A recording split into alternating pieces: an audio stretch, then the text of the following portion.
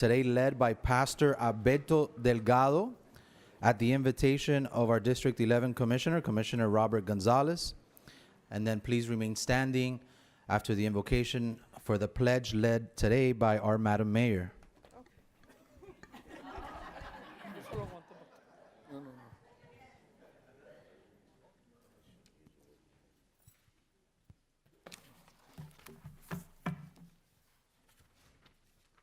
It's good to be blessed when you're wet. I'm definitely wet, so I'm blessed. So we're going to pray, ask God for our blessings to all the commissioners, of course the mayor, and everyone here present. These are times that we need to be blessed, not only in groups, but individually and with our families. God is good. Remember that. He's definitely good. Dear Heavenly Father, we come before you with humble hearts, grateful for the opportunity to serve our communities. We thank you for the wisdom and the dedication that you grant to every board member that is gathered here today. As we begin this meeting, we ask for your guidance upon each commissioner this morning, clarity of thought, patience in discussions, and fairness in decision-making. We thank them for dedicating their lives to the service and protection of our communities. May we always seek the common good and work with integrity and respect for all. May their efforts today bring progress, unity, and hope to the people they are called to serve. Father, bless the Miami-Dade Board of Commissioners and the families they represent. Lord, we place this meeting in your hands. We ask all this in the name of our Lord and Savior, Jesus the Christ. Amen.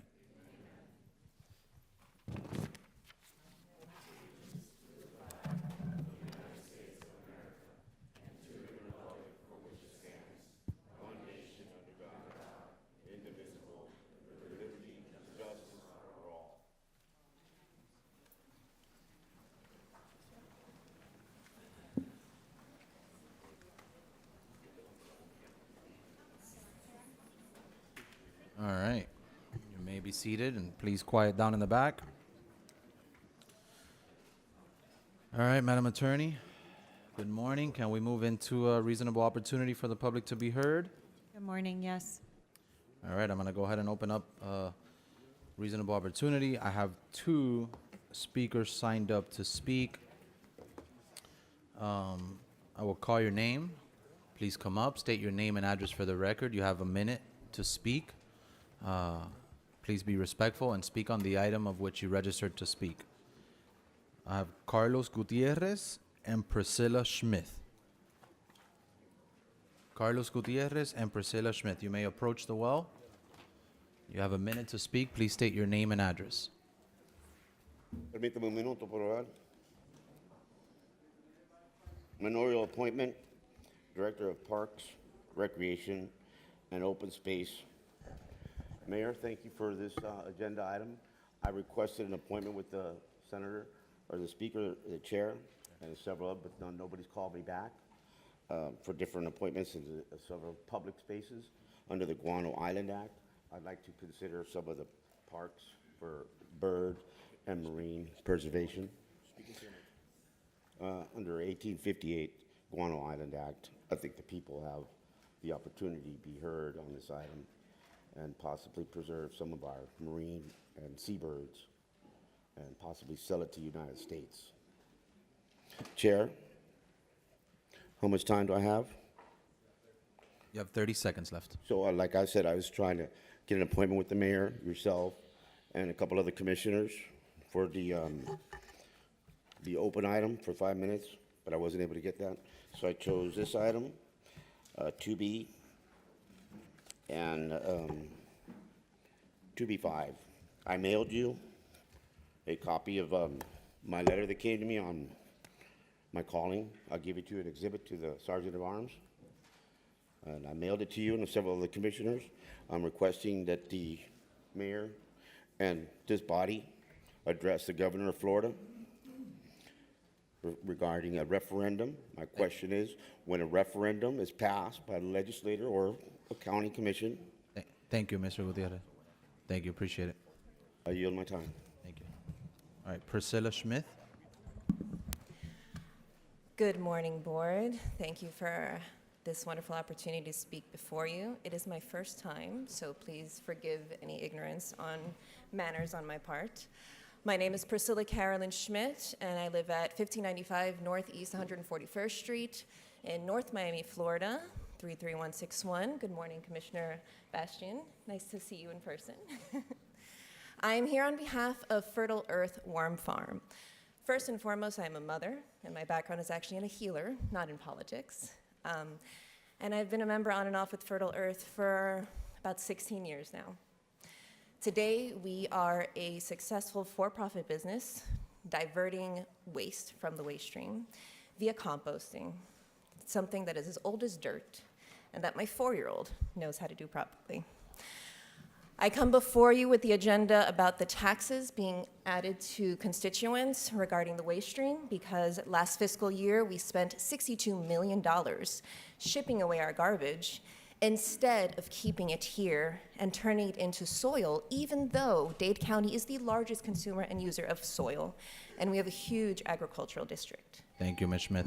And I think the item you were speaking on is actually not on the agenda today, but we could make sure that somebody from our administration gets with you and then Thank make you sure very that when much. it is. I've made multiple attempts and have not had success with right, successful. can somebody please go off to the side, whether it's from the administration or from office of the chair, and just kind of see? But thank you. Thank you very Appreciate much, it. Chairman. Thank you. All right, that's all the public speakers that I have signed up to speak under reasonable opportunity, so I am closing reasonable opportunity. Madam Attorney, can we set the agenda? Yes, Mr. Chair. We have some changes that have been requested. Item 2B, Commissioner Higgins is adding this item to the pull list. I'm sorry, 2B3. Commissioner Higgins is adding this item to the pull list. 8H1 and its supplement, Commissioner McGee adds this item to the pull list for a technical amendment. Mr. Chair, if you'd like for me to read the amendment now, we can approve this item as amended with the setting of the agenda. That would be appropriate. So Vice Chairman McGee is moving to amend item 11A13 to convey the property bearing folio number 30691200400960 to Sankofa Group LLC instead of TAR Holdings International Inc. and to make, I'm sorry, there's the wrong amendment. 8H1 is, Vice Chairman McGee is moving to amend 8H1 to include the changes noted in the printed supplement number 1 to the agenda. So it would be to amend 8H1 via the supplement. Okay, and do we have a supplement? Yes, the supplement is part of your agenda, and it's moving the location of the easement, I believe. It's a technical amendment. Okay, do you have other changes to the agenda? I'm sorry? Do you have additional changes to the agenda? Yes. 8K2 and supplement, Senator Garcia is adding this item to the pull list. 8K3 in its supplement, and 8K4 in its supplement, Senator Garcia. I'll go ahead and release them. Okay, so then 8K2, 8K3, and 8K4 are not on your pull list and will be approved with the setting of the agenda. 8 and 5, Commissioner Higgins adds this item to the pull list. 8P4, Commissioner Bermudez adds this item to the pull list. 8P9, Chairman Rodriguez adds this item to the pull list. 11A6, Commissioner Higgins adds this item to the pull list. 11A7, Commissioner Bermudez is adding this item to the pull list. 11A9, Senator Garcia adds this item to the pull list. 11A12 and its supplement, Commissioner Regalado is adding this item to the pull list. 11A13, Commissioner McGee and Commissioner Regalado are adding this item to the pull list. Commissioner McGee does have an amendment to 11A13. We also have some additional requests for co-sponsorship. 8F2, Commissioner Regalado. And on items 8G6 and 8P6, Commissioner Regalado is assuming sponsorship.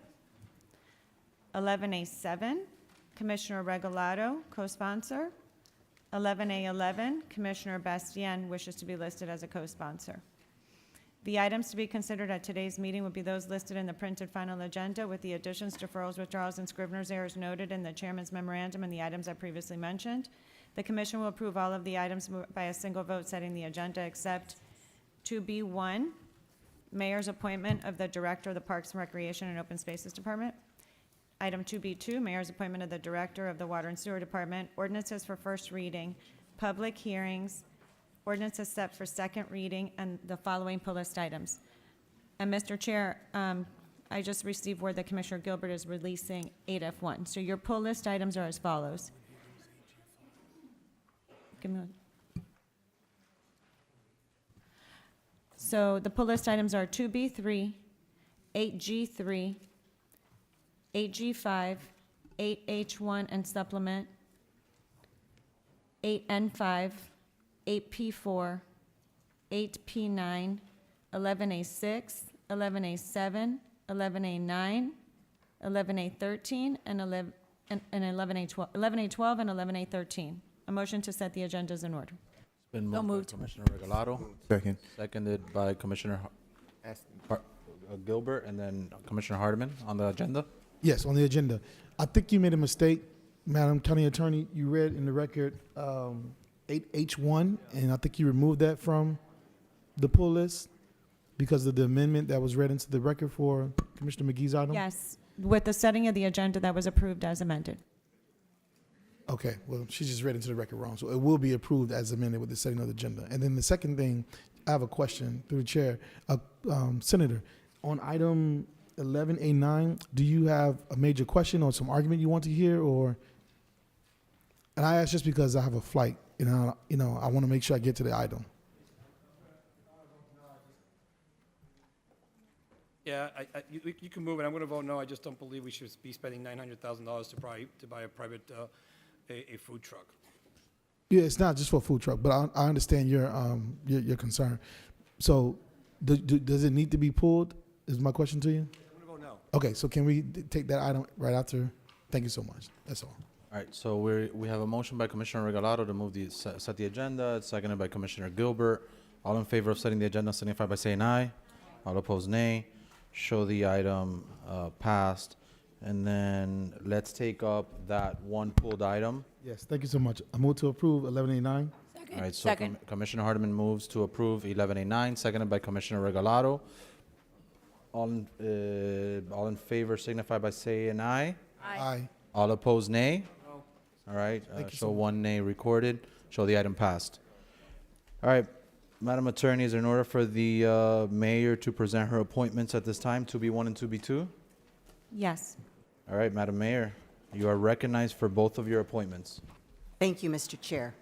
So, yes, 2 appointments today. I'm very excited for both. Our first is appointment of Christina White as Director of Parks, Recreation, and Open Spaces. She actually started yesterday. And, of course, she's no stranger to this commission or this community. So she brings 22 years of experience in public service, exceptional leadership in managing large-scale teams and complex operations. Most recently, she served as CEO for the Office of the Supervisor of Elections.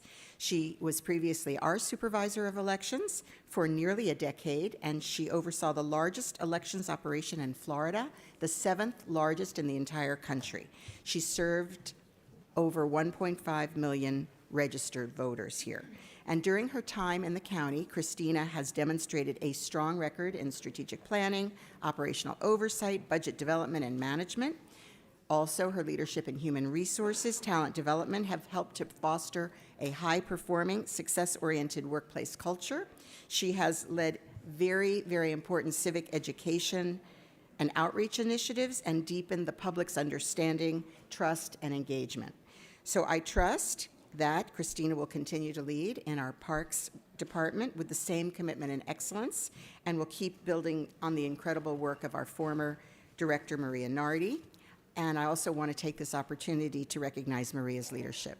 For the past 8 years, she brought our system of parks and green spaces to be recognized nationally. So thanks so much to Maria and her team for the vision and dedication, and a welcome to Christina. May she approach the well? for She some may, comments? for a very short introduction. Thank you so I much. see you with a lot of papers there, Director. No. Very short. Good morning, Mr. Chair and Commissioners. Of course, I want to first start off by thanking the mayor for trusting me, placing a tremendous amount of trust in me by appointing me as the director of the Parks, Recreation, and Open Spaces Department. And to the chair and the board, I would be honored to have your support in this role.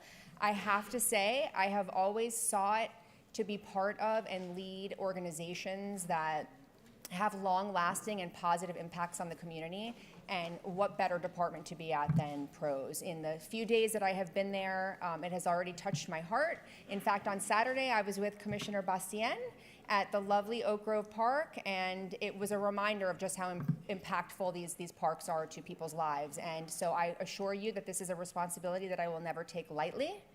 I'm very excited to lead the very dedicated and very professional staff of the department and build on the incredible work that they are already doing, and I know that every one of you already knows that. So I just consider myself joining the team and shepherding them through this year that we have ahead of us.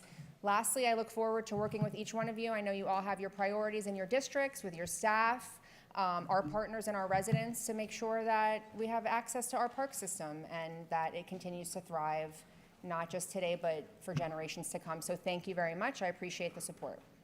Thank you so much, Director. Appreciate it, and congratulations on your new role. Thank you. We'll hold your feet to the fire here.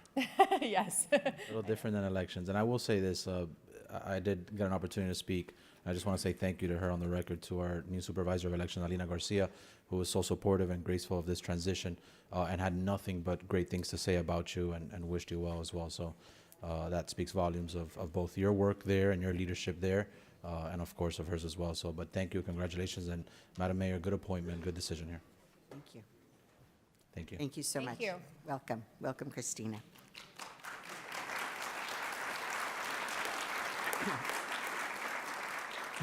As in, welcome back. So now it's my great honor and privilege to present to you another appointment.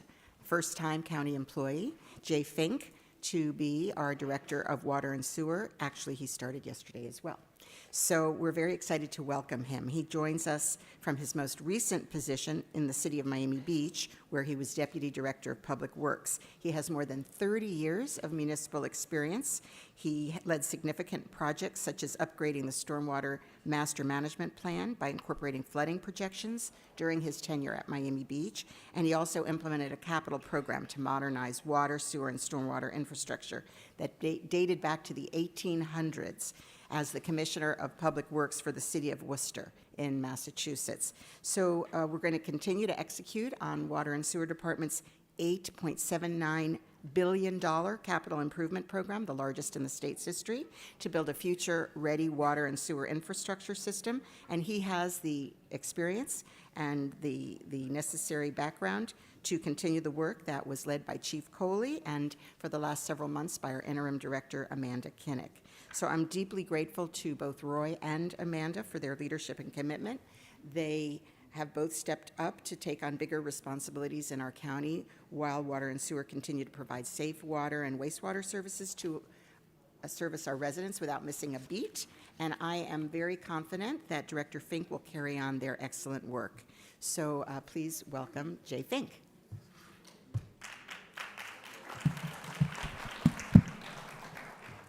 Welcome, Director. Good morning, Mr. Chairman, Madam Mayor, honorable commissioners. I would like to thank each of you for entrusting me with the opportunity to serve as director of the Miami-Dade Water and Sewer Department. I am deeply humbled and grateful for this opportunity to serve the 2.8 million residents of Miami-Dade County in this role. I would be remiss not to recognize the leadership of Interim Director Amanda Kinnick, whose services has helped build a foundation we can continue to strengthen and grow. Most importantly, I'd also like to thank the dedicated men and women of the Miami-Dade Water and Sewer Department the engineers, technicians, frontline crews, and administrative staff who keep the largest water and sewer utility in southeastern United States operating 24 hours a day, 7 days a week. Thank you again for this opportunity. I'm ready to get to work. Thank you, Director. Congratulations.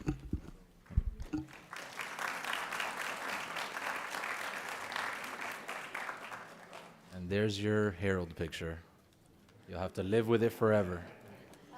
All right. If I may, Mr. Chairman. Thank you, Madam Mayor. Senator. Thank you for your indulgence on this. And as Chairman of Parks, I want to say that I welcome Christina White. I know the work that she's done at the Elections Department. I have a great deal of respect for her. And I'll tell her that she has some big shoes to fill because Maria Nardi has done a phenomenal job as Parks and has been involved with this county for many years. And for me, I'm saddened to see her go because she really put her heart and her soul into leading that department. So I just want to put those words on the record and tell Maria Nardi that we thank her and appreciate her for the exemplary work that she did in leading the department, and we welcome Christina White and look forward to working with Christina White as we continue to improve on the work that Maria Nardi did so elegantly in Miami-Dade County for our parks. Thank you, Senator. Congratulations again, Director.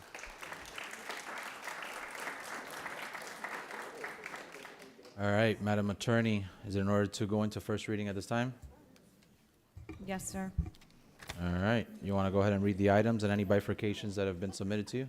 Yes, will do.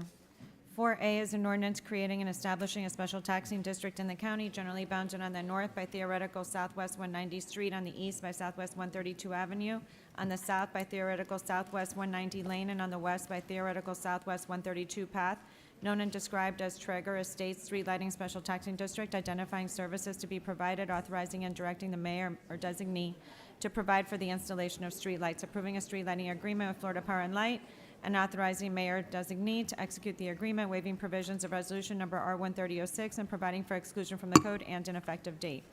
4B is an ordinance creating and establishing a special taxing district in the county, generally bounded on the north by Northeast 186th Street, SR 860, on the east by Northeast 23rd Court, on the south by theoretical Northeast 185 Terrace, and on the west by Oleta River, known and described as Canal by IQ Multipurpose Maintenance and Street Lighting Special Taxing District, identifying services to be provided, authorizing and directing mayor or designee to cause to be maintained and operated, various public improvements, and to provide for the installation of streetlights, approving a street lighting agreement with Florida Power and Light, and authorizing mayor or designee to execute the agreement, waiving provisions of resolution number R-13006, and providing for exclusion from the code and an effective date. 4C is an ordinance creating and establishing a special taxing district in the county, generally bounded on the north by theoretical Southwest 340 Street, on the east by theoretical Southwest 170 Avenue, on the south by Southwest 344 Street, East Palm Drive, and on the west by Southwest 172 Avenue, Northeast 6th Avenue, known and described as Hibiscus Homes Multipurpose Maintenance Special Taxing District, identifying services to be provided, authorizing and directing the mayor designee to cause to be maintained and operated various public improvements, and providing for exclusion from the code and an effective date. 4D is an ordinance creating and establishing a special taxing district in the county, generally bounded on the north by theoretical Northeast 137th Street, on the east by theoretical Northeast 3rd Avenue, on the south by Seaboard Acres West Ditch Canal right-of-way, and on the west by Northeast 2 Court, known and described as Delmas North Apartments Multipurpose Maintenance Special Taxing District, identifying services to be provided, authorizing and directing mayor or designee to cause to be maintained and operated various public improvements, and providing for exclusion from the code and an effective date. 4E is an ordinance approving, adopting, and ratifying non-ad valorem assessment rolls, rates, and assessments for 147 certain street lighting special taxing districts in the county for the fiscal year commencing October 1, 2025, and ending September 30, 2026, and providing severability, exclusion from the code, and an effective date. 4F is an ordinance approving, adopting, and ratifying special assessment district rates for certain special taxing districts in the county for rates decreasing or remaining flat for the fiscal year commencing October 1, 2025, and ending September 30, 2026, providing severability, exclusion from the code, and an effective date. 4G is an ordinance approving, adopting, and ratifying non-ad valorem assessment rolls, rates, and assessments for certain newly active street lighting special taxing districts in the county for the fiscal year commencing October 1, 2025, and ending September 30, 2026, and providing severability, exclusion from the code, and an effective date.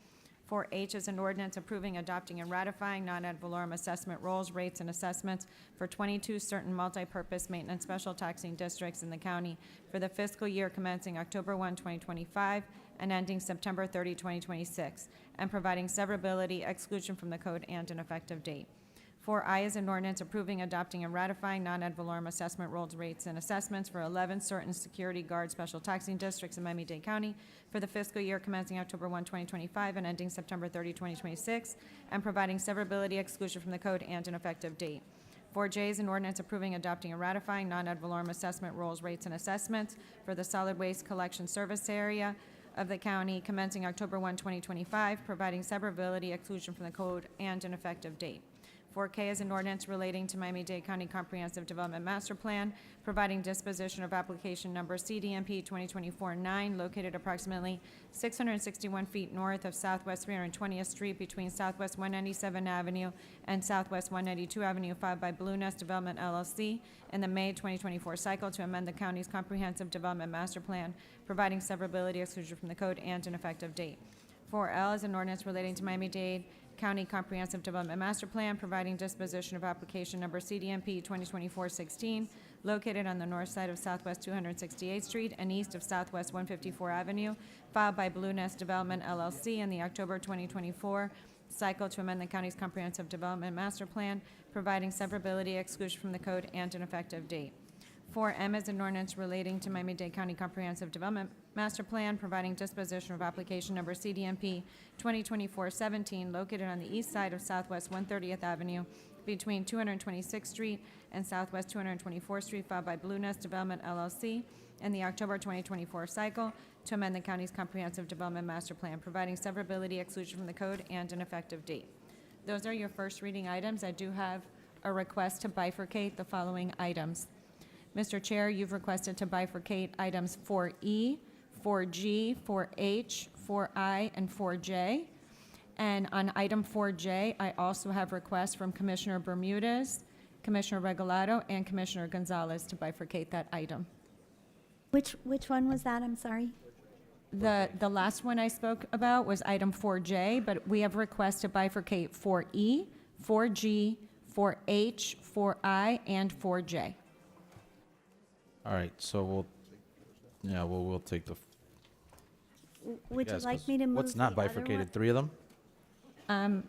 About half. All right, so let's move the ones that are not. So Commissioner Bastian moves the remainder of the items, seconded by Commissioner Higgins. Yes. And any discussion? Seeing none. Clerk, please call the roll on the remainder of the non-bifurcated items. Commissioner Bastian? Yes. Commissioner Bermudez? Yes. Commissioner Quinn-Higgins? Senator Garcia? Commissioner Gilbert? Commissioner Gonzalez? 4. Commissioner Hardeman? Commissioner Higgins? Commissioner Milian Orbis? Yes. Commissioner Regalado? Yes. Commissioner Steinberg? Vice Chairman McGee? Yes. Chairman Rodriguez?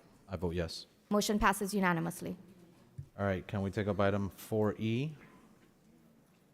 It's been moved by the Vice Chair, 4E, seconded by Commissioner Gilbert.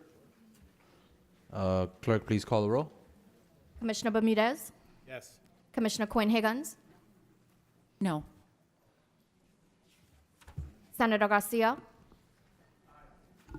Commissioner Gilbert?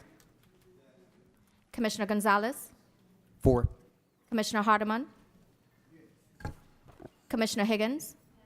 Commissioner Milian Orbis? Yes. Commissioner Regalado? Yes. Commissioner Steinberg? Commissioner Bastian? Yes.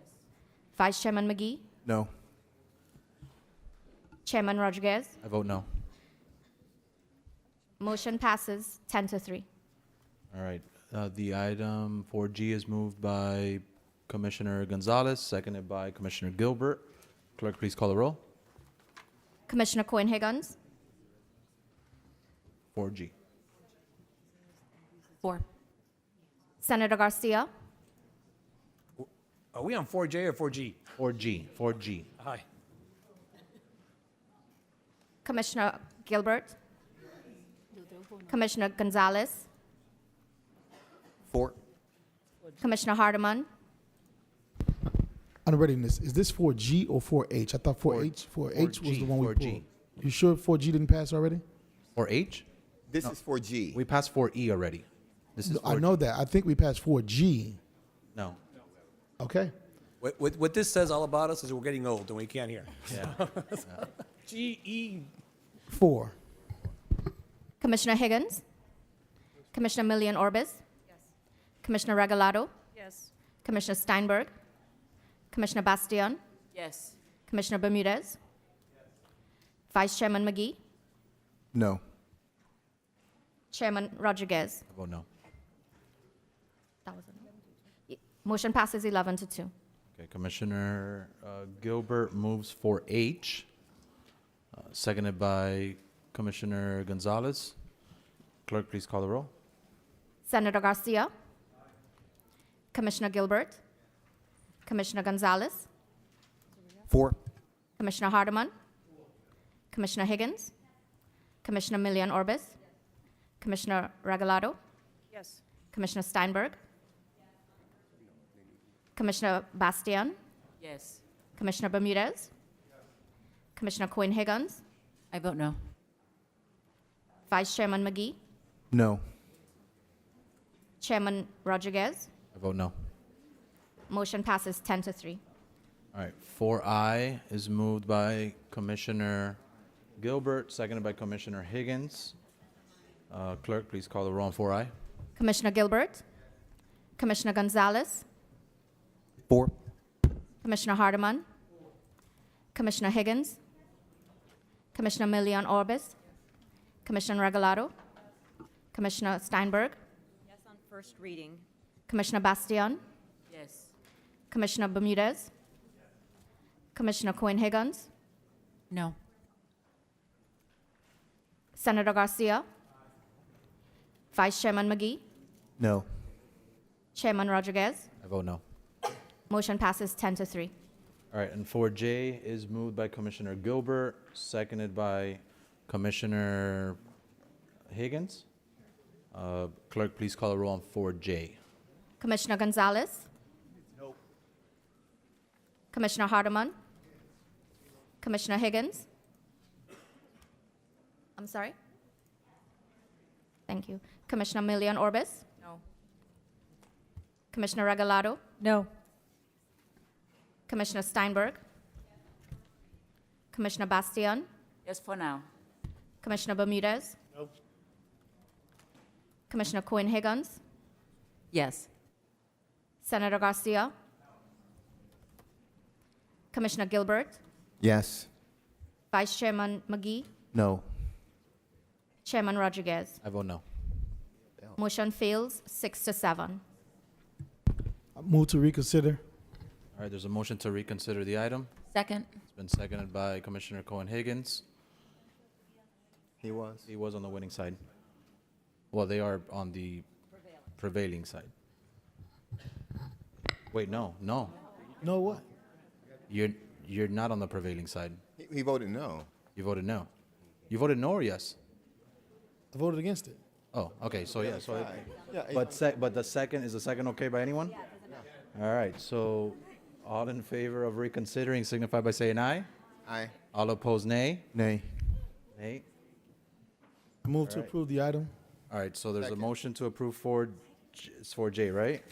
4J by Commissioner Hardeman, seconded by Commissioner Gilbert. Clerk, please call the roll. Commissioner Hardeman, Commissioner Higgins, Commissioner Millian Orbis, Commissioner Regalado, Commissioner Steinberg, Commissioner Bastian, Yes for now. Commissioner Bermudez, Commissioner Cohen Higgins, I vote yes. Senator Garcia, Commissioner Gilbert, Yes. Commissioner Gonzalez, No. Vice Chairman McGee, No. Chairman Rodriguez. I vote no. Motion fails 6 to 7.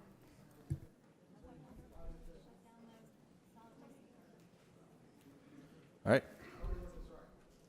The item fails. I'm not how.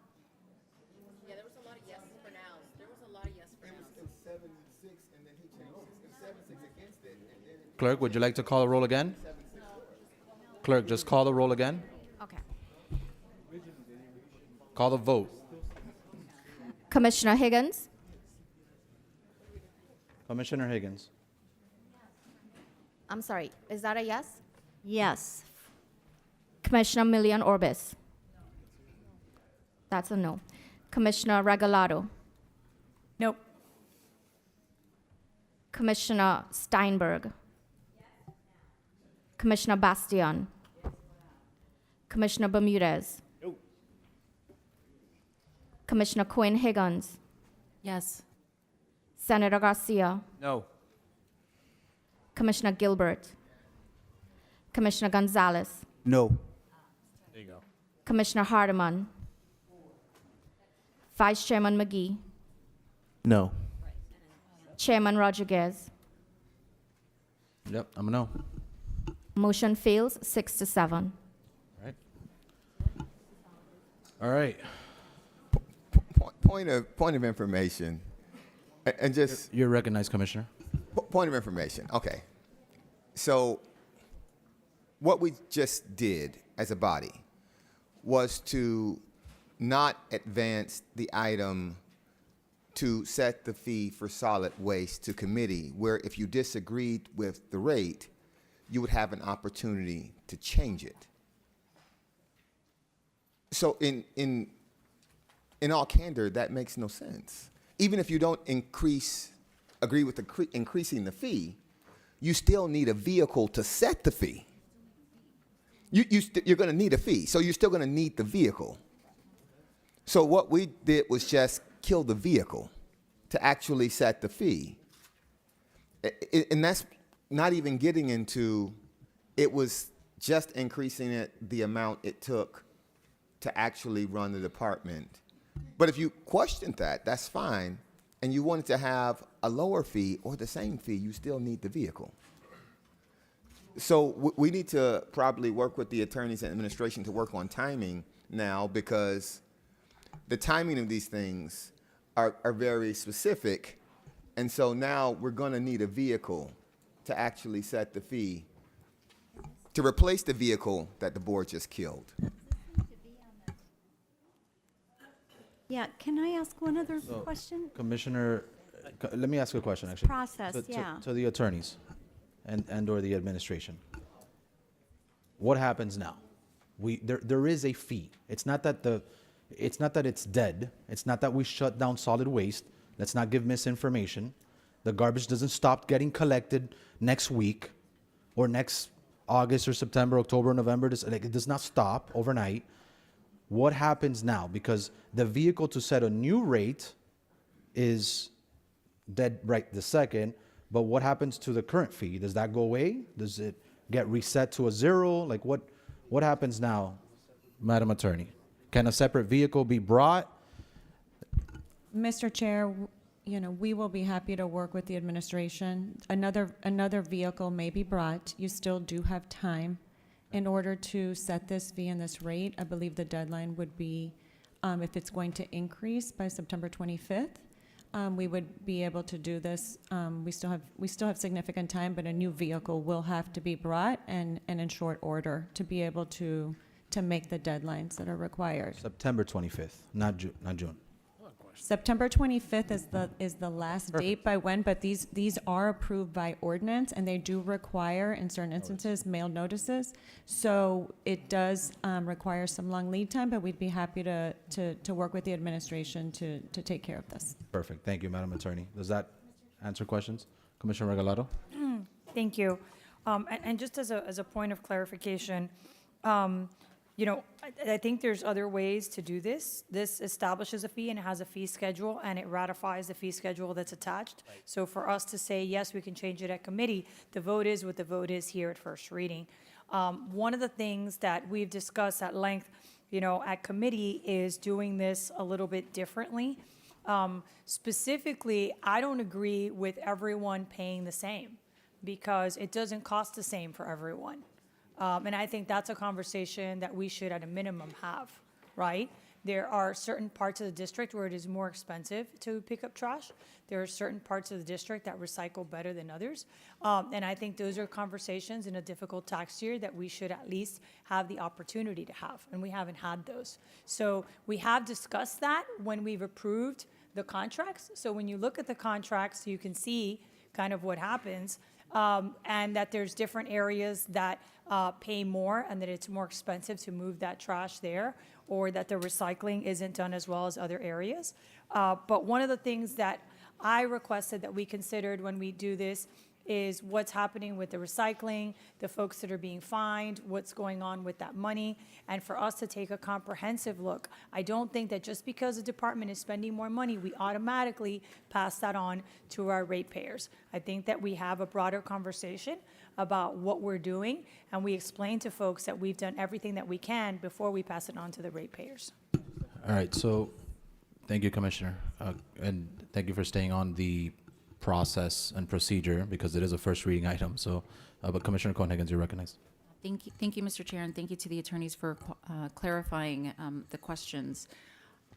As a follow-up, we are under a time constraint. You gave us the deadline in which something needs to be passed, but working from that deadline, when is this going to be brought back for a first reading? That's the clarity that I would like. This doesn't have a sponsor. It's an administrative item. I am assuming then that an alternate item will be brought at our next BCC hearing.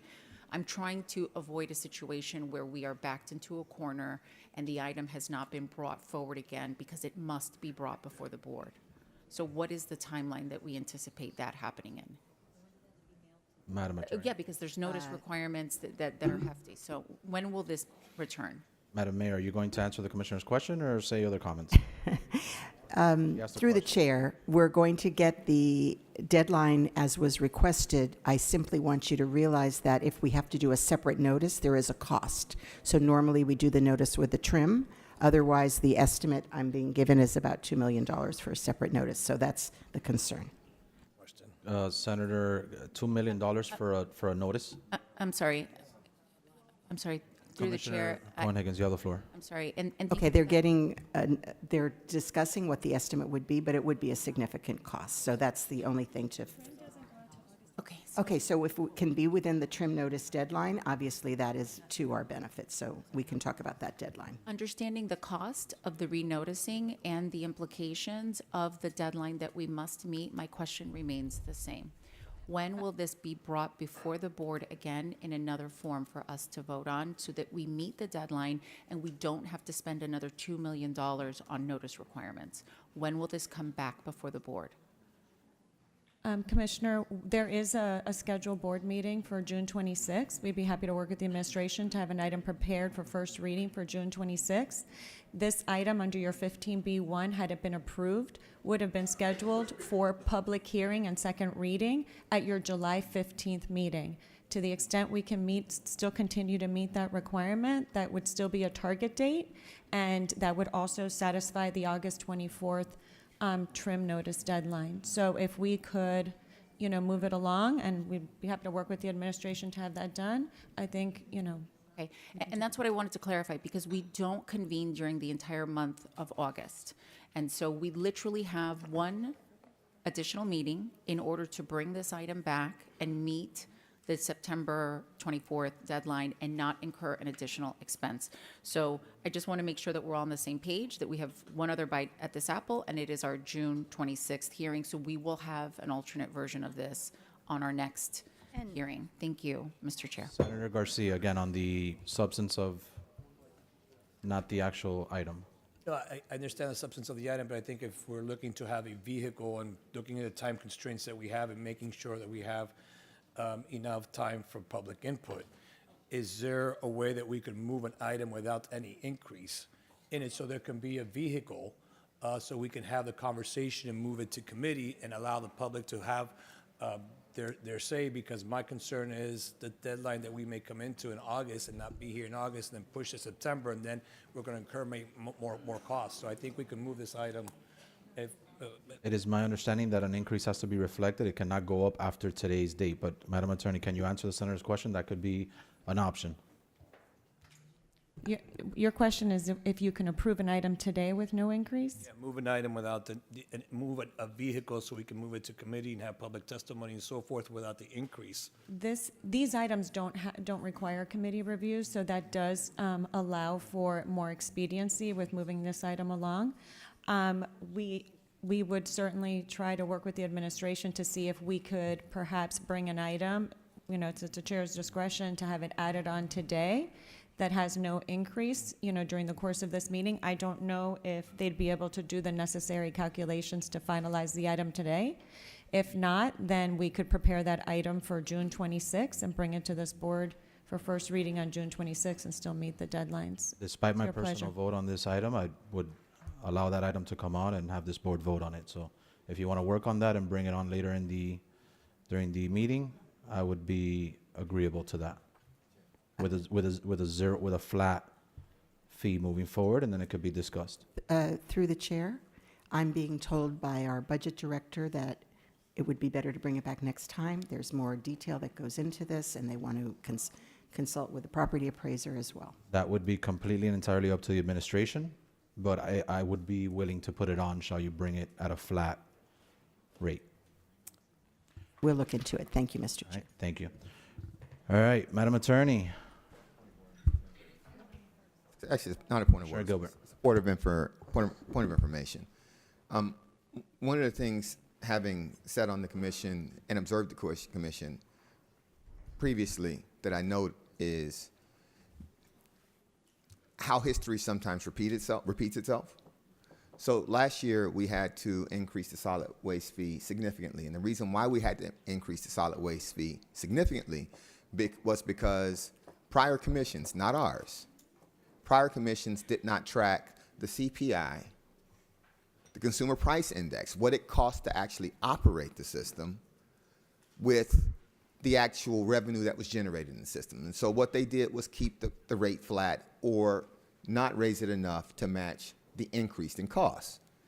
And so it required us as a board to actually make an extraordinary increase. By our votes today, we continue down that path. So it's just not fiscally responsible to let people believe that gas is $1.99 when it's really $2.35. It just kind of is what it is. And so I would just have us, as we go forward, and I don't mind getting into this with Commissioner Regalado or anyone else, Yeah, but because ultimately, Commissioner Gilbert, you're now getting into the numbers. And remember, this is the without first reading even, item. well, those aren't actual numbers. That's an analogy. But I just want us to really be mindful that we could be doing to the next commission. And I'm happy to talk about all the things that Commissioner Regalado was about, reducing costs and sliding scales and different fees. I'm happy to do all those things. I think those should be on the table. But if we don't make the fee pay for the system, it's going to be a problem for future commissioners. And I think we owe them better than what was given to us, at least. What was given to us was a disaster. And I think to your point, Commissioner Gilbert, that's why I'm despite not wanting an increase personally, I'm willing to put an item back on the agenda as soon as today and walk it on, or the next meeting for the administration's discretion, just to have a conversation in second reading and final hearing. With that, Madam Attorney, can we move into public hearing? Is that appropriate at this time? Yes. 5A is a resolution declaring certain county-owned property as surplus and to include such property, authorizing conveyance to Choi Financial Group LLC for the purpose of developing such property with affordable housing to be rented or sold to very low or moderate income households, directing the mayor designee to perform due diligence and take all actions necessary to accomplish the conveyance of the property and its supplement. 5B is a resolution vacating a portion of county right-of-way along the north side of Northwest 44th Street west of Northwest 131 Avenue along the frontage of the property owned by Luther Harrison located at 4424 Northwest 31st Avenue. 5C is a resolution granting petition to close Southwest 74 Avenue from Southwest 64th Street north for approximately 555 feet, filed by the Thomas G. Wensky Diocese of Miami. 5D is an ordinance creating and establishing a special taxing district in the county generally bounded on the north by Northeast 188th Street, on the east by Northeast 25th Avenue, on the south by Northeast 187th Street, on the west by theoretical Northeast 24 Place, known and described as HTG, AIF Oasis Street Lighting Special Taxing District, identifying services to be provided, authorizing and directing the mayor or designee to provide for the installation of streetlights, approving a street lighting agreement with Florida Power and Light, and authorizing the mayor or designee to execute the agreement, waiving provisions of resolution number R-13006 and providing exclusion from the code and an effective date, and its corresponding resolution approving, adopting, and confirming a preliminary assessment rule, which is item 5D1. 5E is an ordinance creating and establishing a special taxing district in the county generally bounded on the north by theoretical Southwest 188th Street, on the east by Southwest 132 Avenue, on the south by theoretical Southwest 189 Lane, and on the west by theoretical Southwest 132 Path, known and described as Traeger Estates 2 Street Lighting Special Taxing District, identifying services to be provided, authorizing and directing mayor designee to provide for the installation of streetlights, approving a street lighting agreement with Florida Power and Light, and authorizing the mayor or mayor's designee to execute the agreement, waiving provisions of resolution number R-13006 and providing for exclusion from the code and an effective date. And 5E1 is the corresponding resolution approving, adopting, and confirming the preliminary assessment rule for the district. 5F is an ordinance creating and establishing a special taxing district in the county, generally bounded on the north by Banyan Street, on the east by theoretical Southwest 99 Road, on the south by West Evergreen Street, and on the west by Homestead Avenue, known and described as Banyan Paradise Multipurpose Maintenance Special Taxing District, identifying services to be provided, authorizing and directing mayor or designee to cause to be maintained and operated various public improvements, and providing for exclusion from the code and an effective date. 5G is a resolution approving the plat of Moderna. 5H is a resolution approving the plat of E10. 5I is a resolution approving the plat of ISC Commercial. And 5J is a resolution approving the waiver of plat of JGK Realty Investments LLC. Those are your your public hearing items. And at the appropriate time, I have requests to bifurcate.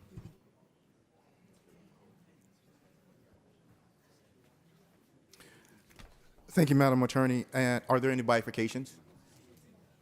We have a request from Commissioner Regalado to bifurcate item 5A. Mr. Vice Chair, I don't know if you have any cards or any speakers for any of these public hearing items. We do, Madam Attorney. So let's get right into that. I have Bruce Lamberto on 5A, Isel Rodriguez, Nicoleta Costa, Kyla and Tarcella Jones.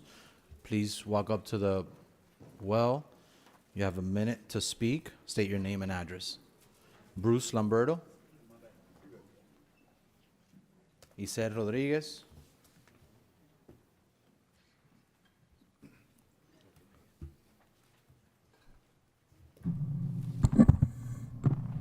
Please state your name and address. You have a minute to speak.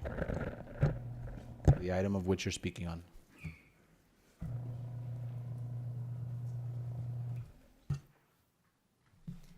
Mi nombre es Isel Rodríguez, My name is Isel Rodriguez, 9880 North Kendall Drive. 9880 North Kendall Drive. Y hoy vengo a hablar de propiedades del condado, su uso y sus condiciones. I'm here to talk about properties of the county, their uses and their conditions. Las propiedades condales son nuestras y debemos usarlas con el mayor beneficio. County properties belong to us and we should use them to the best benefit De humanos y animales. for humans and animals as well. El sistema actual de los shelters del condado está colapsando hace años. The current system of shelters in the county is collapsing for the last few years. Instalaciones industriales inadecuadas. There are inadequate industrial installations, Falta de veterinarios a lack of veterinarians, y eutanasias evitables por falta de espacio. and preventable euthanasias because of lack of space. Falta de equipo de diagnóstico. There is a lack of diagnosis equipment. Esto no es digno para Miami-Dade. This is not worthy of Miami-Dade. Tenemos la solución a la mano. We have a solution at hand. El condado posee terrenos vírgenes ideales para un santuario e instalaciones para animales. The county owns pristine land that are ideal for a sanctuary and facilities for animals, Como los 46 acres cerca de Navy Wells Pineland Preserve, such as the 46 acres near Navy Wells Pineland Preserve, con folio 30 with folio number 30 0827 0827 000 000 0360. 0360. Ideales para construir un verdadero santuario y clínica pública y espacios de Which rehabilitación. are ideal for building a true animal sanctuary and a public clinic with rehabilitation spaces. Porque seguir gastando en parches cosméticos si podemos crear un modelo de bienestar animal Why continue spending on cosmetic patches when we can create a model for animal welfare? Gracias, I said. Muchas gracias. Gracias. All right. Bruce Lamberto. Hope I said that right. Yes, correct. I'd like her to speak prior to me. You like her to speak. Who is her? Jones, Mrs. Jones. Mrs. Jones, Tarcella Jones. All right, I have you registered. So are you not going to speak? You're going to speak after. Okay, so Ms. Tarcella Jones, you are registered. So you've got a minute. Say your name and address for the record and the item of which you're speaking on. Good afternoon. I did want to clarify, there's a point of clarification. My name was mispronounced. So Kyla is actually Kayla, and I'm here with my mom, Tarcella Jones. We are registered together to speak. All right, so you're Kyla. Kayla, Kayla. that is correct. All right, Kayla. Thank you, and apologize for the mispronunciation. Oh, no worries at all. Thank you. All right, good morning, commissioners. My name is Kayla Jones, and my family lives at 1081 Northeast 159th Street, a working-class single-family neighborhood. I'm here today to speak about item 5A, an item that supports affordable housing in Miami-Dade County. I am equally supportive of the fact that the county is utilizing its own land and right-of-way for the benefit of the community, because this is not the case on 159th Street, where the county is declaring eminent domain to seize front yards of properties to implement a project that the county staff has admitted to having no justification for. We're also familiar with Miami-Dade County's challenging history with gentrification and displacement of communities. This item works to correct this troubled history. Someone stated earlier that history repeats itself. It is sad that the cycle will continue on 159th Street, that my family will be tallied amongst the working class communities that have been destroyed by transportation projects and will need affordable housing in the future. Finally, I would like to thank you for allowing me the opportunity to speak on this issue. Thank you, Ms. Kayla. Appreciate it. Thank you. All right, so Tarcella Jones is going to speak or no? No, we're speaking together. Oh, okay. Yes. All right. Thank you. Lamberto Bruce. Good morning, Commission. Just to follow up to what Ms. Jones was speaking about, there's a project that's on here where there's a right-of-way acquisition from the city of North Miami Beach to the county. That's the start of this 5-laning of 159th Street. We have the noticing on this entire project has been abysmal. Most people have not received notices. In fact, I was even told I couldn't speak on this because it went to committee already. We were never notified that this was even before the Transportation Committee. And I'm really disappointed that this is an entirely a residential area from one end to the other. Over 200 homes are being affected by this project that could potentially 5-lane the road, which takes away all the swales in front of everybody's property. There's no parking allowed. And the county spent about $10.5 million about 15 years ago to landscape the street. There's beautiful oak trees all along it. And by removing all this swale, it's going to make the houses just... Thank you, Mr. Lamberto. Thank you. Mr. Chairman, what item are they speaking on? 5A apparently, but That's not on 159th Street. I think it was 8 and 1, yeah, which we've already Yes, it's passed. another minute. But if you want to give him another minute, I mean, Commissioner, at this point, All right? Like, all right, Nicolette Acosta. And I have you signed up for 5A as well. So what are you speaking on? Actually, to clarify, I think it's more falls under 4G to tie it into. 4G already passed, though. Oh, so I thought it was all, I'm sorry, it's my first time. That's fine. I you- can, You have to just stick to the subject of the item, though. yeah, I don't know the subject of the item. All right, so you want to come back when the item comes back? No, or- no, no. I just want to talk about the properties of Miami-Dade County in general. tie it into the medley facility that you guys have at 7401 Northwest 74th Avenue. It is supposed to be owned and funded by Miami-Dade County. However, it is not up to code. We have animals in there dying of heat stroke and But also that's not what- flooding. That's not what we're on, though. Okay, the lighting. Thank you, Ms. Acosta. Thank you, appreciate it. All right. See you guys That- next I have no additional public speakers signed up for public hearing, so public hearing is now closed. Any bifurcations? Madam Attorney, I think you read some. Commissioner Regalado wanted to bifurcate item 5A. So 5A is bifurcated. Any other bifurcations from any of my colleagues? Seeing none, do I have a motion for the remainder of the items? It's been moved by Commissioner Bastian, seconded by the Vice Chair. Clerk, please call the roll. Commissioner Emiliano Orbis. Commissioner Regalado. Yes. Commissioner Steinberg. Commissioner Bastien. Yes. Commissioner Bermudez. Yes. Commissioner Cohen-Higgins. 4. Senator Garcia. Commissioner Gilbert. Commissioner Gonzalez. Commissioner Hardiman. Commissioner Higgins. Vice Chairman McGee. Chairman Rodriguez. I vote yes. Motion passes unanimously. All right, Commissioner Bastian moves 5A, seconded by Commissioner, I just have a comment. so seconded by Commissioner Regalado, and you're recognized. Happy to second it. Thank you. Thank you. And thank you, Commissioner Bastian. I know that you're just trying to get this project done. And I was talking to Nathan about it. My concern is for some time, I tried to put a pin in these infill properties because I don't think we should be developing properties that have septic tanks. This one is several lots.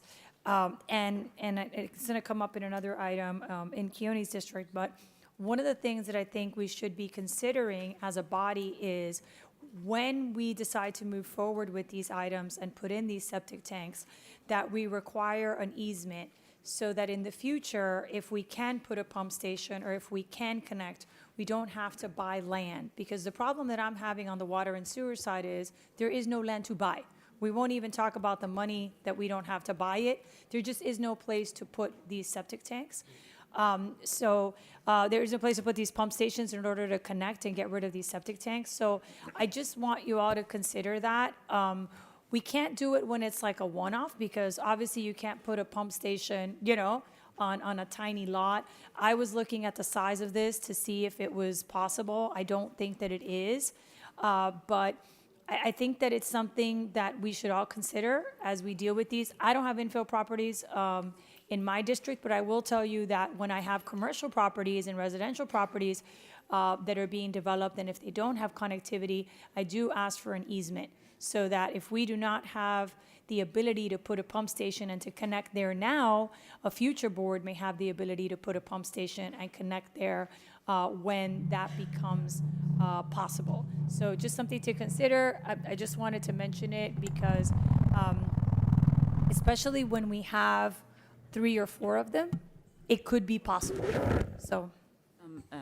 Commissioner Thank, Regalado. thank you, Through the Commissioner chair. Regalado. Through the chair. Thank you, Commissioner Bastian. You're recognized. Thank you for your comments, Commissioner Regalado. I wanted to make sure that you know that the developer already owns three Yes. of the parcels, right? So we're talking about a very small parcel that he's asking us to convey to him. I understand your concerns about connection to septic, to sewer, but as you know, not every developer has access. So in this case, he doesn't have access. So what we've done, we've agreed for them to use a higher septic standard. So that's what we're doing. And then in the past, we've circulated, land before on parcels, and then WASD, asked for it. They said they needed it. I don't have any problem. We've given it to them. But in this case, this developer has already owns the 3 parcels, and then he could not he could not, he doesn't have access. So we know that we're going through a housing crisis, and then we have to really measure that to what we're discussing right now. Through the chair. Commissioner, that's why I'm saying an easement. I'm not saying I'm going to put a pump station there now. I'm saying that just moving forward, when you have more than one lot. In this case, the developer owns 3 lots and we're adding 1. So it's enough land for you to have an easement. I'm not saying that you would do that right now because he owns the 3, but what I'm saying is, moving forward, they don't lose anything from giving us an easement. We're not using it right now. We're just saying that we would have access to that property should we be able to connect 5, 10 years from now, so that we wouldn't have to buy a property to put a pump station. So I'm not using the land now, I'm just reserving the right to use the land later should I be able to have a pump station. Because to your point, there are areas of the county where we don't have access to connectivity. Right, but if we don't have a place for the pump stations, even when we do get there, we won't have a place to put the pump stations. So that's my point. Just as a point to the board, I mean, as we deal with these things, if you have an opportunity to reach out to Water and Sewer and ask them if an easement would work on that property, it's easier for us then to have access to those properties. We're not using it now, but we could use it 5 years from now, 6 years from now, 7 years from now, right? And then we would have a location for a pump station and we don't have to buy it. I can tell you in my district where we are closer to connectivity, we have money and we just can't buy the land. So that's why I'm suggesting an easement. Thank you. Thank you, Commissioner Regalado. Commissioner Gilbert? Thank you, Commissioner Regalado. To Commissioner Vice Chairman, Commissioner Regalado's point, and to Commissioner Bastian, not necessarily in this item, but I think we might want to consider actually reserving those easements as in our form, if space allows, so that we don't actually give away property that we need to use a piece of later to actually do public works for water and sewer that doesn't exist. I think that probably is an appropriate thing, at least some type of form language to go into our standard lease for everyone's properties, so that, because some things we know won't be reasonably accessible for a pump station, but to the extent that they are and we're giving them property, we don't want to give them property and actually have to come back and buy it from them later. So that would just seem silly. So not on this item necessarily, but on all of our, I think we should probably work on language. And if you're willing to do that, I would Happy definitely. to. All right. Mr. Chairman, if I may listen, and I appreciate all the comments, and I too was going to bifurcate it for those questions and those issues, because I too have an issue with, I've always had an issue with the septic tank and trying to make sure that we connect this county, because we have to make sure that we protect our environment and our water supply and so forth. But when we are conveying properties at this cost, and I understand we're conveying it for public housing, we should always have an area of easement, an ability to come in the future and see if we can connect to sewer when it happens. And I think I agree. I'm going to vote no, just only because I've been very consistent on my votes. It has nothing to do to impugn on the quality of the development itself. But I think that the conversation's been had already, where we should have some language where we can dedicate some area or dedicate some access to the property in the future, where we can have some pump stations or make sure we connect to sewer. So thank you. All right, Commissioner, you good? All right, so with that, Commissioner Bastian moves 5A, the Vice Chair seconds the motion. Clerk, please call the roll. Commissioner Regalado. Oh, it's a resolution. All in favor signify by saying aye. Aye. All opposed, nay. No. All right, show the item passed. Madam Attorney, can we go into second reading items? Yes, Mr. Chair. As an aside, a supplement to item 7C, which is one of the second readings that I'll read in a minute, has been distributed, and we would need a motion to add that to the agenda. I move to add that to the agenda. It's been moved by Commissioner Conegan, seconded by Senator Garcia. All in favor of adding it to the agenda signify by saying aye. All opposed, nay. Show the item added. All right, Madam Attorney, continue. Yes, and also, just for the record, Commissioner Steinberg would like to co-sponsor 11A7, but I'll go ahead and read the the three ordinances for second reading. 7A is an ordinance related to the West Perrine Community Redevelopment Agency, amending Section 2-2460 of the code, authorizing the agency to employ agency staff, agents, and other employees as the agency may require, and legal counsel and legal staff in accordance with Section 163-356 Florida statutes, providing severability, inclusion in the code, and an effective date. Item 7B is an ordinance relating to environmental protection, amending Section 24-42.7 of the code, authorizing administrative approval of on-site sewage treatment and disposal systems that do not comply with certain minimum setback distances under certain circumstances, amending Section 24-48.3 of the code, authorizing the administrative approval of boat slips in areas with certain national oceanic and atmospheric administration mean low water datum through the issuance of Class 1 permits, providing severability, inclusion in the code, and an effective date. And 7C is an ordinance relating to annual independent financial audits and oversight of county boards and the offices that provide administrative support to such boards, creating Section 2-11.39.4 of the code, delegating to the chairperson of the board and the mayor or mayor's designee the authority to require annual independent financial audits of such county boards and offices, delegating to the mayor or designee the authority to place certain offices on management watch, requiring reports, providing severability, inclusion in the code, and an effective date, and 7C supplement. Those are your second reading items. All right, thank you, Madam Attorney. Any bifurcations? Yes, I- Mr. Chair, Commissioner 7C for me. 7C, Higgins. Mr. Chair, I also had on 7B, Commissioner Regalado would like to bifurcate that. And 7C, I had Commissioner Regalado and Commissioner Cohen Higgins, as well as now Commissioner Higgins. All right. All right. Any further bifurcations? Seeing none, is there a motion to Move it. move the remaining items? Move it. Seconded by Commissioner Gilbert. Clerk, please call the roll. Commissioner Regalado. Yes. Commissioner Steinberg. Commissioner Bastien. Commissioner Bermudez. Yes. Commissioner Cohen Higgins. 4. Senator Garcia. Commissioner Gilbert. Commissioner Gilbert. Commissioner Gonzalez. 4. Commissioner Hardiman.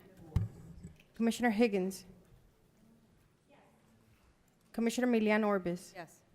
Vice Chairman McGee. Yes. Chairman Rodriguez. Oh, yes. Motion passes unanimously. All right, 7B, Commissioner Bermudez moves his item. Second. Seconded by the Vice Chair. Commissioner Regalado, you're recognized. Yeah, I just have a quick question. Number one, I want to thank Commissioner Bermudez. I think it's a good item. We get a lot of these calls, and I would rather not get them, right? The only thing that I would add is similar to what I was saying earlier about the easements. I think that we should consider in this item possible water and sewer easements, depending on the property, right? So just as long as it's in the list of things that the administration looks at, I would just like them to be able to talk to water and sewer, because if there's an opportunity to put a pump station in one of these locations or have an easement for a future pump station, I think that would be phenomenal. Because, yeah, normally if you have this large of a septic system, you have enough space where that might be an option one day. So if you're willing to accept that friendly amendment, I'm fine with that friendly amendment. All right, Yeah. show a friendly amendment. It's been moved, it's been seconded. The attorneys caught the amendment, so they don't need clarification. 'Cause they- To clarify the amendment, Or they do. Commissioner Regalado, is that for the criteria for the OSTDS variance to include consideration of whether there is an easement on the property? of consideration of potentially placing a water and sewer pump station or water infrastructure and having an easement for that future placement. Okay, that would not be a condition of approval, it would just be a factor to be considered?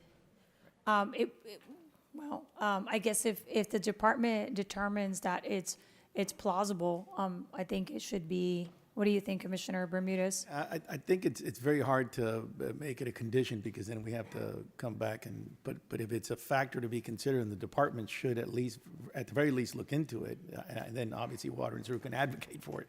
I'm happy to leave it as a factor for now.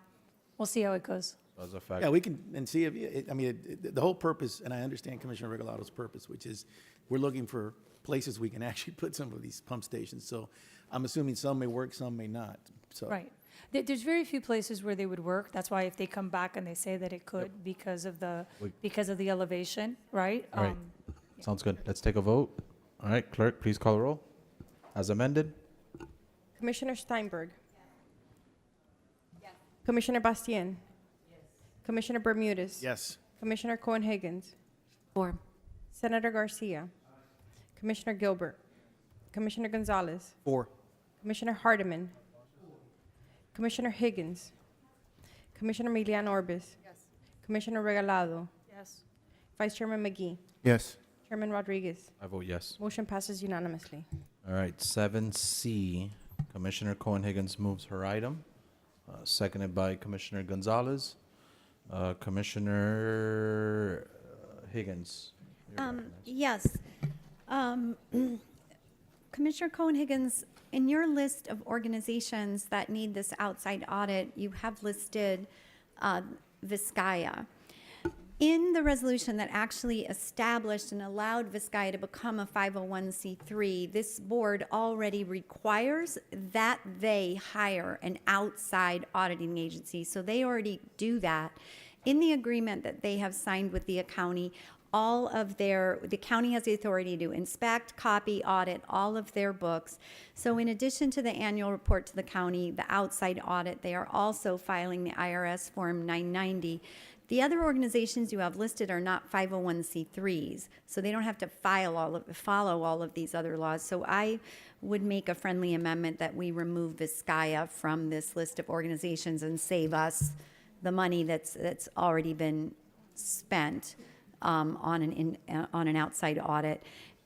If you would accept that as a friendly amendment, and we have the executive director here. Should you have any questions about that? Commissioner Cohen-Higgins. Through the chair, thank you, Commissioner Higgins, for that. I understand that it's a contractual requirement. Yes. This would codify it by ordinance, and Vizcaya does this annually. They're actually an excellent partner and a great actor, and they're doing exactly what we think, or at least I think, needs to be done throughout these county boards that are handling millions of dollars.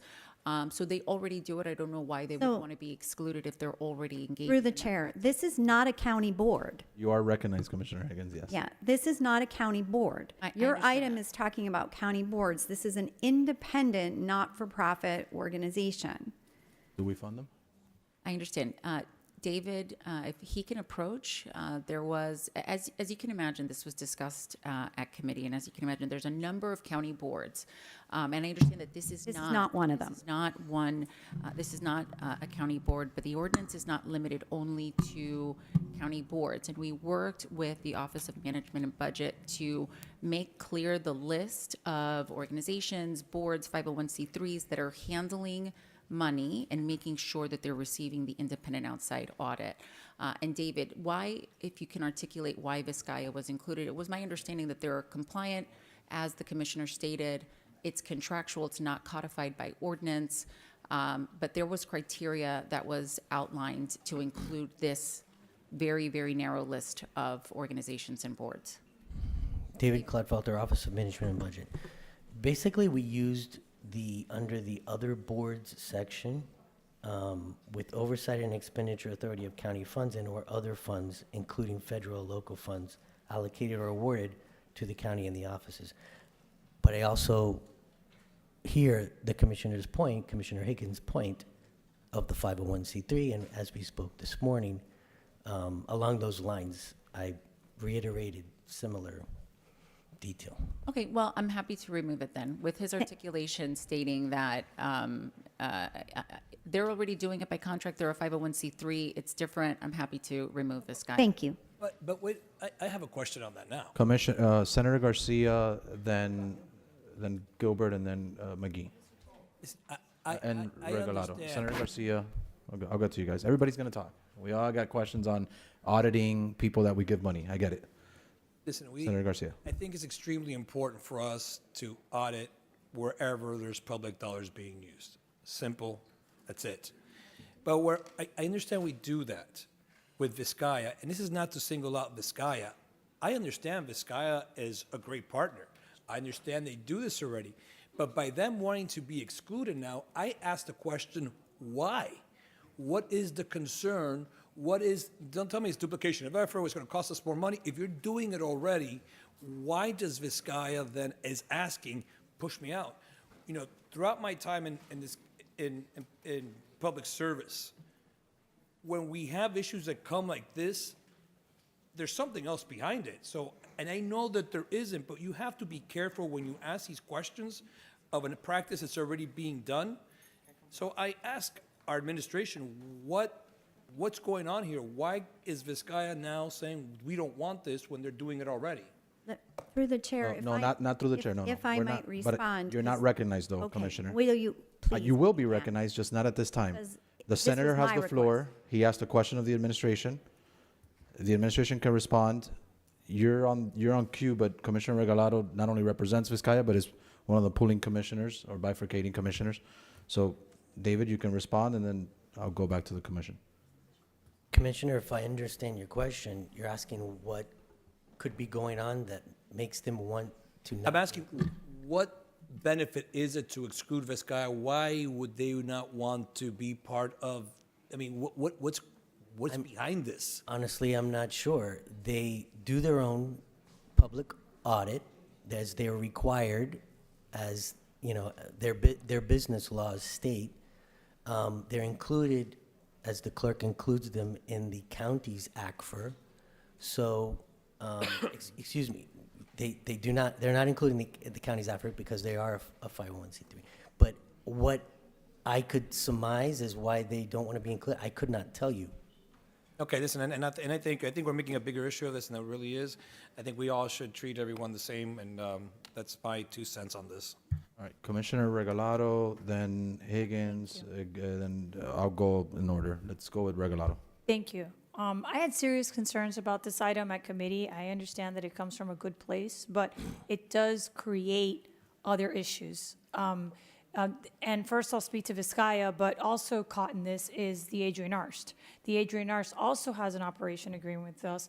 They also have an obligation to perform a third-party audit.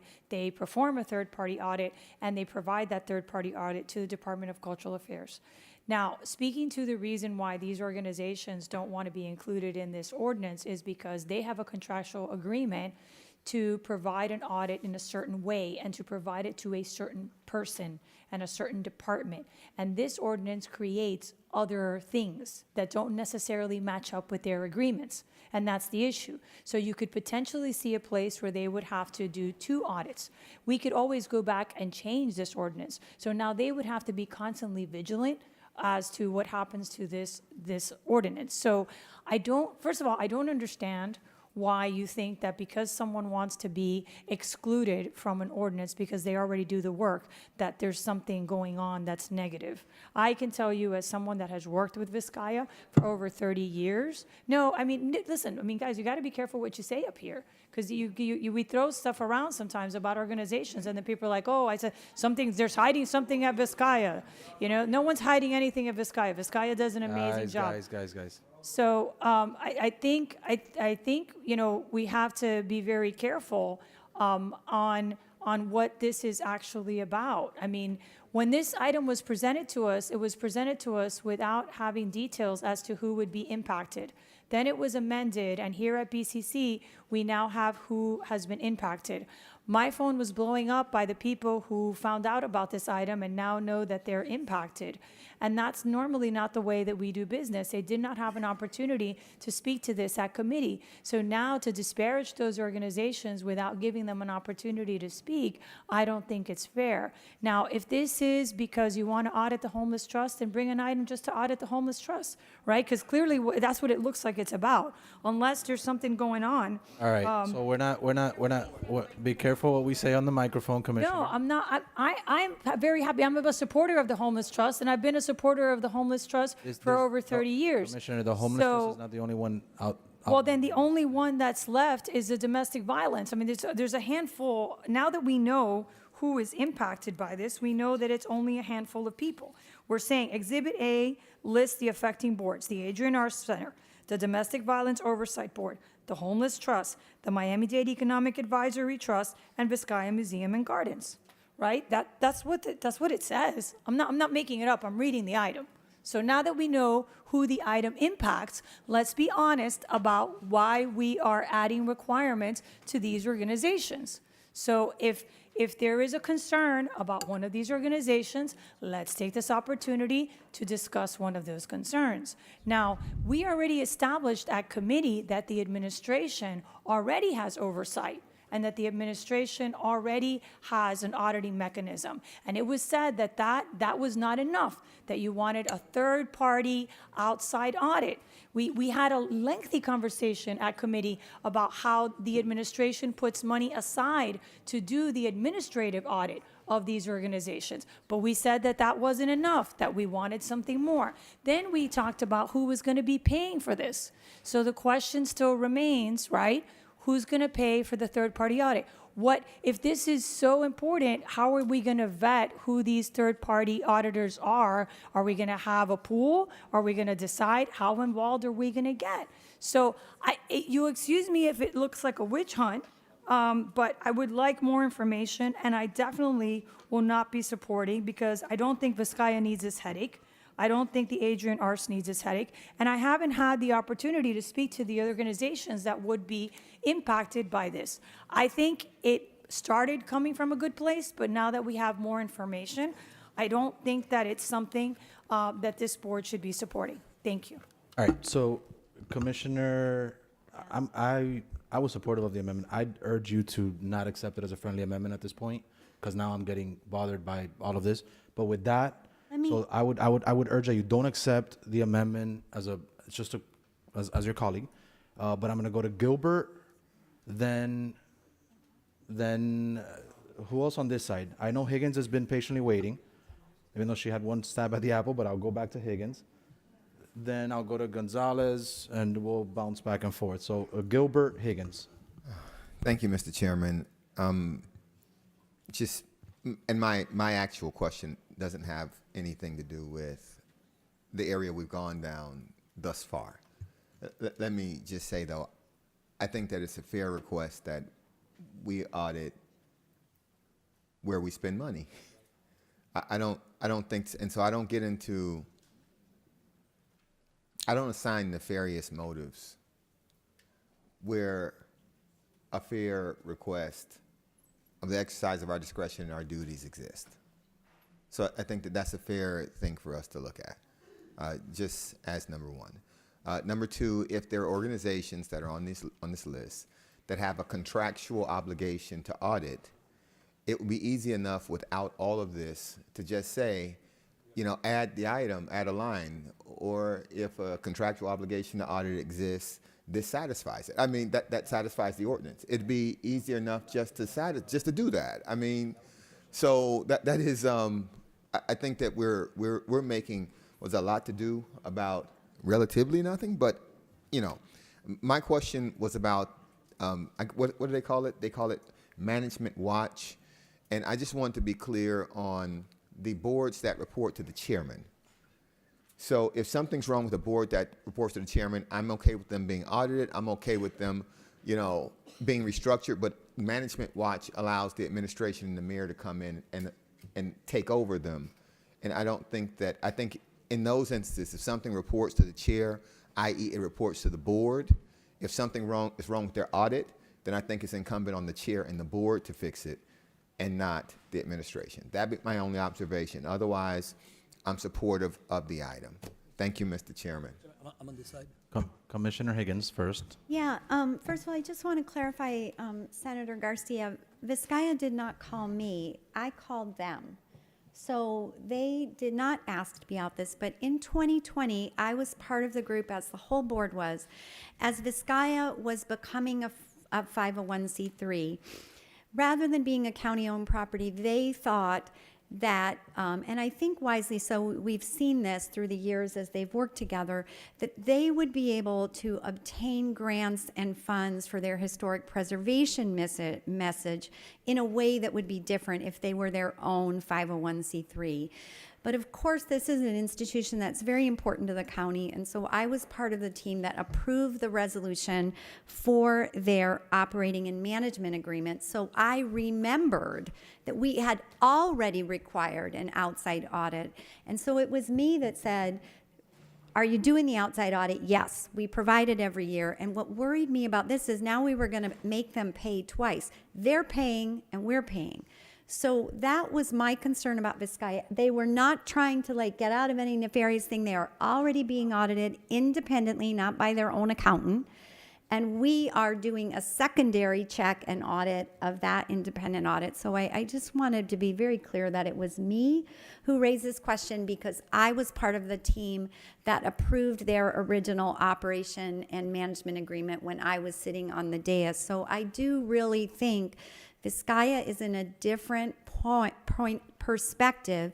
They are contractually obliged to the county to have an independent audit. We then review that, and they are a 501c3. So respectfully, I really hope that you accept my friendly amendment on Vizcaya. Thank you. Okay, so I'm going to interject. I know that there's a queue and Gonzalez, Senator, but if the administration could, David, if you could come up for a second. David, our finance director.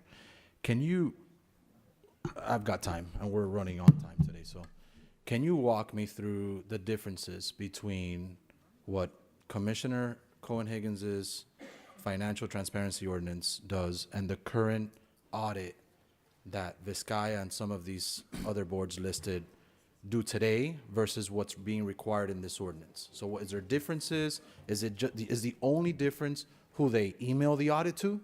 Like who they send it to? Is it what's on the document? Just give me the whole list. If it's long, start.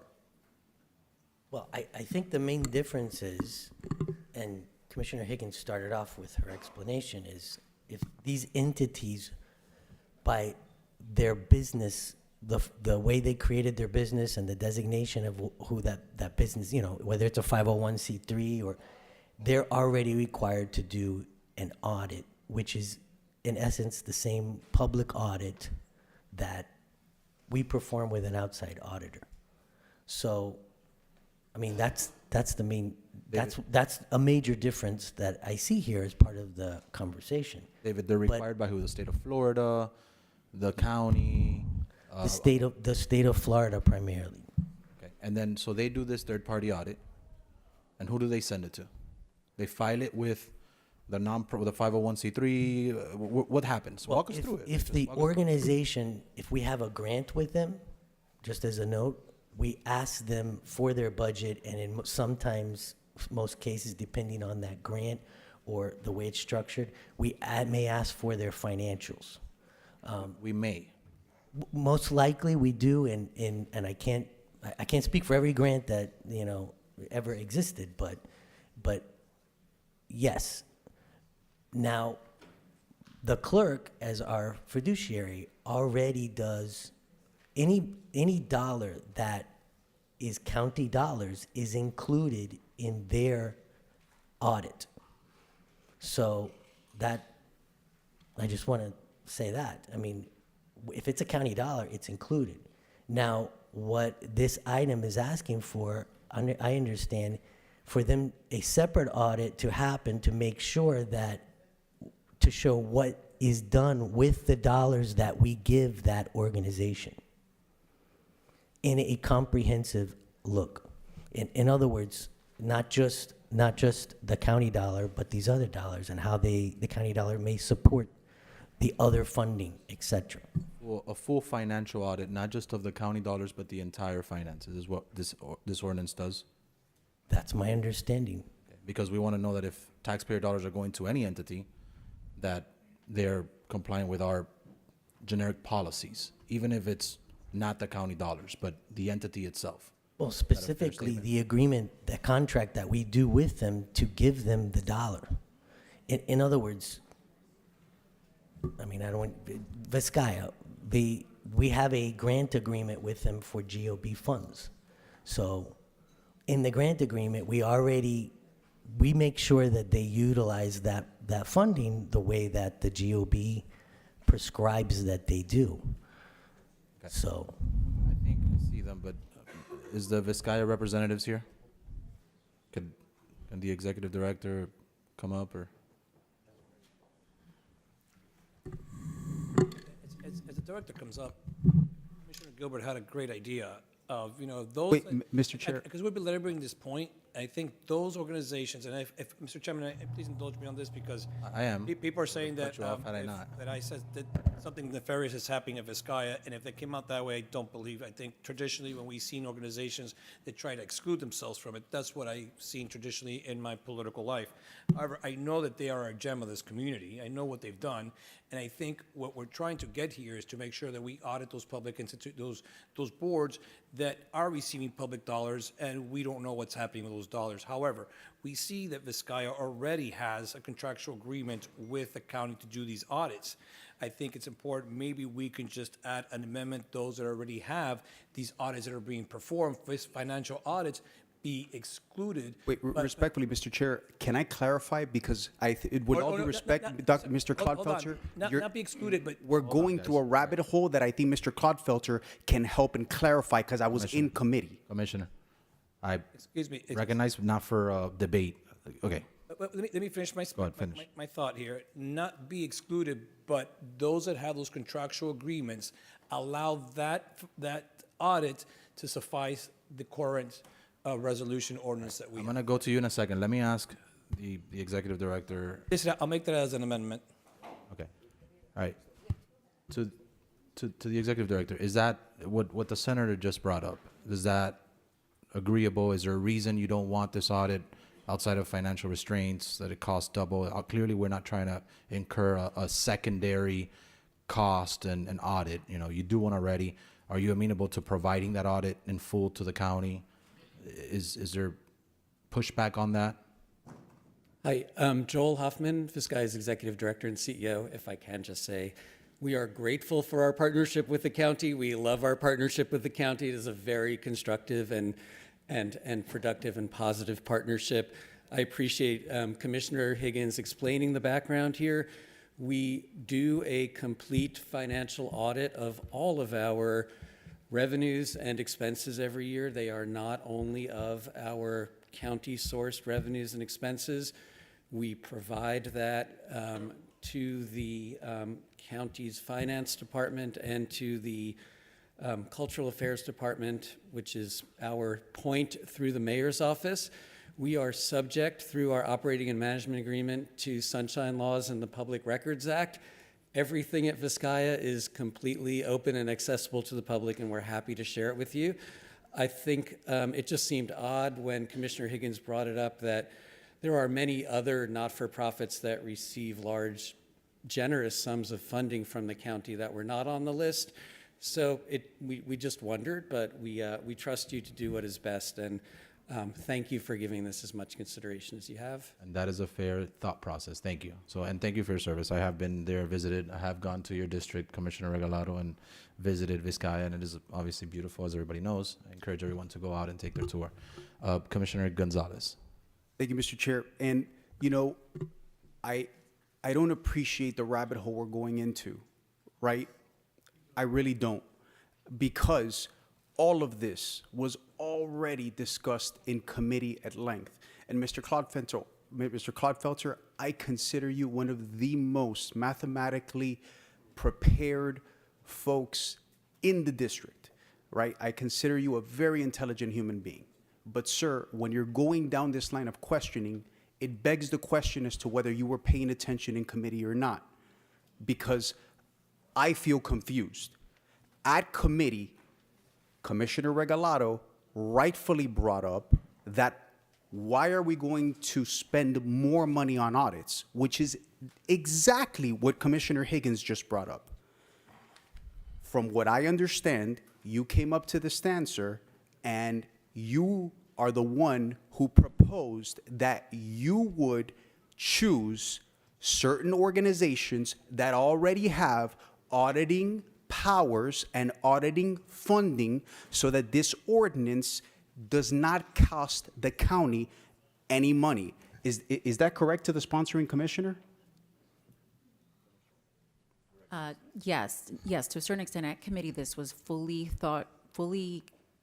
we communicated at length about this, and the direction from the committee by Commissioner Gonzalez and Commissioner Regalado was to prepare a list, because there wasn't a list included in the original ordinance, and there was concern regarding very small boards that had very small budgets having to incur an expense for an outside independent audit. And I made clear that this is not inclusive of county boards, as one commissioner said, that does little more than get coffee. I said that is not inclusive of this. These are boards that are handling millions of county tax dollars that I think it being prudent for them to receive outside independent financial audits. If they are already doing that through the example of Vizcaya, then we'll simply amend the item to include that.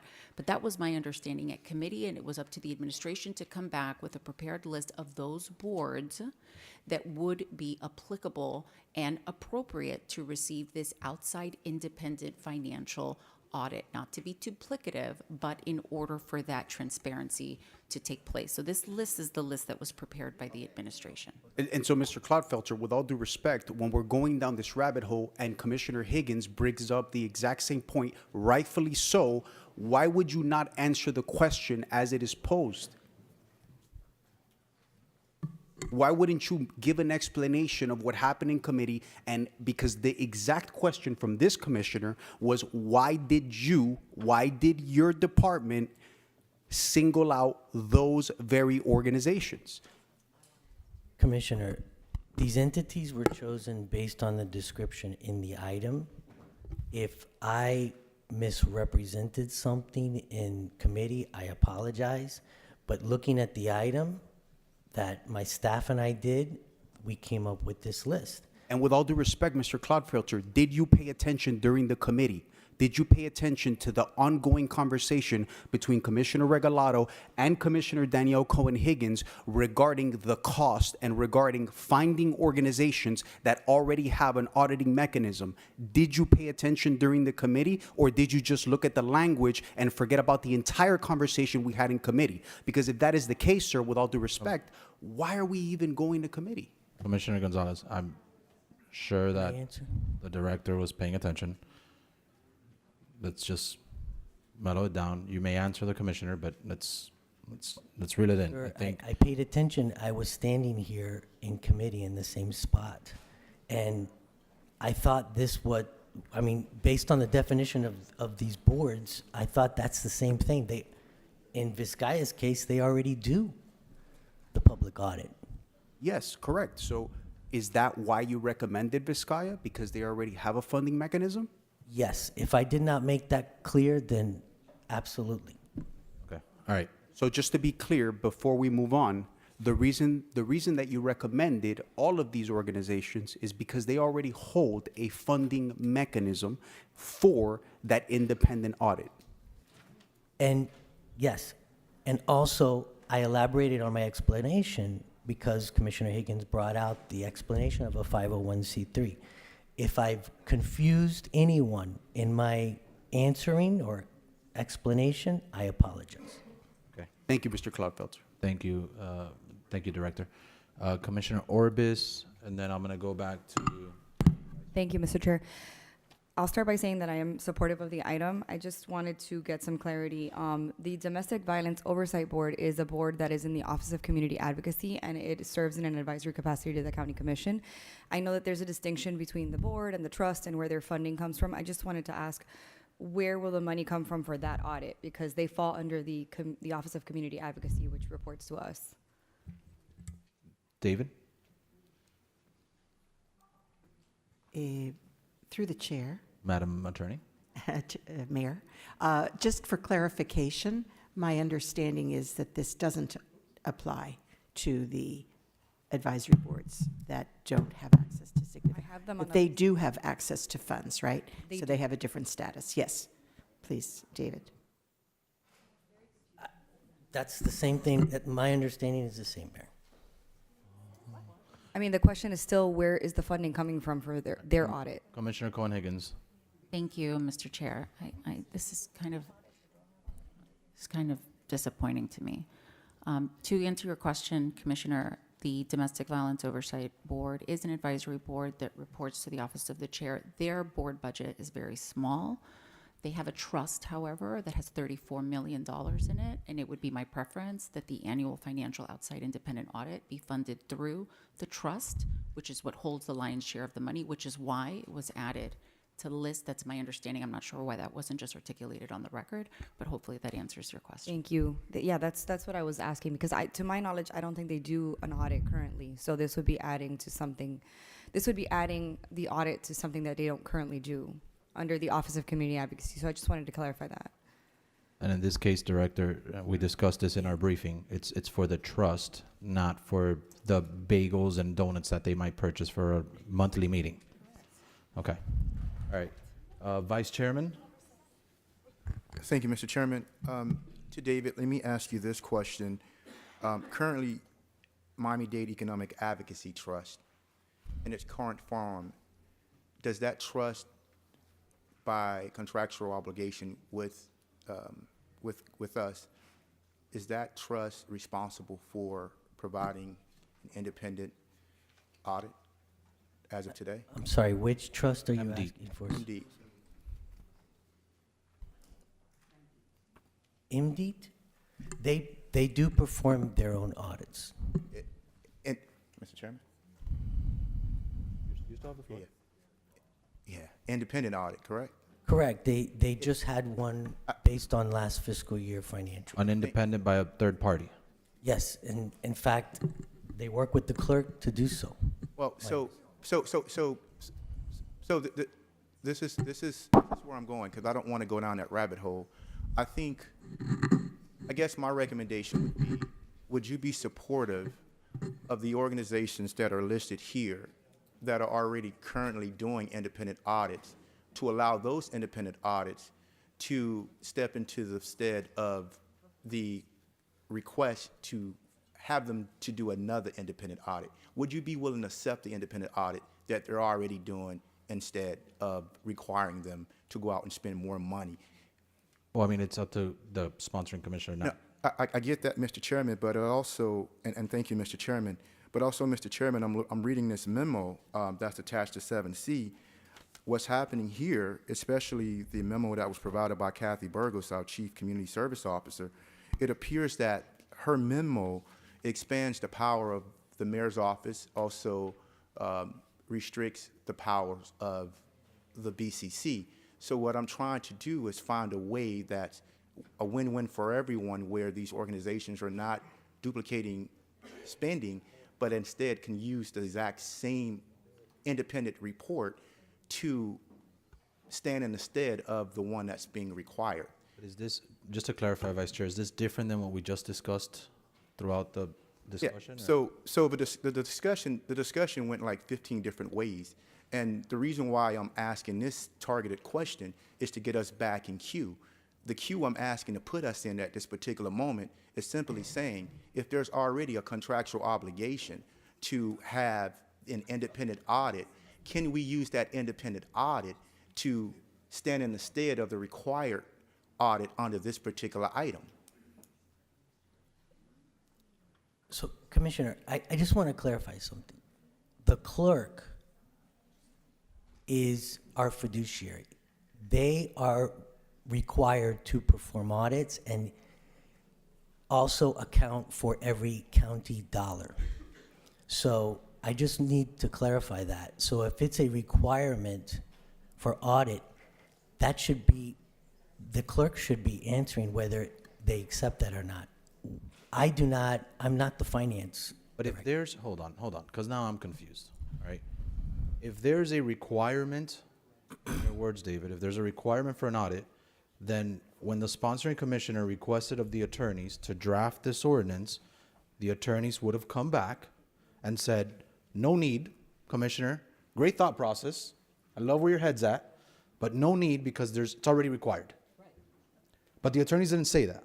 The attorneys went ahead and drafted the ordinance and provided it, and here we are today discussing it for the last 25, 30 minutes. So, or 45 minutes. So it's either required. One thing is that they do it periodically, maybe annually, and they're nice enough to submit it to us, and we look at it, we may not look at it, whatever that case is. And one thing is that it's required, codified in our code.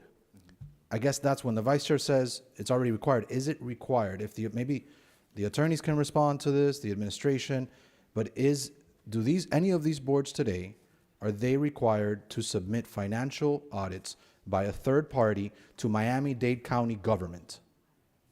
This body, to this body, not to the clerk's office, even if it goes through the clerk, but ultimately makes it to us, that's okay. But are they required to submit audits? This is very simple. Like, I'm not sure what, Madam Mayor. Thank you, Mr. Chair. I certainly need the attorneys to specifically answer, but I do want to say it has come to my attention over the years that I've served that we have so many different variations of agreements. We have property that we own that we lease. We have nonprofits that don't pay rent. We have others that do. We have boards that are created internally that report to us and others that are quasi-independent. It's quite a variation, and I had asked my staff to do a range for me so I could better understand, so that this board could have some consistency. And I do believe that the intent here was to create some consistency of reporting, but I do think that it does really reveal, as this discussion has, there are audits and there are audits, different kinds of audits. And I think it would behoove this board to get a full understanding of the whole range of organizations and how they relate to this, the oversight of this board, the oversight of this administration, and sometimes little oversight. And I think that's what you're all trying to do, is to make sure that there is adequate oversight of how our dollars are spent. That's it. I think that's all we're trying to do. So, What's the answer? Jerry, if you, just for future, if you can just get closer to the chair, because I asked a question of the attorneys and there was silence. So if Jerry, as our lead attorney, can at least make sure I get a response when I reference the attorneys in my statement, that'd be appreciated. All right, so let me try to reel this back in a second. At least I'm going to give it a shot. Senator Garcia proffered an amendment that I think that he said that maybe Commissioner Gilbert mentioned as well, that may be amenable to the sponsoring commissioner and still accomplishes what we're trying to do. Senator Garcia and/or the attorneys, can you clarify your presumably friendly amendment? Mr. Chairman, I think that those organizations that are listed that already have a contractual agreement to perform a financial audit, that financial audit be sufficed to meet the spirit of the law, our ordinance.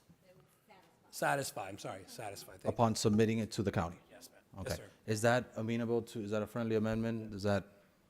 Again, yes, they're doing what we are already trying to accomplish, but not everyone has a contractual agreement. And specifically pertaining to MD, another amazing partner of Miami-Dade County, yes, they did just recently do an outside independent financial audit recently, but the year before that they did not, and the year before that they did not. Hence the reason for this ordinance, codifying it into law and making it very clear that now you must submit these audits to the board for review annually. If you've already done that, of course you don't have to do it again. Of course you don't have to incur that expense again. You're already doing what we're trying to accomplish in this ordinance. But for those who do not, they need to commence. And the point is to have the outside independent financial audit being performed with organizations that are receiving, handling, and distributing millions of tax dollars. That is the spirit. That is what this ordinance intends to accomplish. Okay, so we have an amendment. It's been considered friendly. I'm going to go to the vice chair for another question, but before I do, Commissioner Higgins, is that a happy middle ground? Is that Yeah, it's a satisfying? happy middle ground, but I'd prefer Vizcaya to not be on the list. Okay. I mean, we don't have Pam on there or any of these other places. Okay, So. Commissioner, Vice Chairman. Thank you, Mr. Chairman. And again, this is why, again, and I don't sit on the Appropriations Committee, and I didn't have an opportunity to opine on some of the statements and policy discussions that were being had. But when I'm reading MDC 006, page 6 of the proposed ordinance here, you know, it says that whereas the county code does not require any of these boards or the offices that provide administrative support to have independent financial audits conducted. I'm wondering does that whereas clause need to be revised and or taken out? Because based on the conversation I'm hearing now, is that these boards that have contractual obligations built within their contracts with the county are already obligated to do that. So, and no, thank you. So what I'm saying is, MD has, by way of the Board of County Commissioners, MD has an obligation, contractual obligation to provide independent audits. So should we modify this whereas clause? Do we leave it in? Help me understand. I really don't want to go down a rabbit hole, but I'm just trying to get us to the end, because I don't like it when we single out certain organizations and leave that statement on the record as if they are doing something or not doing something. That's all I'm just asking, just trying to get to some clarity. I think that's fair, Vice Chair, but I think that's for the attorneys really to clarify, right? I think. Yes. If the attorneys can clarify, page 6. Mr. Chair, that whereas clause is correct. The county code does not require MD or the Homeless Trust to provide a third-party financial audit. They may be required through pattern or practice or through contracts, but right now, as it stands, that statement is correct. There is no requirement in the code requiring them to do a third-party financial audit. Right. So thank you. So here's the question. I guess now I'm premising this question based on a foundation that Commissioner Gonzalez laid out. If it's not by code, but you require these organizations to do it by contract, and they are in agreement with the county, then whether it's cloth under the word code or not, it is still a requirement by way of a contract, which is by way binding on that organization. So maybe I'm missing this, but it appears to me that we are using different clothing to identify specific groups, but at the end of the day, if an organization is responsible for an independent audit, and that independent audit is part of the contractual obligations that is merged and married with the county, then that organization is responsible for an independent audit. So maybe I'm missing it. Listen, just help me understand, that's all. Okay, is the administration or the attorneys going to respond? County Attorney, here it is. Here's an easier question. Is MD required by contractual obligation to provide an independent audit to the Miami-Dade County government? No, MDEED is different. Okay, how is it different? So MDEED was created by this board through an ordinance, and the ordinance delegates certain powers to MDEED, none of which includes to do financial audits. So they do not have a contract with us. They are an agency and instrumentality of Miami-Dade County. Okay. All right, can we get Bill Diggs up here, please? Bill, can you just bring clarity, please?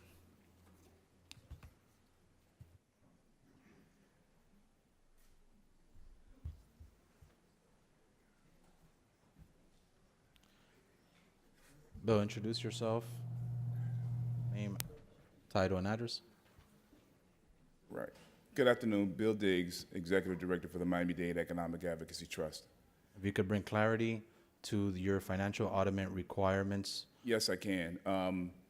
By ordinance, the Board of County Commissioners has passed on some of the responsibilities to our existing board, which is the Miami-Dade Economic Advocacy Trust, which is duly elected every 2 or 3 years, depending on cycle. It is a requirement by our bylaws that we submit an annual audit to this organization. I've been here for 3 years, and during the 3-year time that I've been here, we've completed 2 audits, and we're in the process of completing our 3rd as of right now. Those audits go through 2 or 3 processes. Of course, we send them on to the mayor's office, but by the way of my board, we send them to the office of the commissioner auditor, and as well as we submit them to the members of the Board of County Commissioners, along with an annual report, which you all have in your inboxes, and we've sent those to you. So we are compliant. We are on schedule. I can't speak to what happened prior to me being here, because I'm sure that that's a history that I'm not a long-term county employee. For the 3 years we've been here, we actually contract an independent audit that we use throughout the procurement process of the Board of County Commissioners, the Miami-Dade County procurement process. We select an auditor. He comes before our board. He presents not only his findings, he works directly with our accountant and our office to develop the audit as it stands. And I'm happy to say that our audits have been clean and unqualified. And so we're in good shape. We've done a great job during my tenure. All right, thank you, Bill. Sure. All right, so we've got it. We got the attorneys. We've got the amendment that clarifies it. We put it. We're good. We're good. We got a question over here from, actually, if we're gonna go back to questionings, I got Regalado, Gilbert. and It's then- not a question, it's on the amendment, because the amendment wasn't actually Garcia's amendment, it was actually my amendment. And they didn't actually read the amendment, so they All need right. to read the whole amendment. That's what it was about, so, All right, so yeah. hold on. And Steinberg, you're breaking my heart because you never speak and you're wanting to speak now, but I do have Regalado on cue. I mean, She speaks. less percentile than the rest of us. Absolutely. Commissioner Regalado, you're on cue if we're gonna do another stab at this. Mine is just a quick question, because I think a good point has been brought up, and this has been very confusing, because one of the things that we discussed and is now becoming clearer is that a lot of these organizations have other obligations to do third-party audits. So I think there needs to be some clarification in the item as to how a third-party audit that is done for another purpose can also meet this purpose. Because, for example, the ARST and Vizcaya, they have a contractual obligation to do a third-party audit. And the way that it's written, you have to do one for this particular purpose. So what we're saying is, the process that they have contractually, who gets to decide that it also complies with this ordinance and this requirement? I know that the same is true for the Homeless Trust. The Homeless Trust has to do third-party audits for the federal funding that it receives. So can those audits that are done for that federal funding then be used to comply with this ordinance? So my point is just to, for clarity, what is the compliance mechanism? Who is going to decide if third-party audits that they already do for other reasons, whether contractual or based on other funding, matches up with this ordinance requirement? Commissioner? Thank you for the question. When, again, for the boards that are doing this already by contract or by bylaws, this is an ordinance codifying a requirement to be done annually. If there are funding requirements that are separate, i.e. federal funding requirements, this ordinance is still important because, for example, if you mentioned the Homeless Trust has a budget of over $150 million. Their federal financial contribution is $60 million. So their federal auditing requirements are inclusive of that $60 million. The other $90 million is not included. This ordinance would require the Homeless Trust to get outside independent financial auditing on the balance of that $90 million, unless we want to say no outside financial audit on that $90 million. So again, the ordinance is not intended to be duplicative. It's not intended to be onerous nor burdensome, simply to allow a level of transparency to be reported to the Board of County Commissioners on an annual basis regarding where and how tax dollars are being spent. Thank you, Mr. Chair. All right, Commissioner Gilbert. Thank you, Mr. Chairman, and before I get into the point, let me just say it's very cold in the chambers today. You know, it was Commissioner Steinberg's and I skipped her, so you keep your jacket on so It's you're cold. warm. We're gonna get you a blanket. We're gonna get you a blankie. No, my fingertips. A little blankie. Commissioner Steinberg, you're recognized. Thank you. I just wanted clarification on the amendment, which the attorneys will be reading. And I just wanted to know just generally, who are we excluding? Have the administration actually looked at this list so comprehensively that, are we missing anybody when we're looking at this? Like, I'm sorry? Yeah, we should be able to add and bring back and reopen this, shall we need to. But can the attorneys read the co-sponsorship amendment of Commissioner Gilbert and Senator Garcia? Can you read the amendment, please? The Gilbert Amendment, yes. Yeah. The Gilbert and friendly. Okay, go ahead. You beat you to it? Mr. Chair, gonna ask that question. as I understand the amendment, it is to state that if a board has a contractual obligation, and I believe Commissioner Cohen-Higgins also said, and if they have bylaws that require them to do an independent financial audit they're required to submit it to the county, and it would satisfy the code. In addition, now that we know that some boards have contractual obligations, there is a provision in here that requires that the mayor put certain entities or organizations under management watch. She would not have the authority to do that under a contract unless it's built into the contract. So I believe Commissioner Gilbert wanted to add that to his amendment to exclude those organizations who have contracts from being placed under management watch. All right, now, Terrence, Mr. Attorney, can you respond to Commissioner Steinberg's question? Can you list all of the, it's a very good question, no, not all of the amendments, you read that already. Can you list all of the boards that are being excluded from these requirements that shall be, that was Commissioner Steinberg's question. Mr. Chair, also, sorry, I had asked about the DVOB and the funding source, so I don't know if that needs to be included in the amendment. It might need to where the be that it funding is comes coming from the for their trust. audit. Okay. Thank you. So, good point, Commissioner. Make sure that the funding source comes from the entity itself and/or a pertaining trust.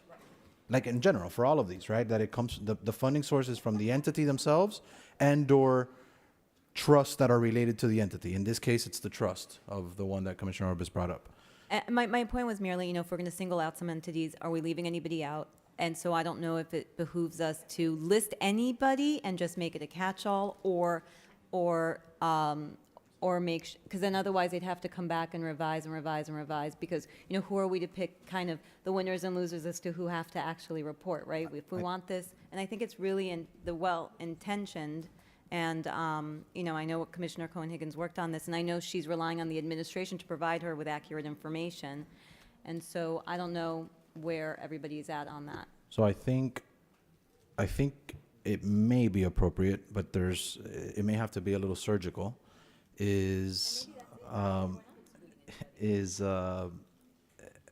think this should encompass everyone. I think there should be an amendment to kind of web everybody into this. However, there might need to be a threshold. Correct. Because of the organizations that just purchase donuts and coffee once a month. No, exactly. And I think Commissioner Cohen-Higgins can clarify exactly what she'd like to see. So Commissioner Cohen-Higgins, you have the floor. Thank you, Mr. Chair, and Commissioner Steinberg. Your point is an excellent one. And just to kind of give a little bit of a historical perspective, the item was originally written as a catch-all. It did not itemize and single out any organizations or boards or 501c3s. At and during committee, it was requested by the chairwoman of the Appropriations Committee to include a list, and it was advanced out of committee with a specific request of including a list and narrowing down the focus of those boards that would be specifically referenced and to which this ordinance would apply.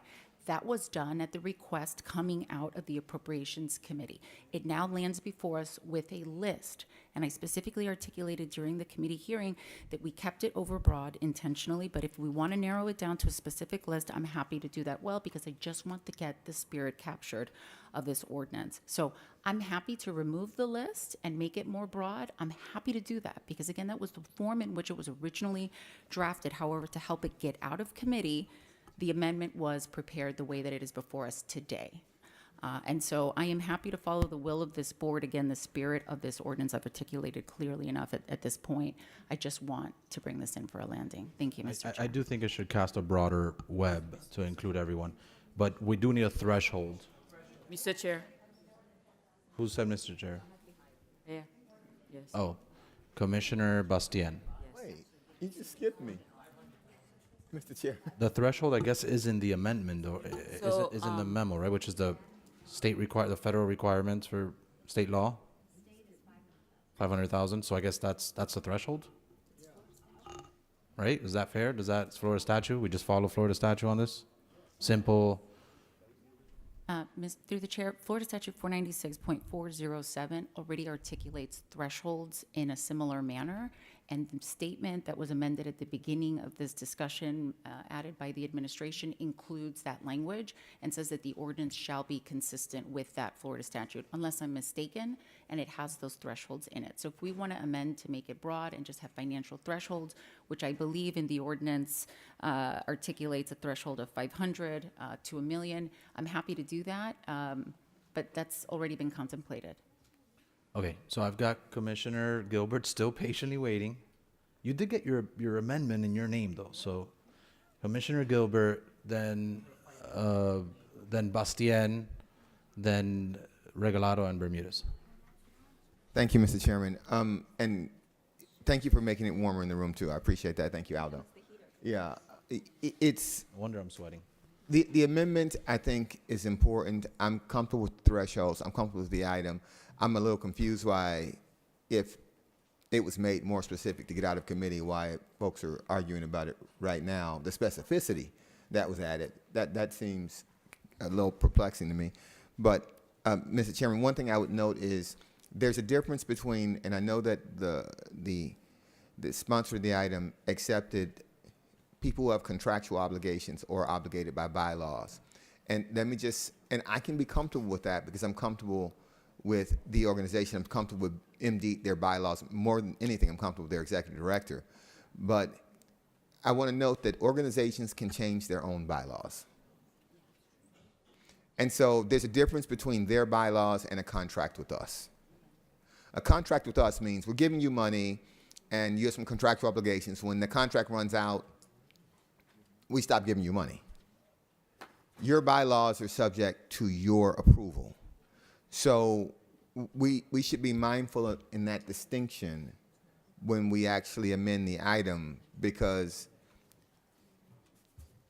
the organization could alter their bylaws such that there is no requirement, and them violating their bylaws doesn't actually give us an action. We have no remedy for that at law.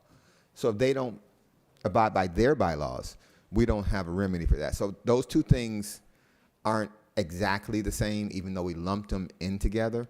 And I just wanted to clarify that if this is going to be broad, that's fine. The advisory boards that report to the chair, that's fine. If there's something wrong, that's fine. But if something's wrong, they don't get management watch from the administration. They get to come back to the chair's office for remedial action. I just wanted to make sure that's covered, and we were articulating that is in the amendment. Yes. Okay. Right, Mr. Attorney? Yes, we're only talking about subsection B, not the boards that fall under the chair. Okay. Okay. And again, so just to clarify the amendment, because I had the same concern that Commissioner Gilbert did, and I mentioned it to my team 5 minutes ago, is while we don't have jurisdiction over their bylaws, the amendment is basically saying, you've got to do it already. All we're saying is it doesn't need to be duplicative. But they still have to, whether it's their bylaws, whether they dream about it, or whether the spirit comes down from above and says they should do an audit, Dade County needs to receive an audit from the organization. That is correct based on the... Based on the amendment. Okay, all right. Now it's Commissioner Regalado, and then Bermudez. Just really quickly, You win. the reason that I wanted a list is because this government is not good at compliance. How many times do we sit here and talk about covenants and all the issues that we have? I think that you include the list of who is held to this so that they know that they have this requirement. That was the whole point. The thing is overly broad. I think if you're going to go back to it being broad, then you have to be even more specific about the parameters, because the reason we went around and around about this at committee is because the thresholds pull in a lot of different people. And then we have to have another conversation about funding. And now we're going to get into notice. So when you amended the item and you had an exhibit on who this impacted. Now, if you're going to change the item, now there's a series of people impacted who didn't have the opportunity to be here, do not know that they're impacted, and have no way of knowing that they're impacted until they might or might not get some letter from the county saying that they failed to do an audit, which they may not have budgeted for, and they may have had no idea that they were supposed to do. So I think that the list is fine as long as we're very clear on if they're already doing it, how do we ensure that what they're already doing is compliant with this and we're not creating another thing. I'm comfortable with that. Again, I don't think that Vizcaya and the Arts should be in here. They have operational agreements with us.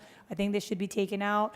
But if they're okay with it and we're sure that what they're doing complies, then so be it. I mean, I guess the only thing we could do is come back and fix it again if it doesn't work.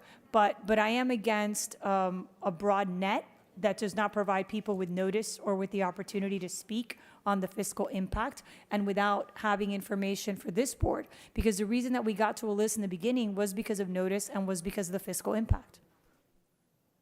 Okay, so for a response, Yeah. Commissioner Steinberg, then the sponsoring commissioner to respond, right?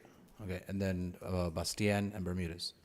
No, I was just going to say, you bring up a really good point, Commissioner Regalado, and it was just more of a rhetorical question as to what we want to see ourselves doing as a body when it comes to these boards and committees and auditing. And I agree with you, too, in the sense that you have those boards that are contractually obligated, which is why I think the amendment does work if they're okay with it. And so I'm fine keeping it in limited scope for today and then having the sponsor come back with something maybe after review and seeing how it goes. But thank you. You need to go? No. All right, Commissioner Bastien. You say that the questions remained and then it lingered why some organizations were included and some were not. And then I heard you, Commissioner Cohen-Higgins, say that you were willing to widen up the net. And then I think that's the way it should be. I would support that. Thank you. Commissioner Bermudez. I'm going to be supportive of the item with the 2G amendment and Commissioner Orbis's amendment, but I believe that the Commissioner Regalado, I also share her opinion that it shouldn't be duplicative. And, I have one question to the administration, because we've been talking about this now for over an hour. If you have a problem with one of these entities, why wouldn't you bring it to us anyways? I don't understand. I know we were codifying and all this wonderful stuff, but I would presume that if a commissioner and or the administration or both of them working together felt there was an issue with one of these entities, they could just bring it up as a discussion item and say, well, this is a concern we have after reviewing this audit or independent audit. So I'm going to be supportive of it, but I think I just want to make sure people get treated fairly. I don't believe any organization should be treated differently because of any political decisions that were made by that entity regarding any of us. That's what I care about. I'm still going to be supportive of the item, but I want to put that on the record because with all this discussion, I think that, it has to be equitable for every organization. I'm fine with the threshold. The state says it's 500,000, whatever it is, but let's not make it about a particular group or another.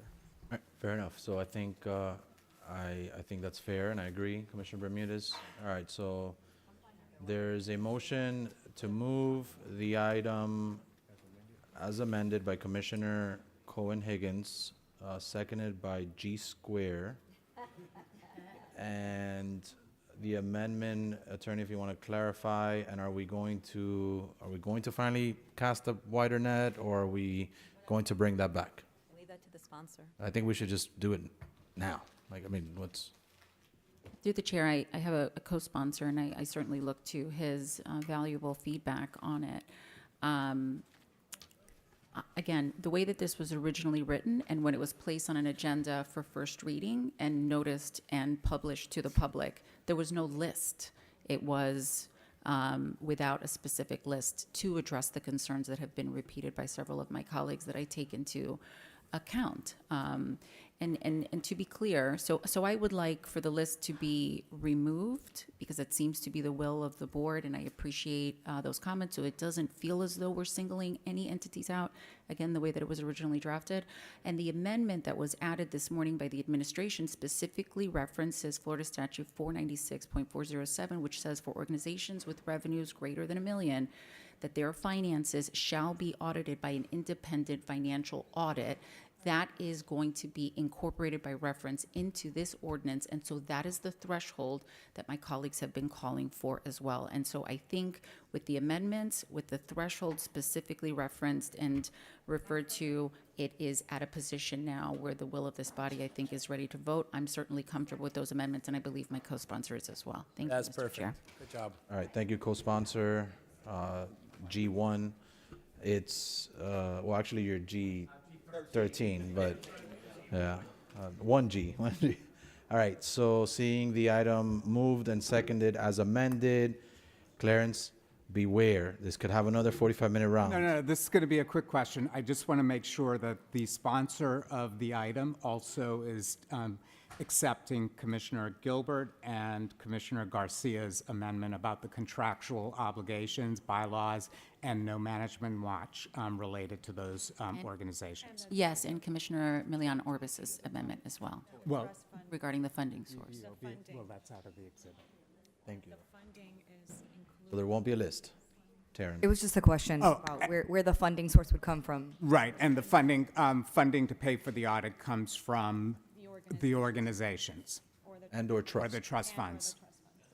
Okay. All right. Sounds good. Seeing no further discussion. Clerk, please Wait call a the roll. minute, I have a question. Clerk, Okay. please call the roll. No, clerk, call the roll. Commissioner Bastian, Commissioner Bermudez, Commissioner Cohen-Higgins, 4. Senator Garcia, Commissioner Gilbert, Commissioner Gonzalez, 4.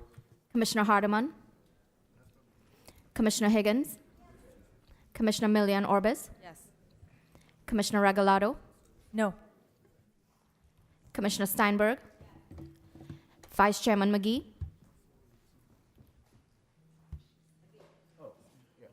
Yes. Chairman Rodriguez. I vote yes. Motion passes 10-1. All right. All right. Sorry, 12-1. Madam Attorney. Mr. Chair, just as a point of clarification. Yes, Commissioner, you're recognized. Thank you. You took out the list. I think this covers too many people, and they didn't have notice, so thank you. Point of order, it can't be 12-1. That's 13 and 10-1. and then she said. Sorry, let me please clarify on the record. Commissioner Hardeman is absent, and we have one no vote. Motion passes 11-1. 11-1. Thank you, Madam Clerk. All right, so we got the clarification, Commissioner Regalado. So to the attorneys, the administration, if you could please make sure that all the entities, boards that this now encompasses get proper notice. Commissioner Cohen-Higgins. Just a point of clarification on the notice issue that was just raised. Did this ordinance get fast-tracked? Was it waived out of committee? Was it published on first hearing, went through full committee review, and is now before the board for a third time? And when it was originally published, it was published in the form that it's passing in today, i.e. with no list. I'm confused as to the notice concern. This has been now on 3 agendas. Has this gone through any kind of an expedited For the fashion? administration. The No. answer, I could, as the chair, I can answer. The answer is no. No, it has not. It has gone through proper process. All right. Madam Attorney, can we go to the pool list, or do you have some other business you want to discuss right now? No, poll list is fine. I got nothing else today. 2B3. All right, 2B3, Commissioner from District 5 as the pooling commissioner. Yes, colleagues, I just want to thank Ray and his team for doing an analysis. As you know, the kind of Brickell, the roads area has almost doubled in population, particularly with young families and children. And so they've been looking for various options to find a library since that area doesn't have a library service. So I do have a motion. I don't want it to affect this year's budget, so I would like are you ready to read the motion? Just to get a library site decided upon within the next 2 years. Thank you. Based upon the information provided in item 2B3, a report examining the feasibility of establishing a library in the Brickell area, Commissioner Higgins moves to direct the county mayor or mayor's designee to 1, open a library within the Brickell area within 24 months from the date of this motion, 2, identify legally available funds in the fiscal year 2026-2027 budget for such purpose, 3, provide quarterly written updates on the status of such directives to the Commissioner of District 5, and 4, take all actions necessary to effectuate the purposes of this motion. So I move that and also the accompanying report. Thank you. Second. All right, it's been moved. It's been seconded by Commissioner Higgins and Regalado. Commissioner Gilbert. I have a question. So, does the motion require him to find the site or open a library within 2 years? So it would be to open the library. The funds are not dedicated, as you know, the library has its own source of funds. They have many projects for this coming year. I'm asking for them to look for the location. They've presented a various number of options. They've already been looking at this for about 18 months and come up with a plan. Of course, if the mayor runs behind, she can tell us why. I am not asking them to find funds in the budget year we are discussing. It would be the year after that, so they would have time to plan. Thank you. I don't know that this county can decide what books are going to be in the library within 2 years. They can. I have trust in Ray. We've done a lot of looking around in Brickell, so we have ideas. Chairman, and I just wanted us to be cognizant of the fact that initially Of the budget? I'll be supportive of the item, but we are saying we're going to open the library in 2 years. That's what we're saying when we accept this motion. Good point. So let's just be cognizant of that. To the administration, what does this mean to our, how do we pay for this? Obviously, it comes from libraries, but in a year and several years when we're looking to cut cost, and libraries might be affected by that. Libraries might be affected by that. It's important to be very transparent and clear, right, on the record, Madam Mayor? Yes, sir. Right? Is that feasible to do this now? And you go ahead. The answer might be yes. You let us know. So Ray Baker, Director of Libraries, good afternoon. Yes, we're going to continue trying to identify a site and come up with a plan for a location. I think it will definitely be subject within the confines of our library district and the funding available. So, and we will report back on that on a quarterly basis in terms of what we're seeing in terms of numbers, what we have available in our budget. Is it continuing to be feasible? As part of any analysis we would do, as well as with any other projects that we have in the pipeline right now, of which there are several. Okay. Yeah, he did not. But Commissioner, let me maybe rephrase the question. Commissioner Higgins, do they have to come back to us before this happens? Yes, it would obviously have to come back through the budget, which wouldn't be this coming year's budget, it would be the year after that, as would any, if we sign a lease. They have ideas, even under the Brickell train station, to do some modifications. So they have a lot of innovative ideas, but everything would have to be approved by this board. But this is just saying, let's go ahead and actually take a look and make this a real thing versus a hypothetical thing. Thank you. But even like a lease agreement would have to be approved by this board, right? Absolutely. Okay. All right. Commissioner Gilbert, just because you had the floor. Yeah. Regalado, Vice Chair. So I'm okay with the item, but that's not, the motion is not how you're describing it. And it's definitely not what he said. So you're saying open a library in 2 years, but then you're also saying we won't do it in this year's budget, we'll do it in next year's budget. If we wait until next year's budget, there's virtually an impossibility that we open it in 2 years. We can't open it in 2 years if we do it in next year's budget. We would have to open it in this year's, we'd have to contemplate it in this year's budget to open a library in 2 years. So if we wait until 2026 to pass the 26-27 fiscal year budget, that would be right there at the mark. So we have to do it now. And I'm okay with doing it now. But those two things don't match up. Doing it in next year's fiscal budget and opening it in 2 years. Now, what he's saying is accurate, and he's just going to look at the feasibility and line up the plans. I'm comfortable with that. But what we're saying is we're going to open it in 2 years. We're not going to do that if we don't allocate the money until next year's fiscal budget. So, Commissioner. I will modify my motion to be 30 months rather than 24 months, and that should satisfy you, correct, Commissioner Gilbert? I don't know, that timing's still. Okay. Heads up. I'm okay with it because it has to come back to us anyway. So that's why I'm okay with it. Like, nothing gets approved until it comes back to this board. Right, Director? Correct. Right, Madam Attorney?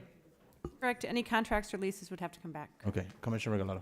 Thank you. Just to clarify a point, because, the way that the library districts work, we fund it with our property taxes. And specifically, myself, Commissioner Steinberg, and Commissioner Higgins, we pay a lot into our library funds, but we have very small libraries. We have very old libraries. So for us, it's difficult when we talk about new libraries because we don't have a lot of big open spaces. And we have a lot of constraints when it comes to programming. So that's why sometimes we have to rent a space. So Commissioner Gilbert brings up a good point. If we were building a library, 100%, but if we're renting a space, I can tell you we've rented, in my district, we're on our second rental because we redid Coral Gables and we rented a space while we were doing Coral Gables, which is a historic library. We're now redoing Key Biscayne, which is a tiny little library, and I think we got a place. So I think renting it and building it or refurbishing it or buying something is very, very different.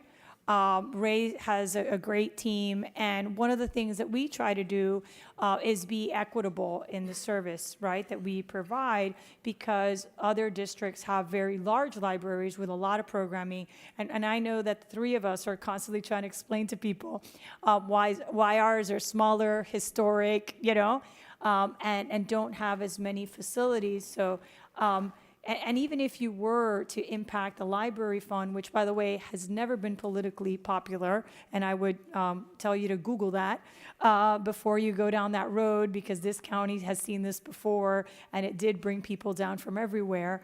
To look at the different library districts, because there are some library districts that are healthier than others. And Ray has a wonderful capital plan.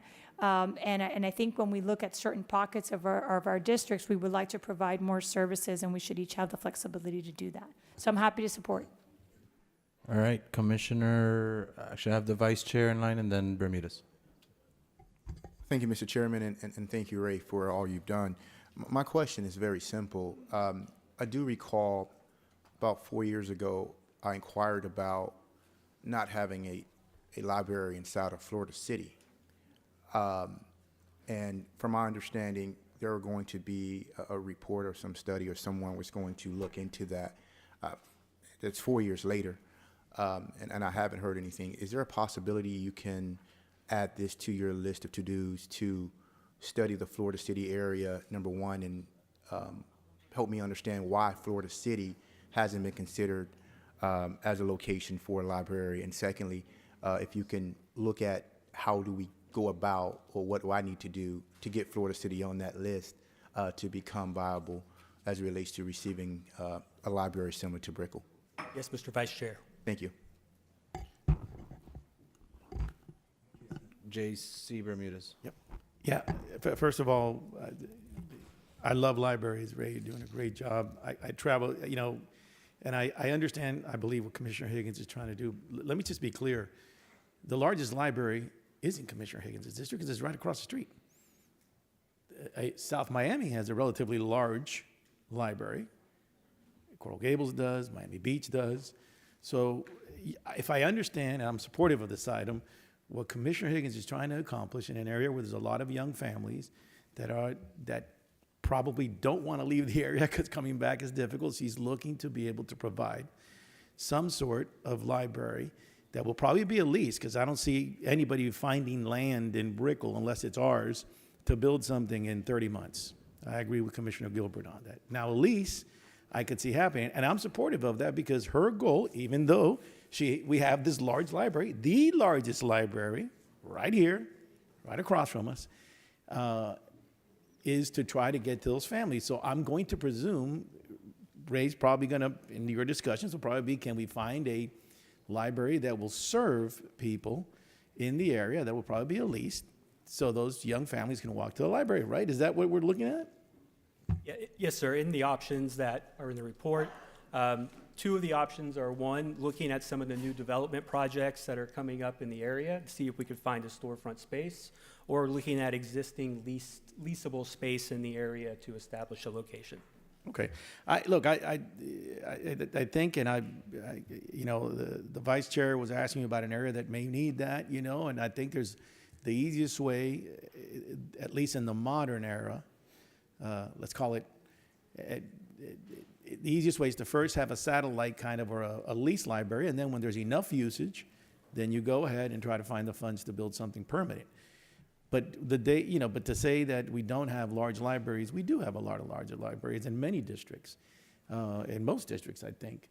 So, and I travel them all because Ray knows I don't like to get, as I told the vice chair, into these disputes over what goes in and what goes out, which unfortunately we've been dragged into somewhat. But yeah, well, that's not, no pun intended, okay? So I commend, you know, Commissioner Higgins for trying to get an area that has a lot of young families to have the ability to get access to books, particularly for the younger kids, but even for the adults. But I just caution everybody that there's no way you can build a library in 30 months. I can tell you that because we're having a problem in District 12. All right, the item has been moved by Commissioner Gilbert. It's been seconded by the vice chair. All in favor signify by saying aye. Aye. All opposed, nay. All right, and that's as amended, I guess, to... No, that's, Mr. Chair, that's acceptance of 2B3, the report, and approval of the motion that Commissioner Higgins... The motion was amended, right, or... No, I believe she accepted it at 24 months, and it stayed the same. Okay, all right, sounds good. It still has to come back to us, so is it 8G3? Yes. My next one? All right, Commissioner from District 1, you're the pooling commissioner? I don't know who we have here to answer questions about this, but I had some questions about the North Miami Beach CRA, because I noticed on the agenda, we have someone here, Mr. Chairman, if we can have him come down. Yep. The Through the chair. CRA, North Miami Beach CRA representative can approach the well, state your name, address, title, identify yourself. Good afternoon. My name is Adam Old. I'm the with Florida Strategic Partners. We're the executive director of the North Miami Beach CRA. Okay, so are you a private entity operates it for them? Yeah, like in the same way that many CRAs have attorneys that are Simple yes or no. I'm fine with that. Yes or no? Yes. Private or public or not? Yeah, I'm a private entity. That's all right. But I'm the executive director. Thank you. Over the last 2 years, have you all been spending any money? Yes. What have you been spending money on? We've been spending money on economic development in the CRA district. We've been spending money on septic to sewer conversions, affordable housing, all things approved in our redevelopment plan and approved by the county for the CRA. That actually leads to my next question. Did we actually approve the budget by which you were spending the monies? So the budgets that are on your agenda right now have been not been approved yet, which is why we're here today. Does Florida statute allow you to spend money that hasn't been prior to its approval from the county commission? So Florida statute requires that we submit our budget to you and that you approve it, and we've done that. Does the Florida statute provide that you can spend money before we approve it? I think all the CRAs begin to spend money before the budgets are approved. Again. Does Florida statute allow you to spend money before we approve it? I believe that it does, because the budgets are submitted at the end of the fiscal year, and the budgets are then ratified, I guess you would say, by the... Could we have Commissioner Auditor come down? You want to ask the attorneys as well that question? Terrence, Jerry, attorneys. Thanks. Suggestion, you may want to respond to Commissioner Gilbert.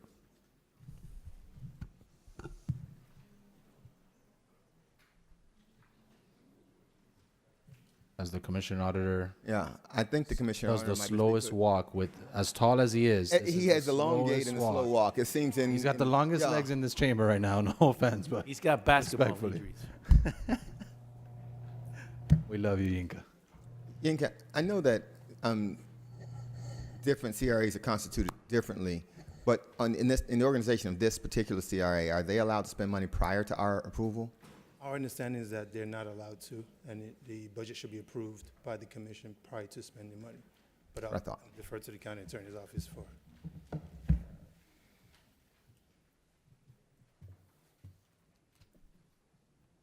Is that Commissioner? Yeah, I was waiting. The county attorney, he said he deferred to the county attorney's office, but that's my understanding also. So there are a lot of different ways that CRAs are organized, and well, a couple of different ways. And one of the ways allows them to come to us afterwards and us to essentially ratify, but that's not this CRA. That's not this CRA. It's my understanding this CRA was required to get us to approve their budget prior to their spending money, and because we have two of their budgets before us now. I'm pretty certain, and because of his testimony, he said they have been spending money without our approval. I'm pretty sure that didn't happen, but if the attorneys want to opine, I'm comfortable with that. That's an invitation for the attorneys to opine. And the third invitation for that matter, yeah. Jerry, that would be to you guys.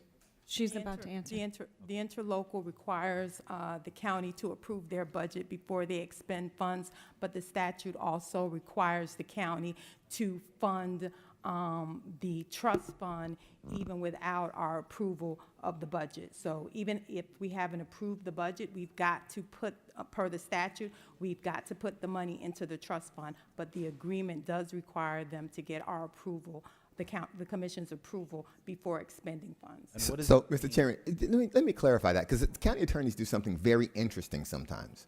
So let me tell you what she just said, because she made it sound like those two things contradicted each other, but they actually don't. Florida statute requires us to put the money in a trust fund. But before they spend that money, they have to get our permission and our agreement. Yeah, those things aren't inconsistent with each other. So you can do one and still do the other. So why not respond to just the question and talk about the trust fund? The question was very straightforward, but go ahead. You still have the floor, Commissioner.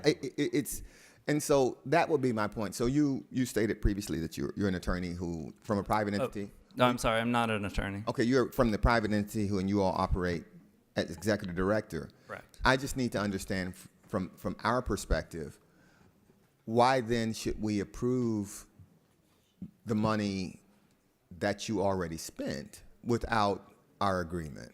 And one follow-up question to your question, Commissioner, is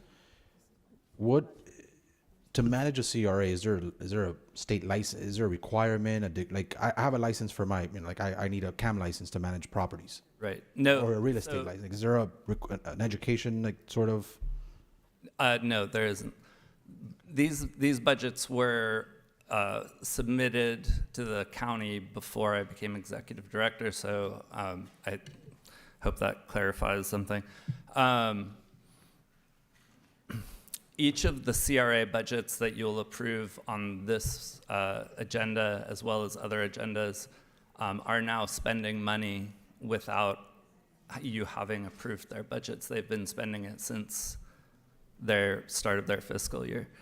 I'm familiar with other CRAs. I've worked in other CRAs before. I don't believe any of them have a thing that says, well, the commission can ratify your agendas. They all say that it has to approve the agenda. And so, as with every CRA, we submit the budgets to you and then begin our fiscal year and begin spending money. And if there's a problem with those budgets, we are in close communications with Office of Management and Budget. For example, the past year, we underwent an operational audit of the CRA's expenditures. That was, we treat the county as though they're the final arbiter of what we can and can't spend money on. And in those audits, they've come and they've said, don't spend money on this, do spend money on that. Ultimately, the board is the decider of that.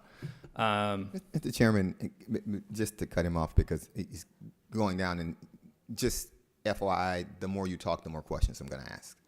I love it. So yeah, that's what's coming now. So because when you said you treat the county as a final arbiter, you do exactly the opposite because you've already spent the money before we actually approved the budget. So we couldn't be the final arbiter because we're approving what you've already done. And so we're not the final arbiter. We might be the final arbiter and say, hey, we like this or we didn't, but whether we like it or we didn't, it's already done when you come to us. And so, and with regard to your comment that, hey, you don't know, you deal with a lot of CRAs and everyone else is doing this, that's like saying when a police officer stops you for speeding, everybody else was speeding too, you didn't give them a ticket. Well, no, that's kind of what you're saying, and I don't know that that's actually a defense to the ticket, and I don't know that that's actually a defense to North Miami Beach not being in compliance with their agreement with this county. Commissioner, so just to have an ebb and flowing conversation with you on this, I've had several items similar to this sitting on my desk to agenda, and I've held them for months. Finally put some on to allow this conversation to take place and see the will of this board. But the reason I held them wasn't because of what they're doing as far as the projects or the good work that they do. It's because I struggled with having to vote and put my name. I was elected by the people, all of you all here, to put my name on a vote approving a budget that I really did not approve prior to the spending per what you're saying. And after months of holding this, some actually may have, and I may be misspeaking, may have carried over from the past chair when you were there. I was then just told, like, this is the best answer that I always get here as an elected official. Most frustrating answer is, that's just the way it's done. That's just, well, there's a new day in Miami-Dade County, right? Like, so I guess if you want to kind of like speed up your line of questioning to like, what are our recourses, right? Well, to the attorneys, like, what do we do? How does this change moving forward? So we're not here next year, next month. Like, how do entities that have duties to come before us to approve their budgets, and in other cases, it's not just budgets, it's other things. How do we enforce them to follow the law? Do we have jurisdiction to abolish them? Do we have jurisdiction to fine them? Do we have jurisdiction to not approve their next year's budget and have them operate what are our options so that they follow the law, like what they're supposed to do? And Chairman, you still have the floor, but I'm glad you brought this up because this is exactly why I've been holding a lot of these CRA items just because it's after the fact. We're approving budgets after the fact. Bring it to me ahead of the time. Mr. Chair. Yeah, Mr. Chair, that's the very first thing you do is require them to bring the agreements before. Like, we pass our budget for this year, we pass it in September, we require them to bring it before, but this is like 2021, right? So we don't have this current year's budget. Like, it's an extraordinary thing to ask us to look back and say, okay. And that's what we're required to do. And I don't have an aversion. I'm probably going to support this item. But the system is set up so that when they submit budgets, if there's something we don't like, and having the chair's office is a part of that process, to getting it on the agenda, you're meant to actually come, sit down, talk with the chairman. Hey, let me just work this out. We can do this. That's what's supposed to happen. What's happening is they can actually sit and wait. They can wait, spend the money exactly the way they want to. Wait, spend the money exactly the way they want to, and then eventually somebody puts it on the agenda and we ratify it. And so that's what we do. So when the attorneys say that's how it's done, that is exactly how it's done. Let's not pretend that we're providing oversight, because oversight doesn't work this way. I think, yes, Commissioner Cohen-Higgins, Regalado, Bermudez, but I still have a question, right? Like, what jurisdiction do we actually have, or what are our recourses? Like, this is not, I'm not going to be supporting this today because I don't want to rubber stamp something. I'm not rubber stamping something that I did not approve, that I had no say in, and now have to vote on. Why? We don't do it. We answer to the people that voted us. We do our budget on time. Sometimes the information may come a little close for comfort, right? But we still get it done on time. So I do not feel comfortable supporting it. I wanted the conversation, so I went ahead and put it on the agenda. But what recourses do we have? Do you want to speak to me in private? Do you want to answer now? I mean, whatever. We can speak. Each of these CRAs have different interlocal agreements associated with them with different terms. This particular CRA says that with the exception of the debt service obligations, that's the only payments that can be made absent approval by this board of their budget. The statute also requires when budgets need to be submitted. We would be happy to sit down with you, Mr. Chair, or any other member of the board to go over each particular CRA, what's in their interlocal agreements, and discuss what potential consequences could be as to how best to move forward with them. They're all a little differently situated. And Terrence, if you want to add anything else. And I think, Jerry, thank you for that. And I think we do need to have a conversation and act to the greatest extent possible, because I don't feel comfortable with it. And then these are the reasons, for the other CRAs that are doing a great job and are following their contractual agreements or whatever it's called. This is the reason why when any colleague of mine or city commissioners call me advocating and lobbying for whatever has to do with the CRA, whether it's an expansion, an annexation, a creation, whatever it is, that's why I perk up. And that's why my spidey senses go off. It's because of quote unquote, I don't know if to go as far as saying the bad actors. I'm not saying they're misusing funds, but definitely not following procedure. So, yes, let's definitely circle back, Madam Attorney. Thank you for that explanation. I got Cohen-Higgins, I think I have Regalado, and then Bastien, and then Bermudez too, or no? And then Bermudez. We'll just go in order here. Thank you, Mr. Chair, and thank you, former Chair Commissioner Gilbert, for the conversation. I just wanted to ask the administration, on the same tone of the conversation that is currently taking place, what is the dollar amount in aggregate in Miami-Dade County that is governed by these CRAs? Through the chair, Jimmy Morales, Chief Operating Officer, Commissioner. Let me, I don't have that information in front of me, but I don't know if staff does. The question, I think, is how much total dollars are subject to CRAs across the county? Not just these two, correct? Correct. Yeah.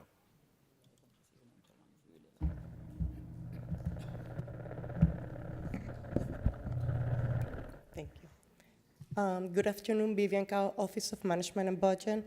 For fiscal year 24-25, the countywide ANOMSA payment we submitted to the CRAs, it was about $108 million. $108 million, and to the point that Commissioner Gilbert and our chairman was just mentioning, that we essentially rubber stamp $108 million, that 9.5 times out of 10, because these come before us all the time and they come in similar form, often after the fact.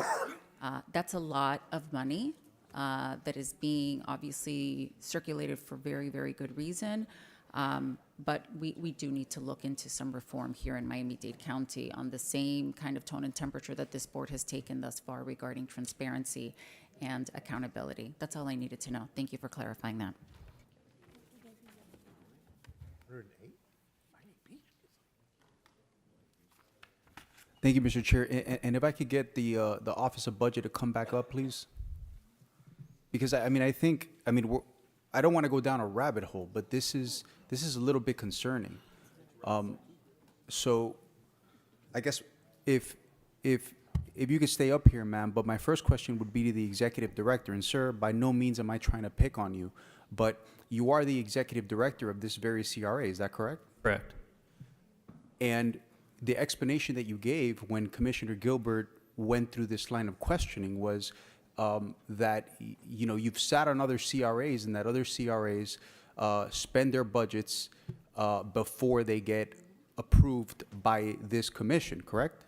So each CRA submits their budget to you after the city's budget is passed at the end of the fiscal year. So then it's up to your Office of Management and Budget, as well as your chairperson and whoever else needs to opine on it, to decide at what point they want to put it on the agenda.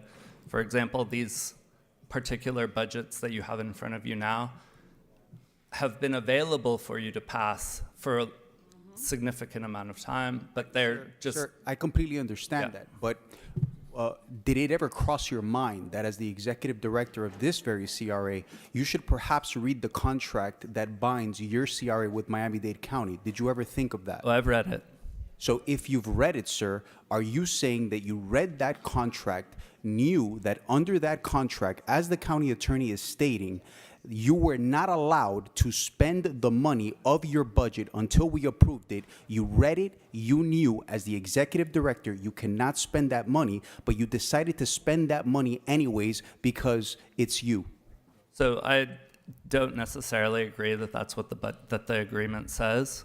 Under state statute, each CRA has to. I'm not asking you about the state statute with all due respect. Our I'm asking interlocal you, agreement sir, with the please, county. I'm asking you about the contract. Give me I one, understand. Commissioner Gonzalez, give me 1 second. Sir, thank you. Just once he's done, I'll turn around and give you an opportunity to speak. But My apologies. No problem. I understand. Thank you. Commissioner Gonzalez. Thank you, Mr. Chair. And I'm not asking you about the Florida statute. That is one requirement that you have. Right. A very separate requirement is a contractual obligation that you have. That contractual obligation, as the county attorney has stated, it requires you to bring your budget to this commission before you spend any monies.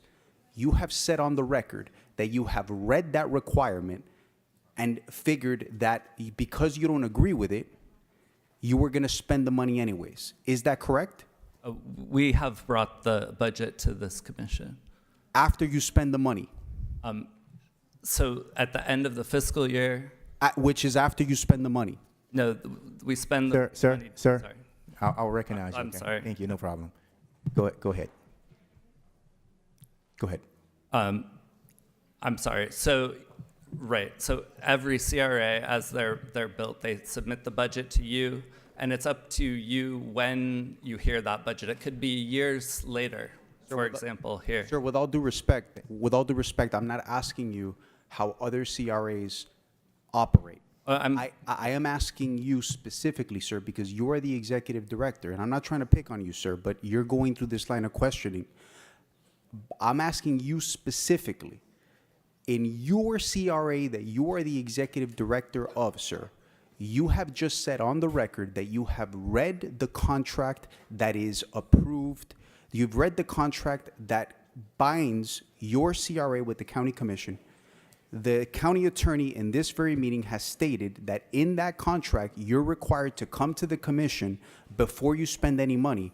And what you are telling me today is that because other CRAs spend the money as they see fit before it comes before the budget, and because the budget doesn't get heard, you spend the money anyways.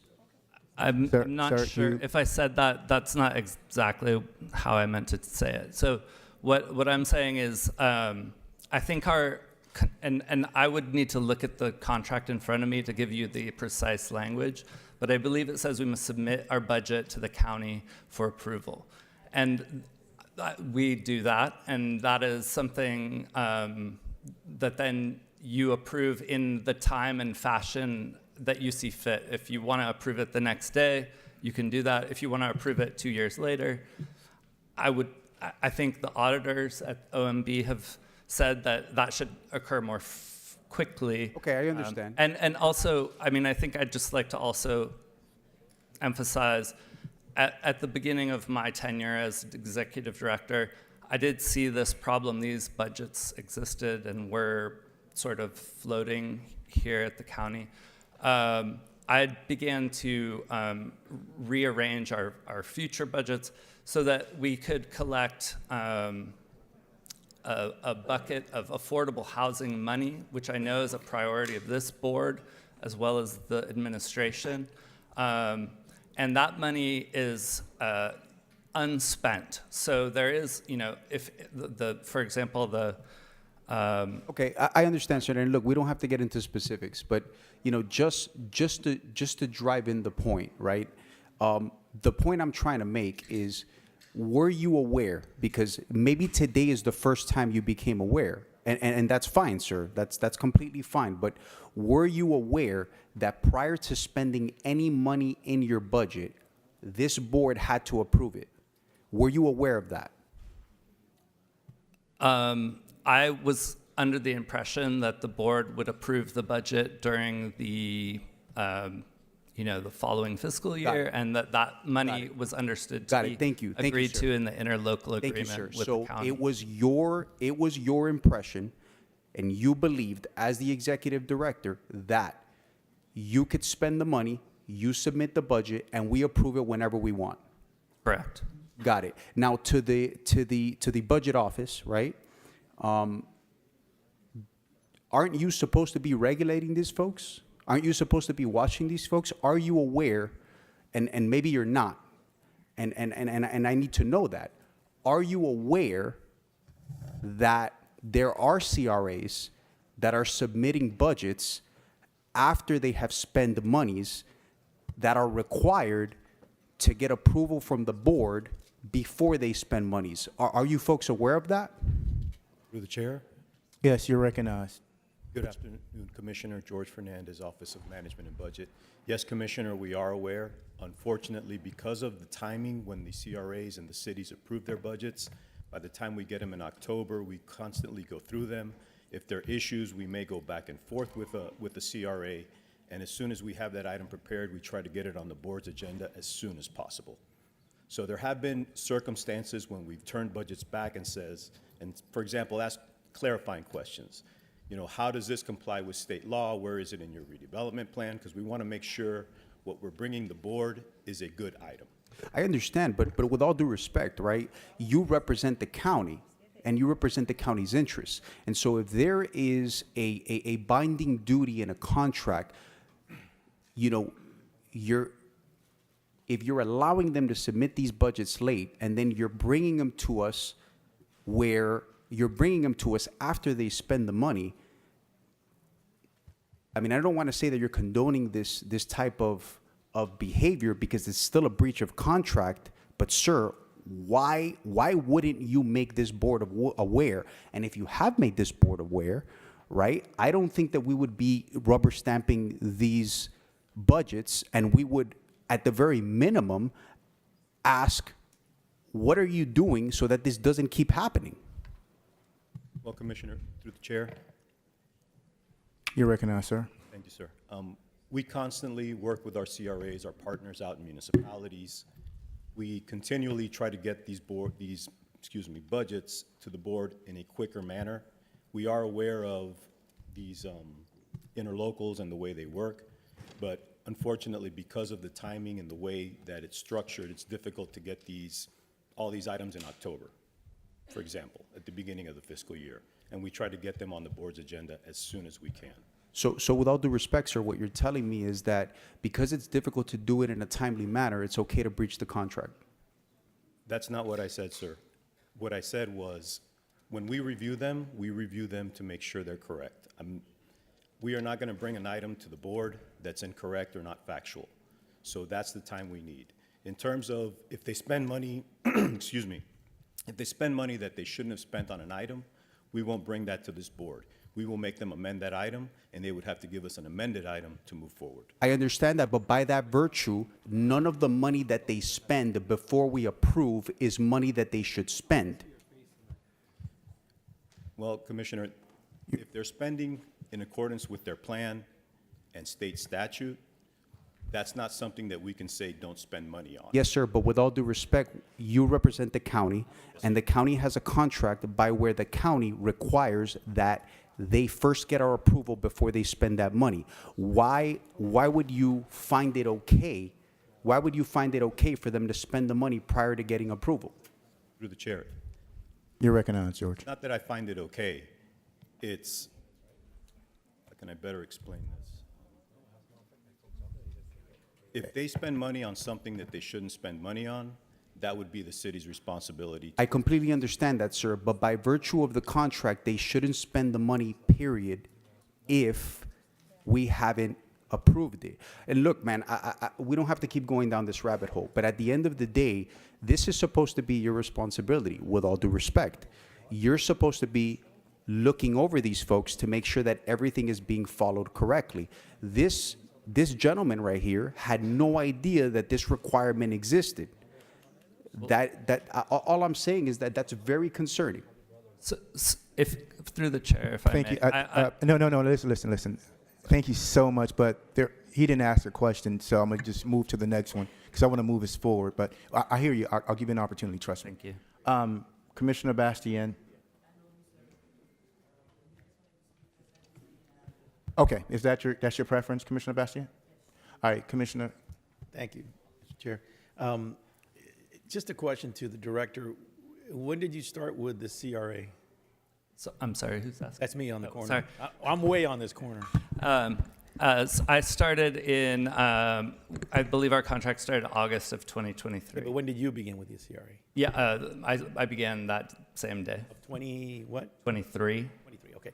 Look, I'm going to go through just something here, which is the history of this. But I understand what my colleagues are asking. But this agency's fiscal year 2021-2022 budget was initially approved by the agency and the city on September 21st, 2021, and transmitted to the county for review as required by the interlocal agreement between the agency and the county, right? After initial review of the submitted budget, county staff advised the agency to amend its adopted fiscal year 2021-22 budget to correct certain discrepancies. And on April 19th of 2022, by the way, many of us were not on here yet, the agency and the city adopted the agency's fiscal year 2021 amended budget, through resolution blank, blank, blank, respectively. In 2022, the agency experienced staff changes, which is this gentleman. He wasn't there when some of this stuff was submitted and approved, which is one of the reasons why he may not be able to answer all these questions. And the county audit review suggested findings and remediation actions to be implemented by the agency, thus delaying the agency's fiscal year 2021-22 budget, which was there before he was even there. Okay? So part of this problem is not the CRA. And let me tell you something. Again, and maybe I'm looking at it the wrong way, but I think if the county wants to do its job and we want to be, as we say, clear and transparent and say that $108 million that are being spent by CRAs across the county should be approved by us before, then, change that agreement to include every CRA. Because I find it unfair and inequitable that one CRA gets treated one way and one gets treated the other way. And I agree with my colleagues that we should have some say in money that we are partially, in part, if not in whole, responsible for. But I don't believe that this CRA and this director is here today because of anything he did. And I think, so we're going to correct we're going to use this CRA as a banner of all the issues that we have with CRAs. My suggestion would be, let's look at all the CRAs and let's apply the rules equitably across the board to each one. And then we don't find ourselves in this situation. But the history clearly shows that part of the reason that they're here with two budgets that they spent money on is because our staff sent it back, even before this gentleman was there. So I'm going to support the item because I think that we have to move forward. But I also agree with many of my colleagues. But if we're going to do that, we need to look at this across the board. The chairman indicated he has others on his desk. Well, we're going to have the same discussion because the other ones probably had the same issue. They probably got comments on their budget. They were sent back. And then we find ourselves here having this discussion. So, but again, to me, moving forward, and I agree with my colleagues, and I agree with Commissioner Gilbert, he's correct. It's very odd for us. So you've already spent the money, we haven't approved it, et cetera. Then let's have those same rules when we deal with these other CRAs. And that really now bothers me because I want to find out which CRAs are getting special treatment. I mean, truthfully, this poor gentleman's been here for decisions that were made before he even became the director of the CRA. So that's my 2 cents worth. I just think that we move forward. Let's move forward in an equitable, fair fashion with all the CRAs. Thank you, Commissioner Bermudez. Commissioner Bastian, would you like for Commissioner Regalado to go first, or would you like to go first, or would you like to? And then you. Yeah. And then we'll go to Commissioner Gilbert after Commissioner Regalado. Just really quickly, and again, I echo some of my colleagues' concern. I don't think it's about this particular CRA.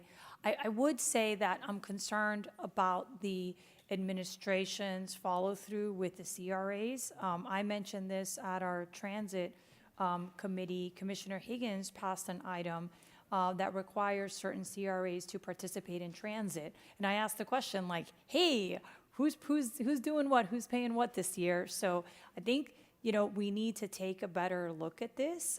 I understand that the statute has certain provisions, but we also have remedies, right? So we can withhold funds. We can report them to the ethics committee. There's a lot of things that we can do.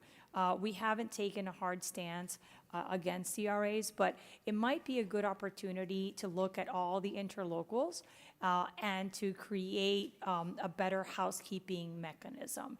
And look, for example, I think we do a spectacular job with special taxing districts and special benefits districts. I think the follow-through, the timing, everything is on point. And maybe it's just figuring out what's happening on the CRA side. And if there is a problem with the original agreement, we can always amend it, and we can always ask them to amend it. So that's always available to us. I don't think we have to get draconian, but at the end of the day, a CRA is an agreement between this board and that entity. So we can always modify that agreement. Thank you. Thank you, Commissioner. And Commissioner Gilbert? Thank you. I just wanted to clear something up. When we said that their budgets were delayed because of our staff, their budgets were delayed because they were wrong. They had spent money on, we had to correct something that was coming to us.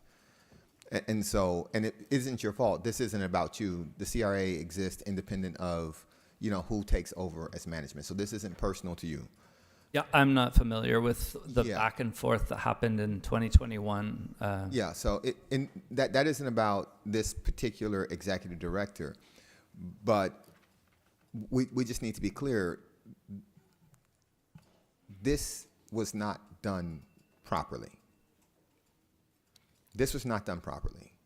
So when we commit our portion of, I guess, the increase in property value, what we're saying is we're going to take money away from the general fund of the county, and we're going to let you invest it in your area to do specific things, specifically to remedy slum and blight. Because we're giving you a portion of money that we would use for the general welfare of the county, what we say is, hey, we want to at least agree to the things that you're going to be doing. Put simply, that's what the city's relationship to the county is regarding a CRA. If we don't have to approve what you're doing for you to do it, we then have relieved ourselves of the obligation of our duty to actually oversee the county's portion of their funds. And so that's the problem. And it doesn't really come into play most times because you're doing things, and I'll use the CRA in Miami Gardens as an example. The CRA that I came to this board as mayor and asked them to actually constitute, it's a single issue CRA. It's only used for the Performing Arts Center to develop it, once it's built, program it, that's it. Because I wanted it to be simple. I didn't want the county to have to guess about, well, you know what, is this trip they paid for, or these gift cards they paid for, all these other things that they've done that they say is remedying slum and blight, is that an actual allowable cost? I didn't want that type of pressure. I wanted to say, hey, there's a building we're building. We're going to program this building. It helps the county. It remedies slum and blight. This is what I want your portion. of the increase in property values to go to.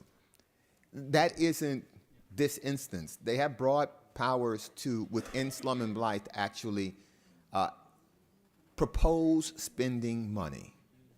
And I say propose spending money because they see it as spend money, but what the agreement outlines is proposing that they spend money. We're supposed to agree. And I think that if you didn't know that that provision's in there, you know now. So the adjustments that need to occur, if we know that the budget office is going to need 2 months or 3 months or 4 months, that means that the cities and the CRAs need to send their budgets to the county sooner. They can start their processes sooner. But we shouldn't be sitting on the back end saying, "Oh yeah, we're gonna stamp this." I understand Chairman Rodriguez's position, because when I got it and it was late initially, I was like, "Well, I disagreed with it. That's why I didn't agenda it." And so I would not put this board in that position, and that's nothing personal to you. It might be systemic. It might be how things are always done, but it's not right. And it became pretty evident when I started to look in North Miami Beach's CRA. Thank you, Mr. Chairman. Thank you, Commissioner. Chairman? Yeah. Commissioner Steinberg. Just quickly, Adam, thank you for being here today. You're welcome. I just, we've heard now a couple of times that people were uncomfortable with it, so they held it. So I'm just curious from the administration, from when you actually received their budgets in the past to when it actually comes in front of us, what is that time frame? Apparently 4 years. Through the chair, we received these budgets, we work with the CRA, and then we submit it through the county attorney. There is an internal process, and then we try to place this on an agenda based on the schedule for committees. So, for example, in the case, if we receive a budget, let's say October, most likely won't make it to BCC closer to February. By the time we review it, if there's nothing wrong with it, and it goes through the process of the signature, of the placing, of the seeking sponsorship, it will probably take about 3 to 4 months. And in this case, how long did it take?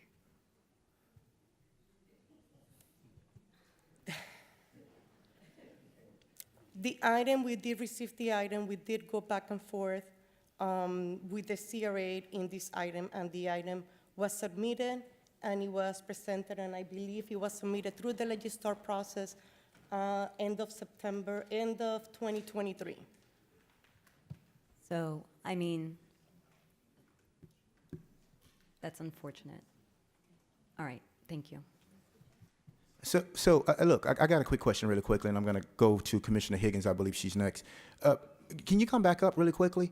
So, because originally the impression was given that this particular CRA and its executive director was completely out of whack and was not in tune to what was happening. Now we're hearing that the process is part of the problem of why we're here today. Is it safe to say that? Your process?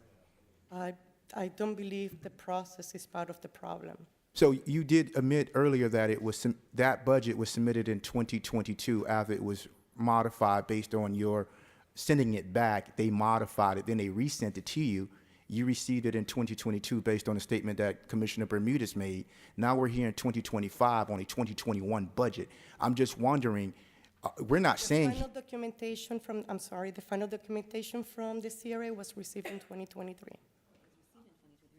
To finalize it, yeah. So it was received in 2023, but it was withheld from being agenda thank you. It was withheld from being agenda since 2023, which is now, we're in 2025, correct? Correct. Okay. Commissioner Higgins. Yes. I just want to kind of go back a little bit to what Commissioner Regalado was talking about that sometimes there's some systemic issues. CRAs certainly, when set up properly, can really be transformative for a neighborhood. And over the years that I've been here, I've been very insistent on making sure that if we establish a new one or extend an older one, that there's a county commissioner sitting on the board. And I don't believe there's a county representative on this board. Is that correct, George or Vivian? Do we have county representation as a board? I mean, I'm looking at their budget and there's no name. It's all the That's correct. the city commissioners. So this gives you another example. It's very different. Like the South Beach, we call it the RDA, but it's a CRA, which when it was established many years ago, South Beach was kind of slummy and blighty, and we've worked very hard, and that one is expiring. It's done its job. But I sit on that, and I get to vote on that board. And so you have, I believe, a little bit of trust in me that when I say the convention center hotel is necessary, a new convention center is necessary, you feel like someone's watching out for the county tax dollars. And the same thing, I can talk with the North Beach CRA, Commissioner Steinberg sits on that. And some of these older ones, inexplicably to me, do not have county representatives. So you don't have, in this case, probably Commissioner Bastien, sitting there as a voting member at every meeting as a watchful set of eyes. So we have a bunch of city commissioners, and they're all nice. You know, we know many of these people. They're lovely people, but they only think from a city perspective, and they're happy to take our money, right? And we're happy to invest in communities to make them succeed.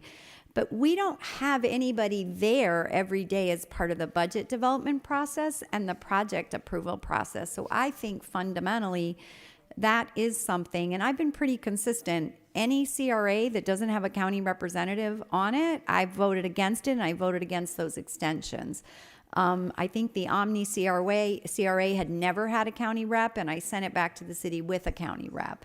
So that's something we should also consider as we do these interlocals going further, is to making sure if the county's investing money, that we have a seat at the table, because we do trust each other. Like, I just don't think, you know, any of us wants to waste a penny of taxpayer dollars.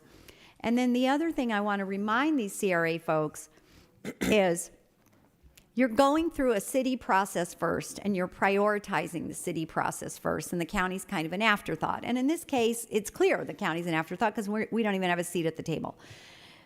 But you can spend the city's contributions and just not spend the county's until it is approved here. So it's not that there's no money to be spent. There is money to be spent, but the county's contributions, you should wait until we have approved the budget. So with that, thank you very much for allowing me to comment. All right, who's next? Who's next on the queue? Commissioner Bastien, you're recognized. Thank you, Mr. Chair. Before I begin, I have a couple of more questions for you, Adam. First Yes. of all, thank you for coming this afternoon.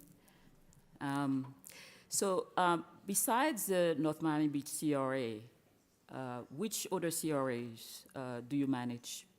Our company also manages the Opelika CRA, and then we consult for several others.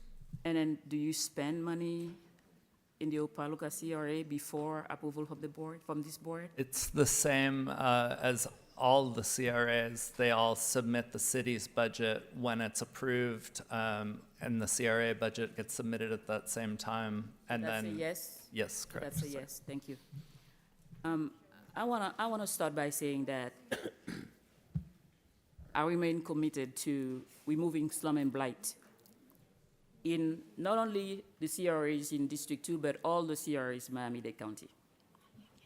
I believe that our residents deserve that their tax dollars are reinvested in their neighborhoods, and then I think that's what we are trying to do.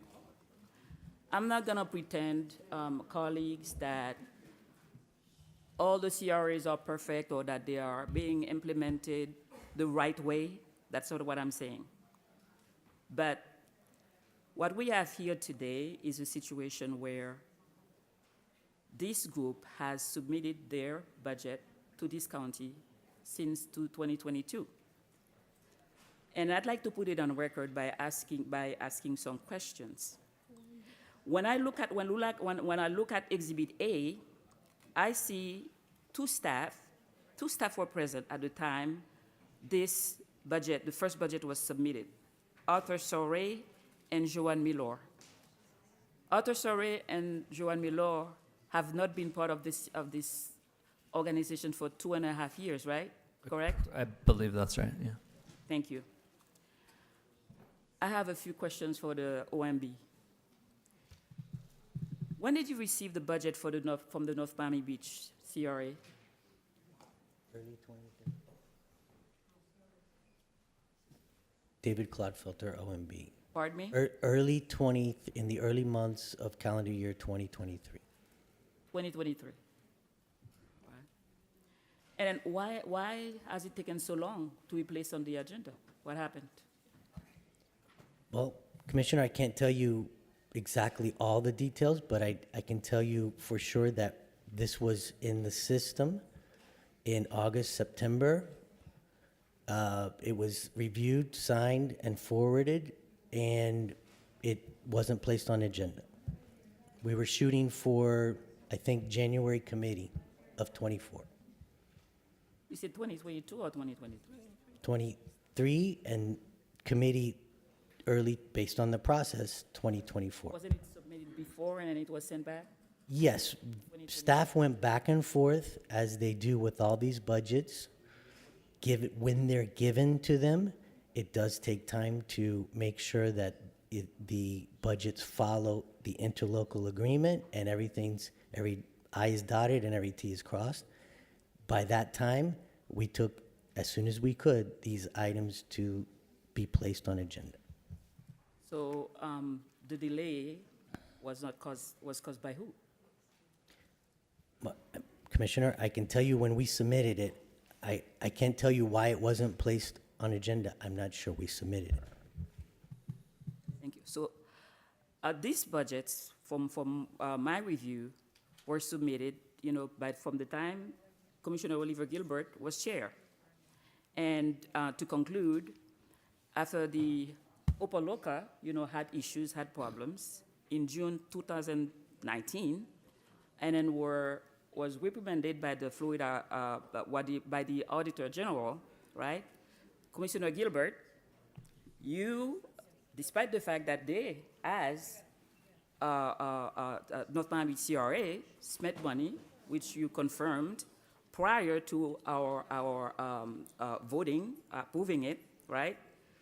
You brought this item for the Opaloka CRA, which I co-sponsored in 2024, February 2024. So I understand my colleagues' concerns. I do understand, and then I do understand that we probably need to do things better. I think it is unacceptable for these budgets to be sitting there and then not being voted on, not being acted on. I don't think it's fair to the city. Yes, they weren't supposed to spend money, and then they are not the only one. But I don't think it's fair for precedents to be established with the North Miami Beach CRA. I agree that we have to look at the process. and of how CRAs spend their money. I do agree. I do agree that we should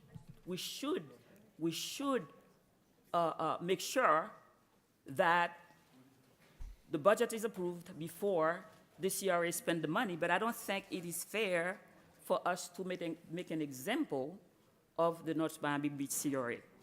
They should not be penalized while we correct this. And I agree with my colleagues that corrections need to be made. The process needs to be reviewed. And then we need to do better. But I do not believe that we should make an example of the North Miami Beach CRA. And I would like to ask my colleague to support this item. And then I'd like to add that since being elected, I have prioritized working with all the CRAs in my district to address past challenges and to make sure that they are transparent, they are fair practices. Every CRA deserves equitable treatment, and I will always advocate for fairness and accountability. I will always advocate for fairness and accountability. Thank you. I'll gonna second your repeat motion. Again, I'm going to repeat. I'm going to repeat. I agree with my colleagues. The process needs to be reviewed, but we cannot penalize the North Miami BCRA because of our own mistakes. And then with that, I move the item, and I hope to have your support. Thank you. Commissioner. So I have a quick question, and I'll recognize you in a minute. Commissioner Gilbert, I see your hand up. Quick question, and my apologies for perhaps taking a step back here, guys. I know that everybody's probably getting hungry and antsy. I actually stepped aside to have lunch, so I may have missed a little bit of the conversation. Where's our lunch? David, you're welcome to have some Chick-fil-A here that we have. It's from the local Chick-fil-A. We buy locally, you know. So here, David, Director, just quick question. When did you say this was submitted? At the end of 2023. Okay, and what fiscal budget year is this for? 21, 22, and 22, 23. Okay, so it's still late. It still came past the deadline, right? The answer is We received it past their deadline, and we submitted it as soon as we could based on what was submitted that's the answer, David. and what we ironed out. I'm not saying you submitted it late. I'm saying they submitted it after the fact to the county. Then, presumably, and only Gilbert can answer this part, presumably, when he was in my role, when he was chair, he held it for the same reasons perhaps that I've held it now. Yeah. Right? Presumably. And with that, Commissioner Gilbert, you're recognized. So thank you for recognizing, Mr. Chairman. And this is my colleague, Commissioner Bastien, because you said this was when I was chair. It actually was, and I'm proud that I didn't put this on the agenda when I was chair. Listen, when we get it, it's 2 years late. And so I'm ratifying some money that they've already spent. And what I'm seeing, I still don't like. So when I look at the budget, $10,000 for printing and publishing, okay, but also $300,000 for promotional activities to promote the agency. You mean to tell me when they promoted, they didn't pay for printing and publishing? I didn't like the budget. And as the chair, you have the prerogative to look at this and say, hey, this doesn't make sense. This is not ripe for being digested by the board. I don't agree with it. I don't agree with it. And if the only thing at this point, because I was going to support the item, but now I'm probably not. The only thing that could get me to support this is if they agreed to amend their interlocal to actually add a representative of this board, namely the district commissioner, to the CRA. I second that motion. Yeah, that's what, because otherwise we're going to be getting this stuff. Have you looked at this? Like I said, Commissioner Gilbert, like I said, You're recognized. I am, yes, to the chair. To the chair. I have been, and I'm committed to work with the CRAs, with all the CRAs in my district. And then I did say that in my presentation. And then it was already part of our plans, because we shared this, I shared this with Commissioner Steinberg. It was already part of my plan. And I'm pretty sure that Commissioner Steinberg feels the same way, to be more engaged and more involved. Since I got elected, that's what I've done, and I will continue to do it. So there is no issue here. There is no issue here at all. Well, no, there's an issue because you being engaged isn't you on the board, and you wouldn't have a vote. And so what I'm suggesting is that you should have a vote on their board for the CRA. And I would note that just if we're just looking at things in context, I think it was me while I was chair that actually strongly encouraged the administration to amend North Miami CRA to bring equity. That was what I did for the CRA in your district, because it wasn't fair. That same level of fairness is applying right now. They don't get to spend money like this without any county oversight, and it's going to come to us afterwards. So what I would suggest is that I would move this item with the caveat that we'll approve their budget and have the administration negotiate within the interlocal a county representative, namely the district commissioner, namely you. Commissioner? You're recognized. Yes, thank you, Mr. Chair. So In regard to the North Miami CRA, which I worked very hard to bring equity to with the support of the mayor, Mayor Cava. It took some hard work, and I'm happy for your support. I'm happy for your support. You supported it, but I worked very hard to make sure that their tax dollars went back to them after being kept away from them for so many years. And that's what I mean when I talked about equity. Yes, I worked hard for it with the support of the mayor staff, and then you supported it. Thank you for that. I appreciate it. Commissioner Bermudez, and then Senator Garcia. But did she agree to the amendment? Because she doesn't agree to Are the you- amendment. Yes. Yes, I did. Okay, thank you. So, Commissioner Bermudez. I just have a question, because when you were out with that wonderful Chick-fil-A, you know, one of the things that I mentioned is that I think all these CRAs should be treated equally. And, you know, we went through the history of this CRA where this poor gentleman wasn't even on there when this whole process started. But the Opelika CRA, which I supported and was sponsored, as said before, by two of my colleagues that just spoke, do they have a county commissioner on their board? Because I agree with Commissioner Higgins. And I don't know if when we took that vote, did we also add that there had to be a county commissioner on the Opelika CRA? Can somebody answer that question? Through the chair. Madam Mayor. Thank you. When I was commissioner, I brought an amendment to the CRA item requiring that all new CRAs or extensions of CRAs have the county commissioner as a member, because it was told to me that the existing agreement would not allow us to force the membership if it did not already exist.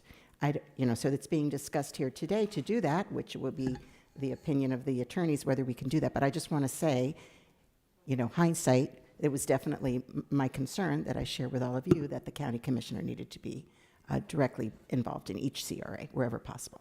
And I support the mayor's position. I think that was a wonderful idea you had when you were a commissioner before you were mayor. But my question to staff is, does the Opelika CRA have a county commissioner on its board? Through the chair? Yep, you're recognized. Thank you. Commissioner, good afternoon. I believe it does, but I will confirm it and get back with your office. Okay. All the newer CRAs, after the mayor put that legislation forward, through the interlocal agreements, we require that a Board of County Commissioner be a sitting commissioner. George, let me just, through the chair, if I may, the issue we had with the Opelika CRA was very similar to this one, if I'm not mistaken.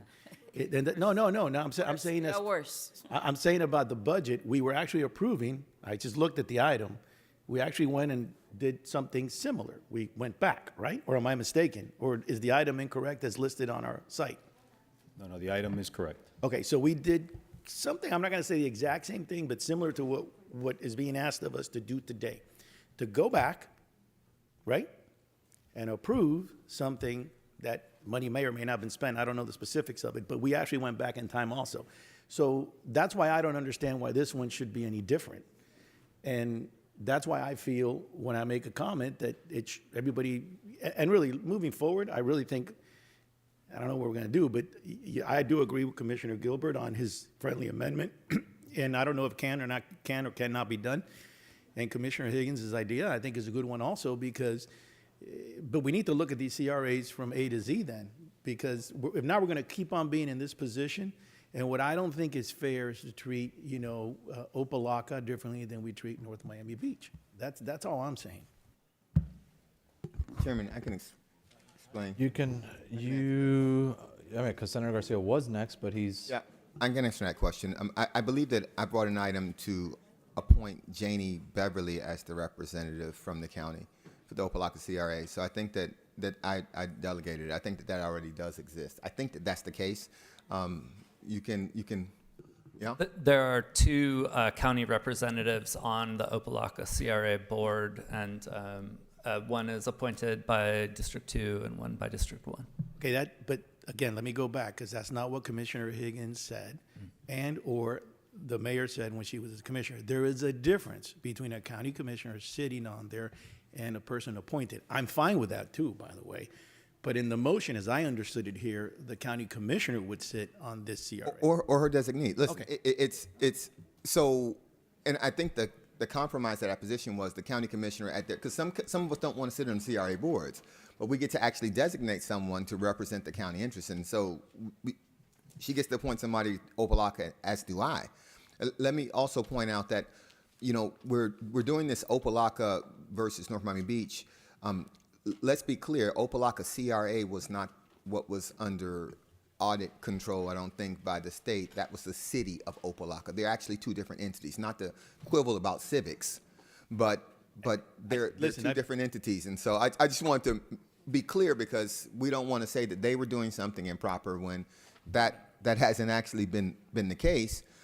This is the time that we actually have to address it, because otherwise we don't have an opportunity to get people to amend the interlocal. The interlocal is a signed contract between us and the CRA. So we can't just say, hey, North Miami Beach, put a representative on your board, and if they say no, the answer is just no. But we can't make them do it other than us being able to say, hey, we're not going to approve your budget, and other than us saying, hey, you know what, on this budget thing, it can't be retroactive. It has to be prospective, meaning you can't spend the money and then tell us how you spent it. You have to tell us how you want to spend it, and we get to say okay. That's how the process works. So when we allow them to submit a budget retroactively and us approve it, and we allow them to actually, and we want them to allow a county representative on the board, we can't accomplish all of those things without actually exercising the measure of checks and balances that are afforded to us through the interlocal currently. The interlocal currently says we have to approve it before they spend it.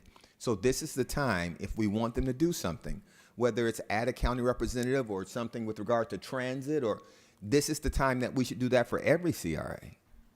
And I'm fine with that, and I'm glad, first of all, I'm glad you clarified that those who have been around a long time know there's a difference between the Opalaka and its issue with the state and the Opalaka CRA, which is something totally different. Having said that, then I want to clarify the friendly amendment, Commissioner Gilbert, which is it could be either the commissioner of the district or her representative, right? Okay, that's fine.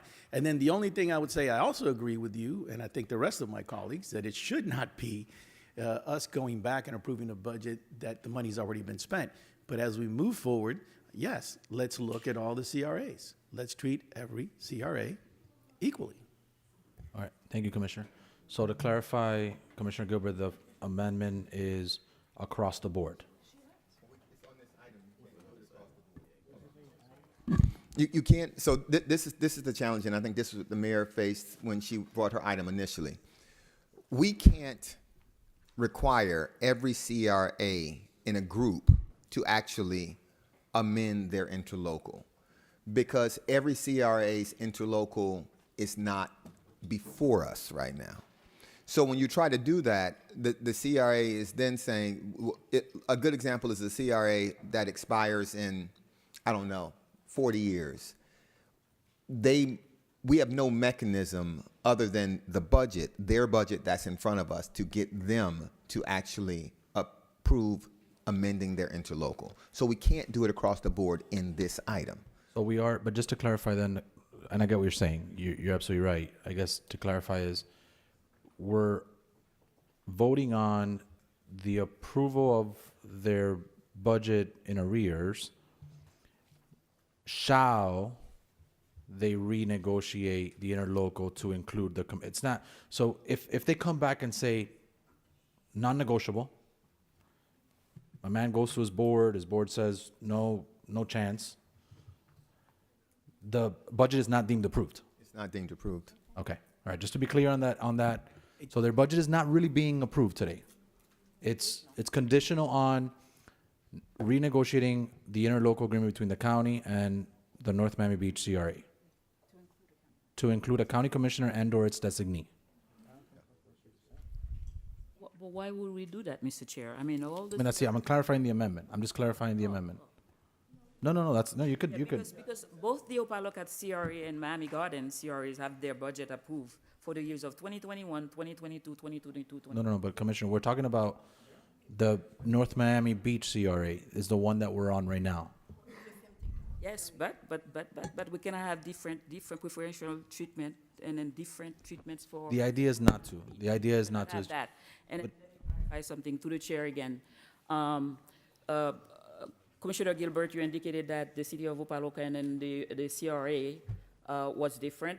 I have the report, the state of Florida report, you know, the audit, and then it says City of Opaloka and Opaloka Community Redevelopment Agency, which is the CRA. But the items weren't specific to the CRA. The items weren't specific to CRA mainly because we get to review them. And so we don't get to review the city of Opelika proper. We get to review the spending of the Opelika CRA. So the findings weren't specific to them. And if you want to include Miami Gardens, I'm completely comfortable with that. We can include North Miami also. If you want to do that, because I'm comfortable in how both the CRAs in Miami Gardens and Opelika are run. That's in District 1. If you have that comfort level for your district, we can go down that path. Right now, I'm focused on this. But if you encourage me to, I can focus on other things. So I would just be mindful of that. Right now, what I'm saying is, I trust you as my colleague. I want you to actually designate somebody or sit on the CRA, which I don't see why, since you said you want to be active and you're more active, I don't see why you'd have a problem with that. Well, when did I say I had a problem? Well, just 30 seconds ago when you said, I don't see why we have to do that. So maybe there's a communications barrier then. So let me clarify something. Through the chair, I had the floor. Yeah, Commissioner Gilbert and Commissioner Bastien, to ease your initial question, I think this answers your question perhaps. The answer is yes. I think we should be fair across the board. I think everyone has said that here today, including Gilbert. Bermudez just said it. So the only reason it's only being done on this one this second is because it's the one that we have in front of us.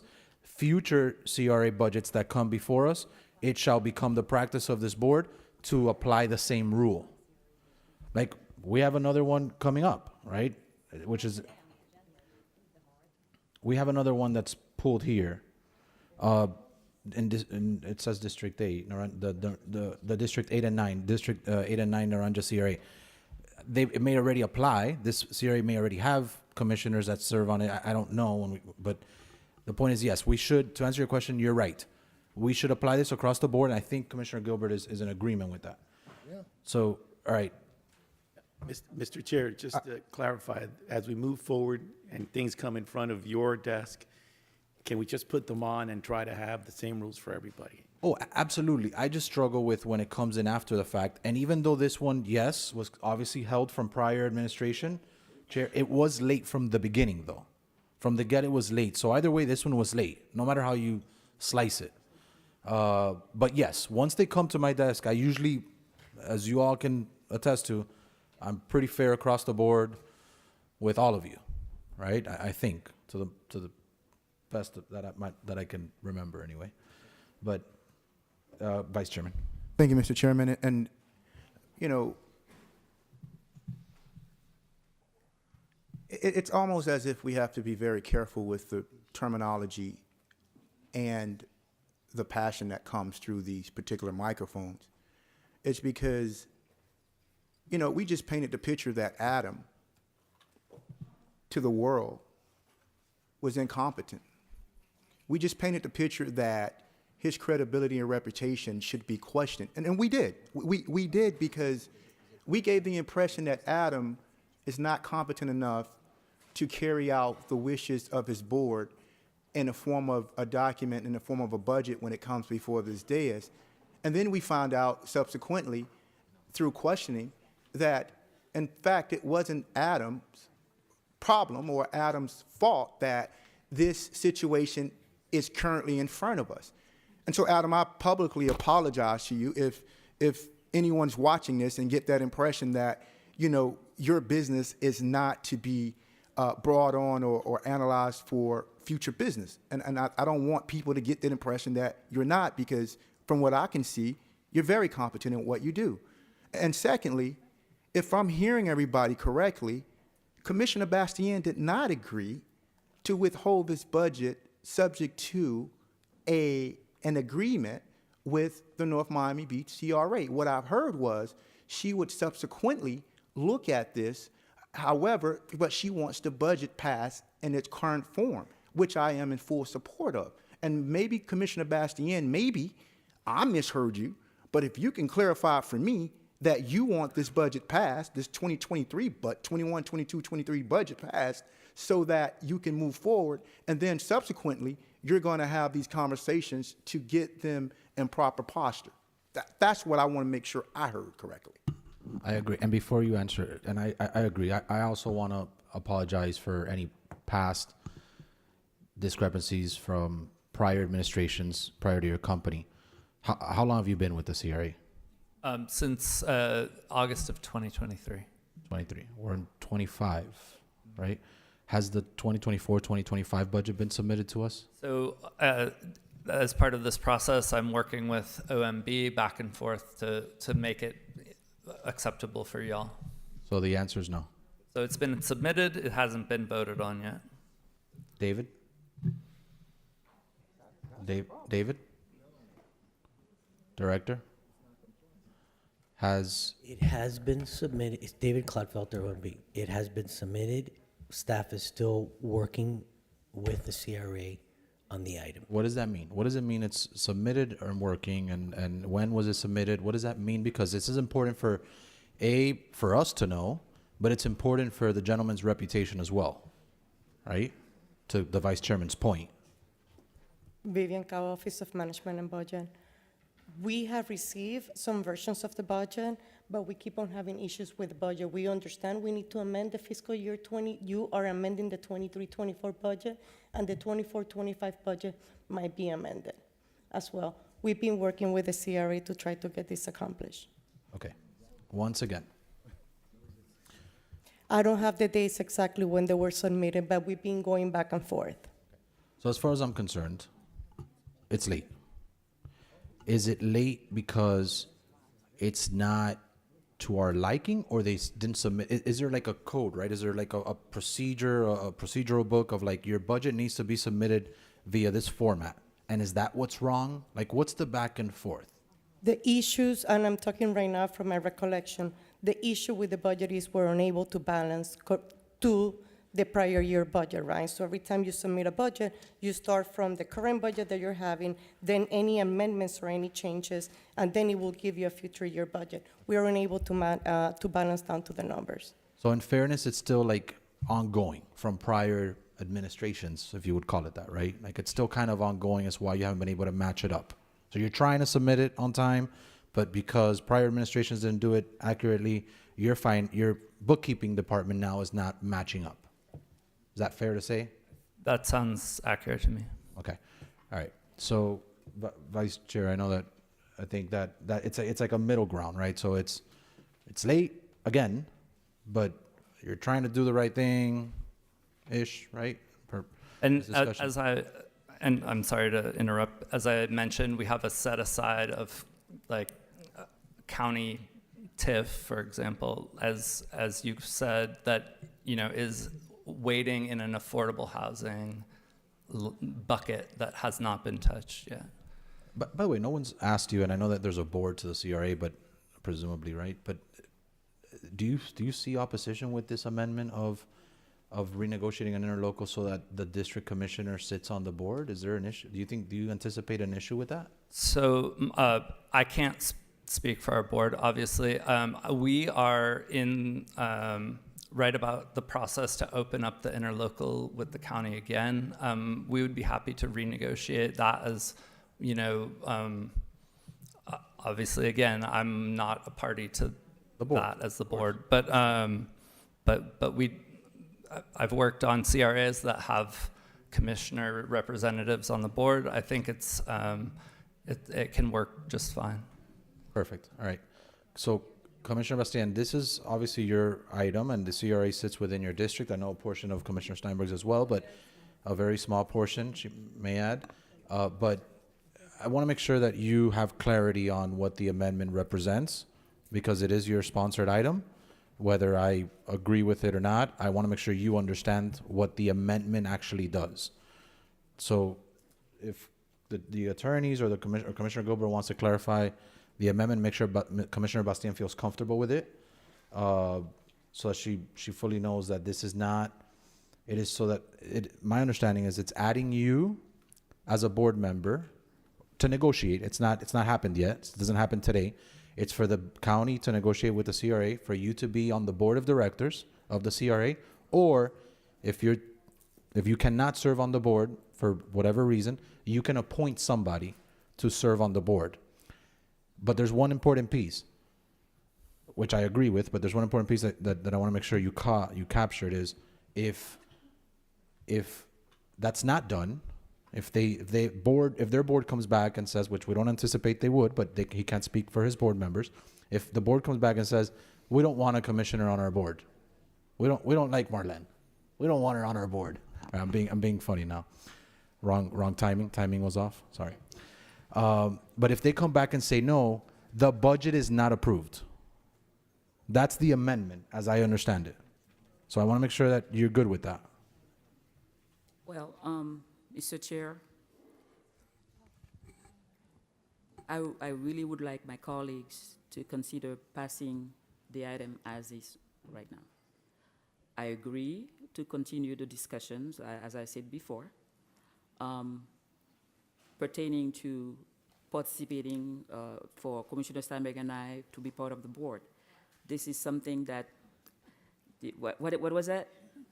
No, you don't want to? All right. So this is a process, Mr. Chair, that we will continue to work on. But today, I really would appreciate it if my colleague could approve this budget, which per OMB was submitted on time. So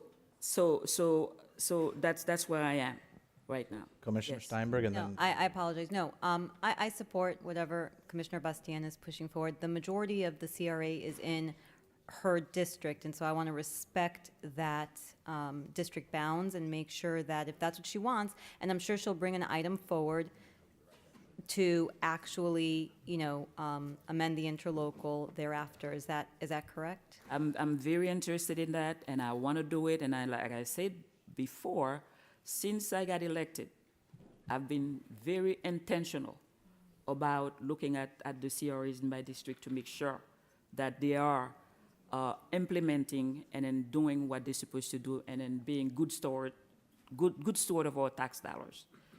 That's number one. Number two, let me give you an example, Mr. Chair. Let's take the North Miami CRA, for example. And that's why I don't think North Miami Beach should be penalized today. North Miami submitted their budget in December, right? It was sent back. They sent it back, and then the administration has had it since January. And we are in June now. And still, it has not been placed on the agenda. So I agree with you, colleagues, that we need to work on the process. We need to do better. But while we're doing that, why should not Miami Beach be penalized? That's the question I'm asking. And then I agree that I will continue to work, and I don't disagree at all with Commissioner Gilbert's amendment. I don't disagree at all. And this is something that I'm committed to do. But I really would like this item to pass today. And I hope to count on your support. all right. So, Commissioner Gilbert. Yeah, thank you. Just to clarify some things. First of all, I don't know that I did, so I'm not going to apologize for making you seem incompetent. I didn't do anything. I didn't think you were incompetent. I didn't say anything to indicate that. So I think that you're doing your job as it was presented. Thanks. So I don't know what else someone else might have said, but I won't be apologizing for that, because I think that he's acting as a competent executive director for a board that is, and an institution that was delayed when he inherited it. To the point that the item was submitted on time, that is untrue. That was untrue. It was 2 years late when it got to me as the chair. That's just untrue. Just to clarify why OMB kicks it back, they kick it back because oftentimes it's not just a formatting, it's they're submitting items that can't actually, we don't feel should be used with county money. So they're kicking it back because they don't want us to vote on something they don't believe is legally sustainable for us to spend the money for. That's why they're kicking it back. So the idea that it was on time, that's not true. The idea that they're kicking it back and they're being dilatory, they may be. I'm not going to say that the county and the administration isn't slow. I'm not going to say that. What I'm going to say is, having worked on the city side of the CRA and the county side of the CRA, there's a lot of dialogue about what you can actually use money for and it's legally permissible to use money for. And so that's the dialogue that happens in those terms. I've done those negotiations from a city perspective, and I've done it from the county's perspective. That's what's happening in these cases. But this item was not on time. And let me just address the idea of why it's penalizing North Miami Beach. I don't think it's a penalty to North Miami Beach to ask for a county commissioner, the county commissioner who sits in the area, to actually have an appointee to the board. How is that penalizing them? How is it penalizing them? And if it is penalizing them, if it is, it can't possibly be a penalty for us to do our job and make sure that the county money that we're investing in the CRA is actually accounted for. I don't think it's a penalty just, if I were saying, hey, let's not approve their budget at all, or hey, let's cut money from their budget. I'm not saying any of that. I'm saying let's rubber stamp what they've already spent. And quite frankly, as long as we have a county representative, when it comes to us, I'm going to be really deferential to that. But I don't think it's a penalty to ask for a county representative on a CRA where we have county money. I just don't think that's a penalty. And so we can couch it as a penalty, we can say it's a penalty, but it's not going to actually make it a penalty. What it is us being good fiduciaries of the money that we're investing in specific areas. And if that means that we're going to actually put a county representative on other CRAs, I'm comfortable with that. I'm comfortable with that. I don't have a problem with that. But Mr. Chairman, I want to be clear because, and I want us to all be clear, because initially the commissioner said that she wanted to pass as is, but then she said she didn't disagree with the amendment. We're going to need that. The last thing she said was she didn't disagree with Commissioner Gilbert's amendment. So I need to exactly, those two things don't actually go together. So I need to know whether the amendment was accepted, because initially it was accepted. Or if it's not accepted, that's fine. But if it's not accepted, I can't support this item. Okay. It's not accepted, Commissioner Bastian, or? What's the amendment? Can somebody We've refresh? said it like 10 times, but we will repeat it again. The amendment is to put a county Commissioner or a or designee. their designee? Yeah.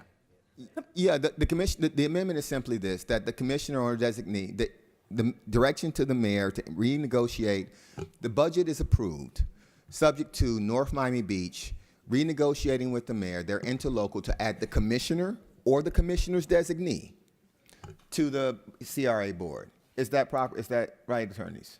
Yes. Okay. It's simple. They can have their budget as long as they add you to the board or somebody you appoint. I don't see why that's a penalty to add the person who's over the district for the county to the board. I don't see why that's a penalty. Well, I got to, Mr. Chairman. I don't see why they have to travel together. If today she's asking a question on supporting a budget, get the budget out, and she's already agreed that she'll be willing to bring back another item to deal with the issue. I don't think we have to deal with both of them at this time. Mr. Chairman, I can answer that question. You're recognized. Because interlocal agreements are contracts, and they don't have to actually amend their interlocal agreement. So she can bring an item saying, hey, we want to amend this, and they can just say no. Without their budget in front of us, we have no way to compel them to actually say yes to amend the contract. So I would be completely okay if we had unilateral authority to actually come back, pass an item, and do this. I would be comfortable doing that. But because this is what creates the opportunity for us to do it. So this is not personal for them. It creates the opportunity. So we take the opportunity, we put you on the board, and then you or your staff or somebody you appoint, you all go there, you work it out with them, and you bring us back their budgets, and we pass it. I don't see what the problem is. And But she's not, but what I'm getting across is, and my position is very simple. From listening to what she stated on the record, she wants the budget passed. And if she's the district commissioner that brought this item, who is comfortable with the members of the CRA in her area, then I think the leverage question goes out of the window, because one thing that steps in even more than leverage is the fact that she is the district commissioner for the CRA, who has control over future budgets that are coming before this board, which not only gives her leverage, but gives her something that's higher than leverage, and that is respect. Yeah, Mr. Chairman, through the chair, that is, and I won't characterize it as something like my initial thought, but I don't think that's actually how that's going to work. That's not going to work that way. That's not how people actually negotiate agreements. And so they can, and I assume they have all the respect in the world, as I do for Commissioner Bastien, but generally speaking, CRAs don't want county officials in their business. And so she can bring an item if they don't agree. And the administration or Terrence or somebody can, if we have another leverage point, that's fine, but the only leverage point we have now is the approval of these budgets. And so I think that I don't see the problem with it, Commissioner Bastien. Mr. Chair. Yes. So let me state this. There are two other budgets coming in front of us. We have 2023, 2024, 2025. What I'm asking my colleagues to do is to pass this budget today. And then we will introduce a new budget, because they're going to come back in front of us anyway. They're going to come back soon. They're going to come back soon. I don't understand what is going on here. I do not. I do not get it. If the commissioners, I do not get it. And then Commissioner Gilbert, you keep coming back and forth, back and forth, back and forth, back and forth. I think that's your right. But let us be clear here that all the arguments that are brought forth pertain to the issue at hand now. Let us be clear. Let us be clear. There will be three, not two, three budgets coming in front of us to decide on. What I'm asking is today, I ask for your support. So I move the item, and there is a second. Mr. Chairman, if the commissioner is representing that she's going to attach to one of the future budgets, the next budget. That's the challenge, right? All right, so let's do this, because I'm very chill today, so I'm like, we could be here all day. I have no rush. So, and I really am chill. That's why I'm letting you all just kind of like, I don't do this. But today is just different. For whatever reason. But here's what I'd say. If this brings any clarity, and I said this early on, Commissioner Bastien, it's not personal. I didn't even realize this was your item until the discussion came on. I'm a novo with an amendment, without an amendment. I'm a novo because the item came in late, not because the chair held it or the administration sent it to us late. It came in late because the CRA submitted it late, the one that we're voting on today. The other one is still to be seen when it was submitted, but the one that we're voting on came in late. That's been determined. You weren't there. We can't blame this one on you, but you're the one representing them here today, so you got the raft for it. So I'm a no vote regardless. Now, I agree with both, right? Like, I understand what both are saying is,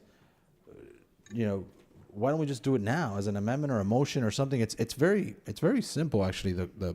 The only thing actually in debate that maybe you're willing to forego is the condition on the budget being approved, right? Making it conditional, which then you lose the leverage, but that's the only thing that I see maybe heartache over. But I don't understand why we can't. You're agreeing to it. You're saying we'll bring it as an item. Okay. But if we're agreeing to it, what's the item going to be different than just doing it as, I'm confused as to what, I think we're all saying the same thing. We're saying it in different ways, but again, I'm honestly just not in a rush. We can Okay. Commissioner Cohen-Higgins. Thank you, Mr. Chair. I'm listening intently, and I'm trying to find a path forward. And I just want to understand the options that are before the body. The idea of bringing it later as an item, I understand we are foreclosed from doing, i.e. reference to our now mayor then commissioners' efforts to force CRAs to have commissioners sit on them, which I don't believe it passed at that time because you can't do it in one fell swoop. You have to do it on an individual basis. And is there an opportunity to bring an item to force this particular CRA by the district commissioner to have the amendment that Commissioner Gilbert is requesting, i.e. to have the commissioner sit on the board?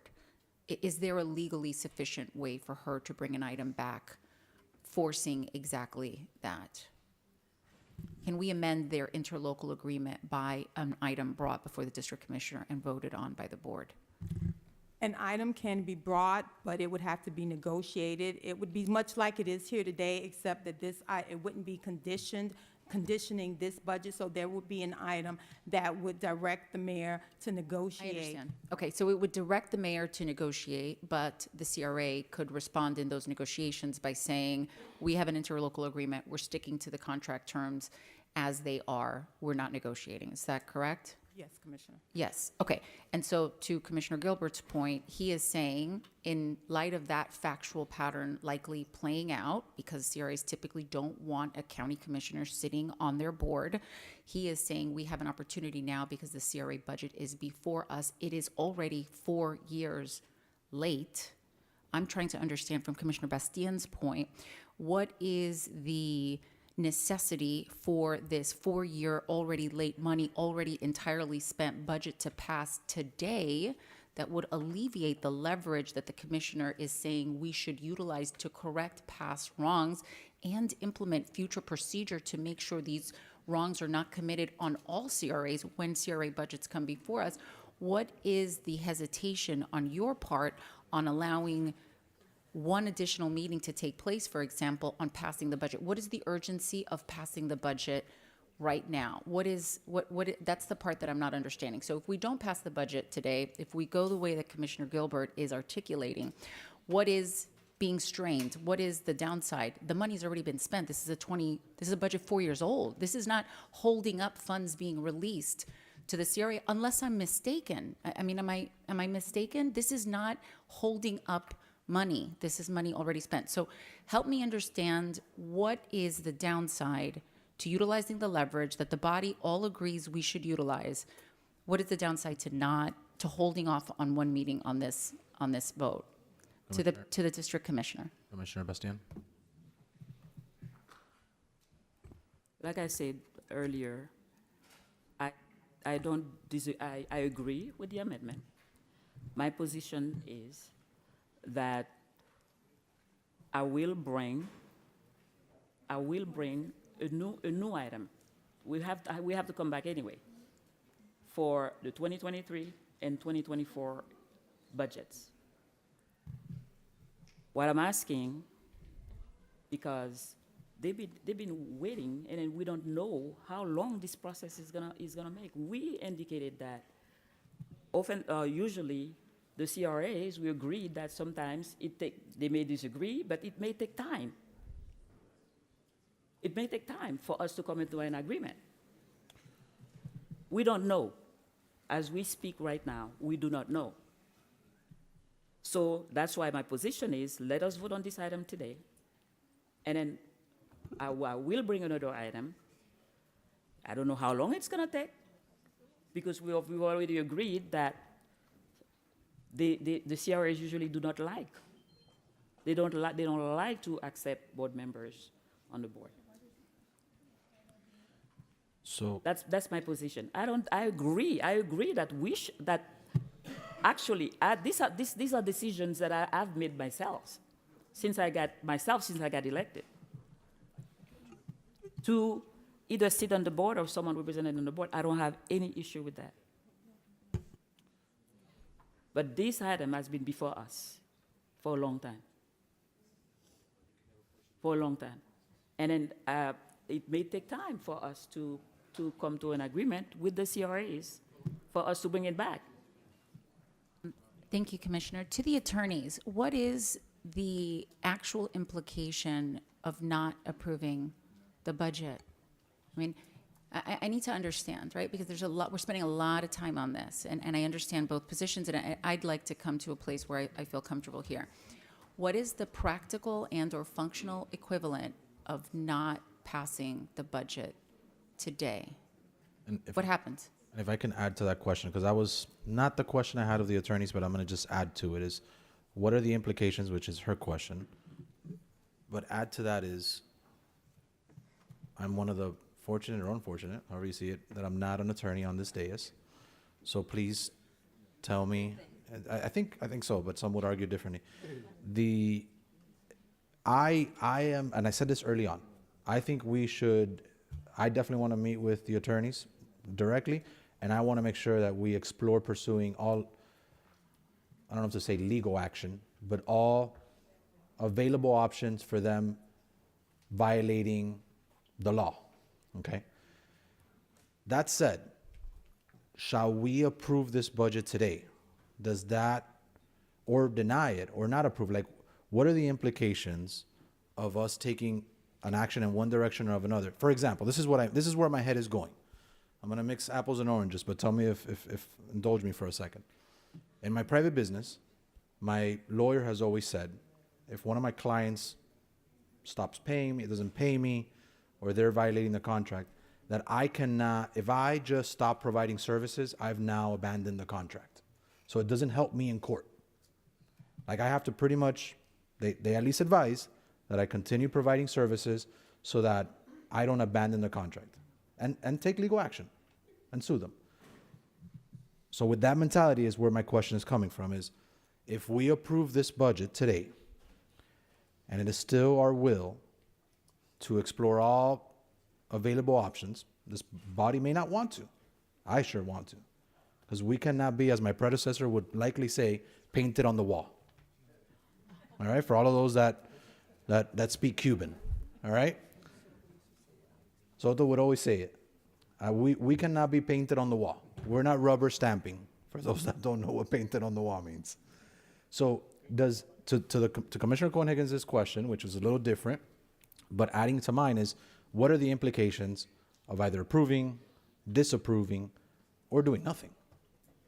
Deferring the item, doing nothing. Does it hurt us in any way? Does it help? Does it change anything, any outcome, other than leverage? We understand it may change leverage. Okay.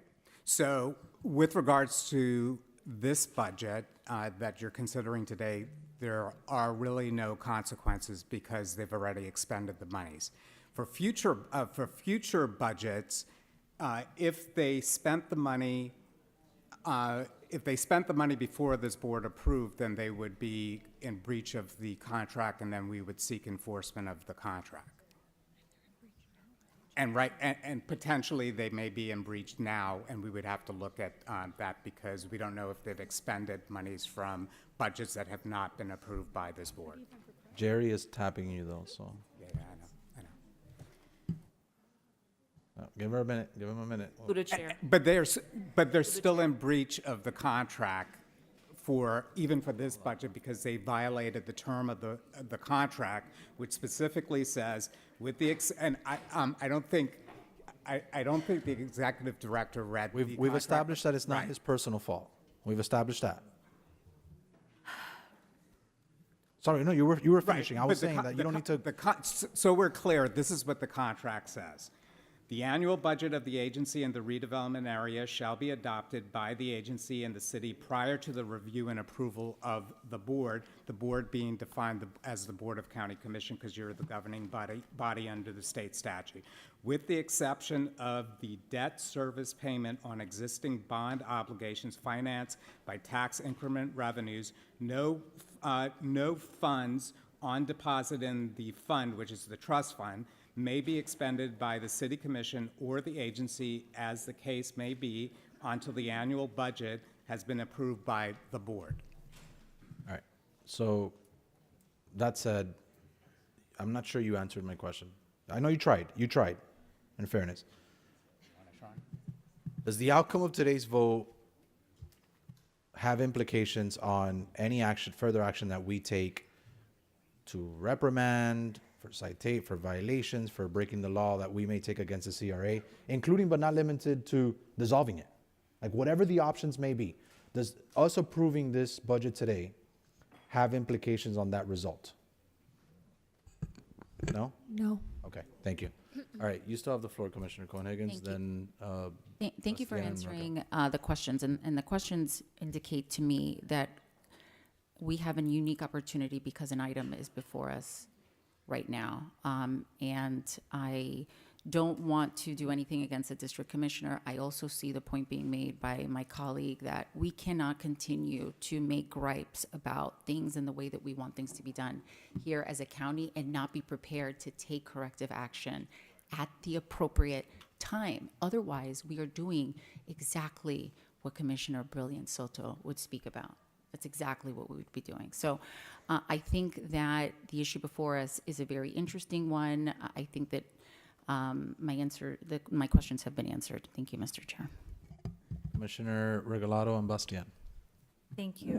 I just wanted to point out some historical things, and I understand Commissioner Gilbert's point. For those of us who have actually dealt with the creations of CRAs, this is a very contentious piece. Commissioner Hardiman is not here, but he specifically chose not to have a seat at the Overtown CRA. And I know because I was there at the city when that decision happened. So different strokes for different folks, right? CRAs are very different. The Midtown CRA, for example, works very differently than most CRAs. It is more a debt vehicle than what we consider a traditional CRA. I decided not to do a CRA in the Grove because I felt that the redevelopment of our properties was a better use of our assets, and a lot of the promises that were being made could not be kept. So it concerns me to paint all CRAs with a broad stroke. I think they're all very different. And I think that saying that the district commissioner should have the most amount of input in what happens with their CRA is in conflict with the conversation that we're having right now, because the district commissioner is asking you for more time. And I think that we should respect that. And while we may think that this is the best moment to leverage something, it's not our CRA. So I think this is a moment to kind of step back a little bit. If you have a CRA, I think we all should engage in that, and we should expect the support of our colleagues. But on this one, I'm going to support Commissioner Bastian. She wants more time. She's trying to clean it up. This poor man is wondering what he's doing here today. I'm so sorry. No problem. So I think one thing is the ideology, and from you're right, Commissioner Gilbert, in that this is the point of more leverage. You're correct. But she's the commissioner of the district, and she wants to talk to them and figure it out and do it a different way. And I think that you have to respect that. Because, like I said, we all deal with our CRAs differently. I don't think that we should now start a movement towards radically changing all CRAs. I will say that when I was considering my CRA, I wanted a seat there, and I've told all of my cities, if they want to consider a CRA, I think the county should have a seat there. So that's how I feel. But I think everybody should make that choice for their particular CRA. And in this case, I think the impact is the budgets are already behind. A lot more budgets, I guess, a lot more items have to come to us because they're so behind. So I think there will be more opportunities to resolve this. But I don't think he came here today with the understanding that he would have to go back to his board and say that now they have to negotiate a seat, right? So that's an amendment that's a little bit outside the scope. I think if that would have been discussed at committee, and then it came before the BCC, and the CRA could be present, and they could write a letter, and they could give their opinion, that's a different situation. But I think this amendment dramatically changes the item that is before us, and that concerns me. No time like now. No time like now. Commissioner Bastian. Yes, through the chair again. Again, I'm asking for my colleagues' support, and thank you so much, Commissioner Regalado, because if we do not make a decision today, they will continue to be in non-compliance status. They will continue to be in non-compliance status. And I agree that we have to look at the process, the systemic process. We have to look at it. But today, I'm asking you for your support. Because if we do not vote today, they will continue to be in non-compliance. They will continue to be in non-compliance. And a yes to systemic change, but not today. And I have a good relationship with them, and then I will engage them, and then we'll take it from there. Yeah, thank you, Mr. Chairman.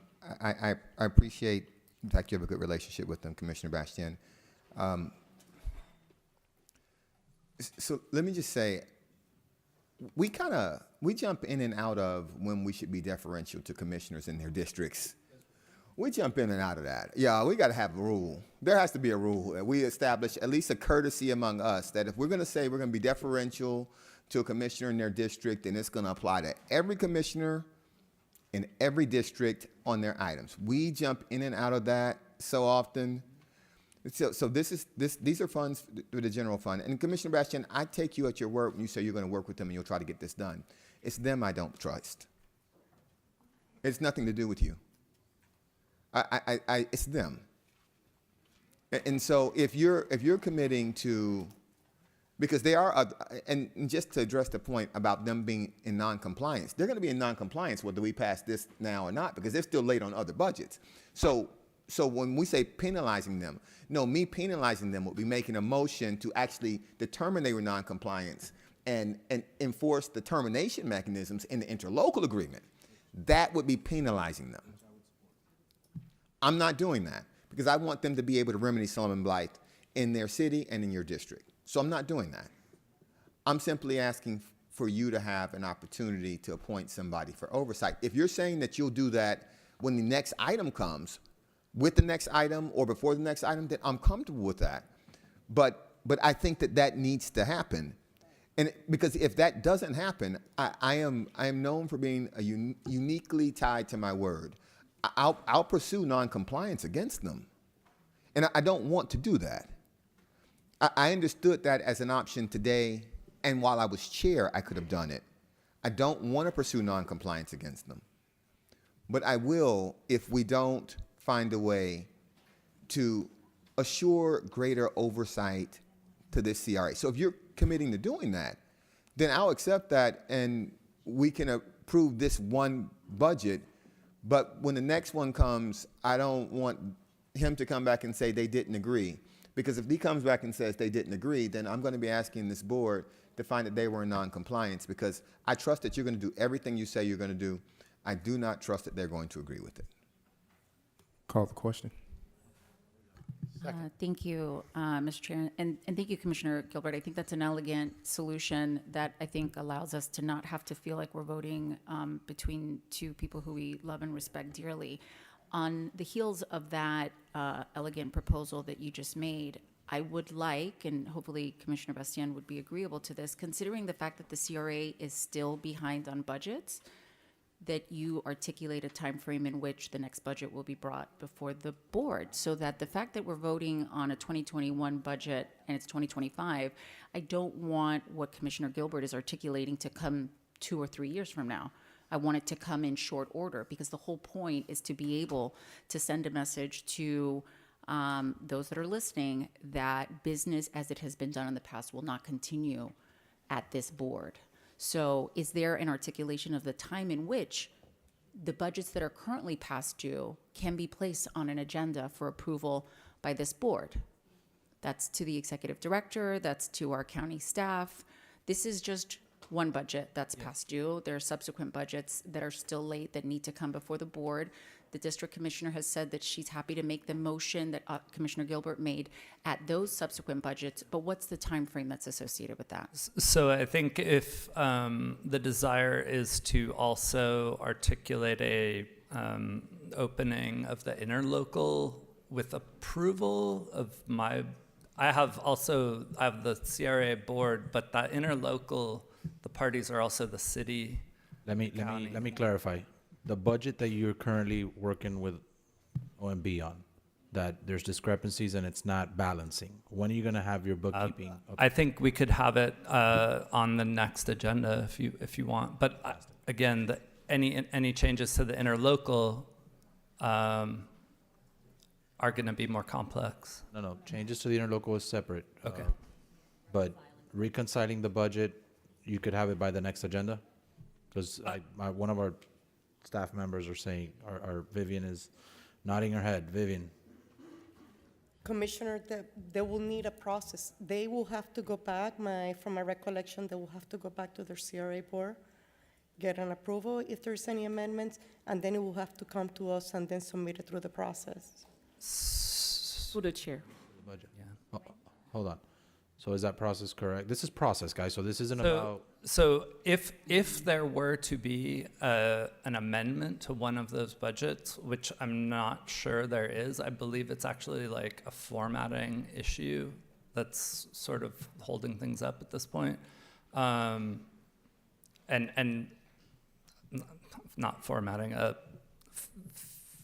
fiscal sort of reconciliation issue. And I'm sorry, I'm not a fiscal guy, so forgive me. If there's no amendment to the budget needed, I believe we could, have it to OMB to go through putting it on the process of putting it on your agenda very quickly. Right. I guess that's and I would also Commissioner Gilbert has spoken about his word, and I would give you my word that I will move at the quickest speed to discuss with my board and the city commission and the city manager all of the opportunities for opening the interlocal, and this is a process we've actually already begun doing. So phenomenal.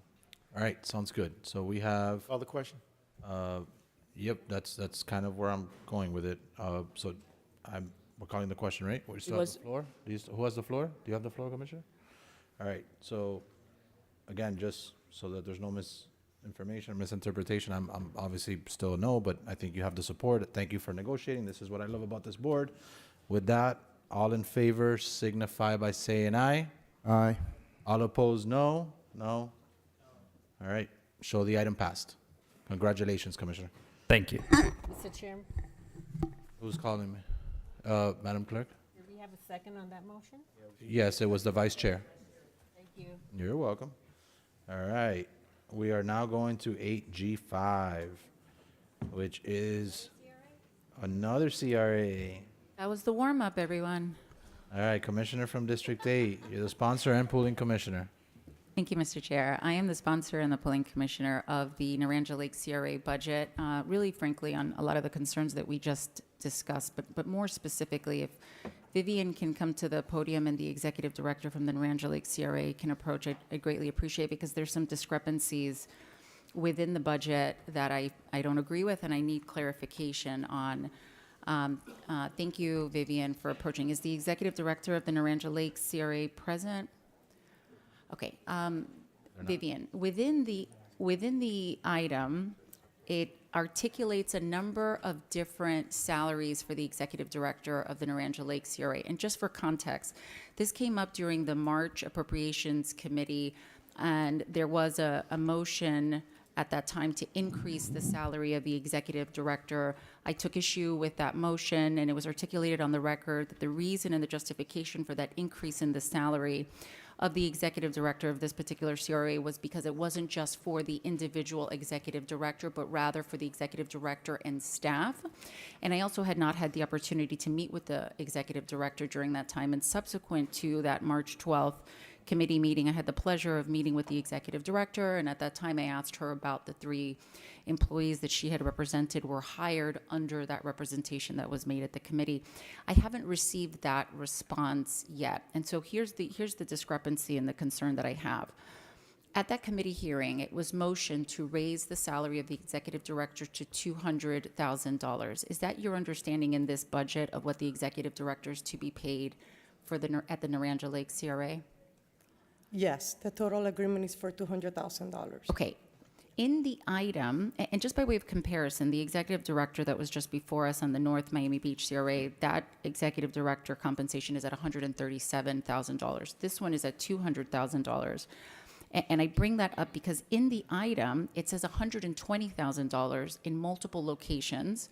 And in the proposal from the Naranja Lake CRA, it says $200,000. So assuming this passes today, and I'm happy to point to the actual page numbers, like within the memo from the administration, it lists $120,000 as the executive director's compensation on page 3. And then on page 14, within the proposal from the Naranja Lake CRA, it lists 200. And then on the Excel spreadsheet itemized in the item, it says $120,000. So if this passes, what would be the actual compensation to the executive director of this particular CRA? The current agreement for the executive director totals $200,000 a year. Okay, so then why does it say 120 within the, on page 3 of the administrative item, under fiscal year budget, executive director, $120,000? Is that just a typo? I just want to be clear.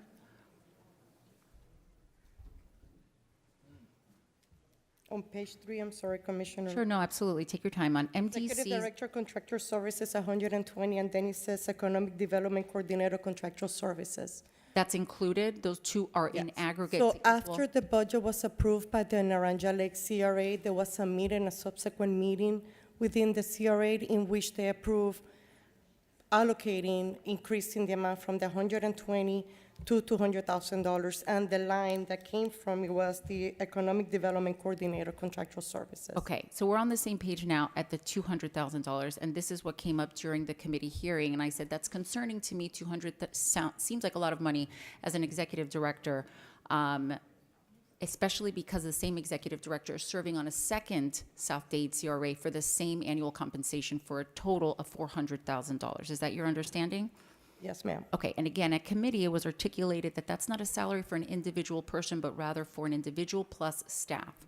Who is the staff that has been hired, to your understanding, to justify the increase that was approved at committee from 120 to the $200,000? Commissioner, I wouldn't be able to tell you exactly who the staff is. I know that there is some staff. There's some staff that has been designated to the West Perrine CRA and some staff that has been designated to the Naranja Lakes. And I would like to you, if I tell you right now, if I know exactly who is serving where. Okay. And again, I asked the executive director directly and in writing, please let us know who these staff people are, again, because I'm just trying to make sure, again, these are tax dollars, I'm just being extra cautious. I wasn't able to receive a response, and so I'm asking you who those staff people are. Your answer is I don't know, and the executive director is not here to make that clear for me either. How often has the Naranja Lake CRA met in this calendar year?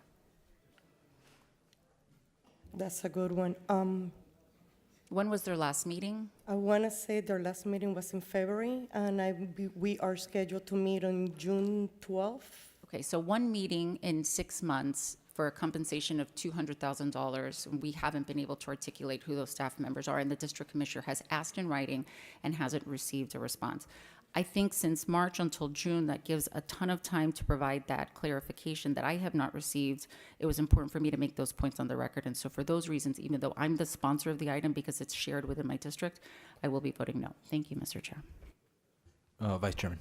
Thank you, Mr. Chairman, and members. This is a shared CRA where the majority of the slum and blight in the district is found within District 9. But I just want, and I know the executive director just walked in, but I just want to make sure we make sure that whatever we put on the records, because words do matter, that we don't leave things out there for the imagination, because when you allow your imagination to take control, it tends to go left, right, and not straight sometimes.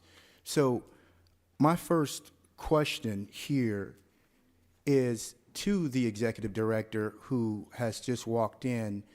She stepped out for an emergency, from my understanding. state your name for the record, please?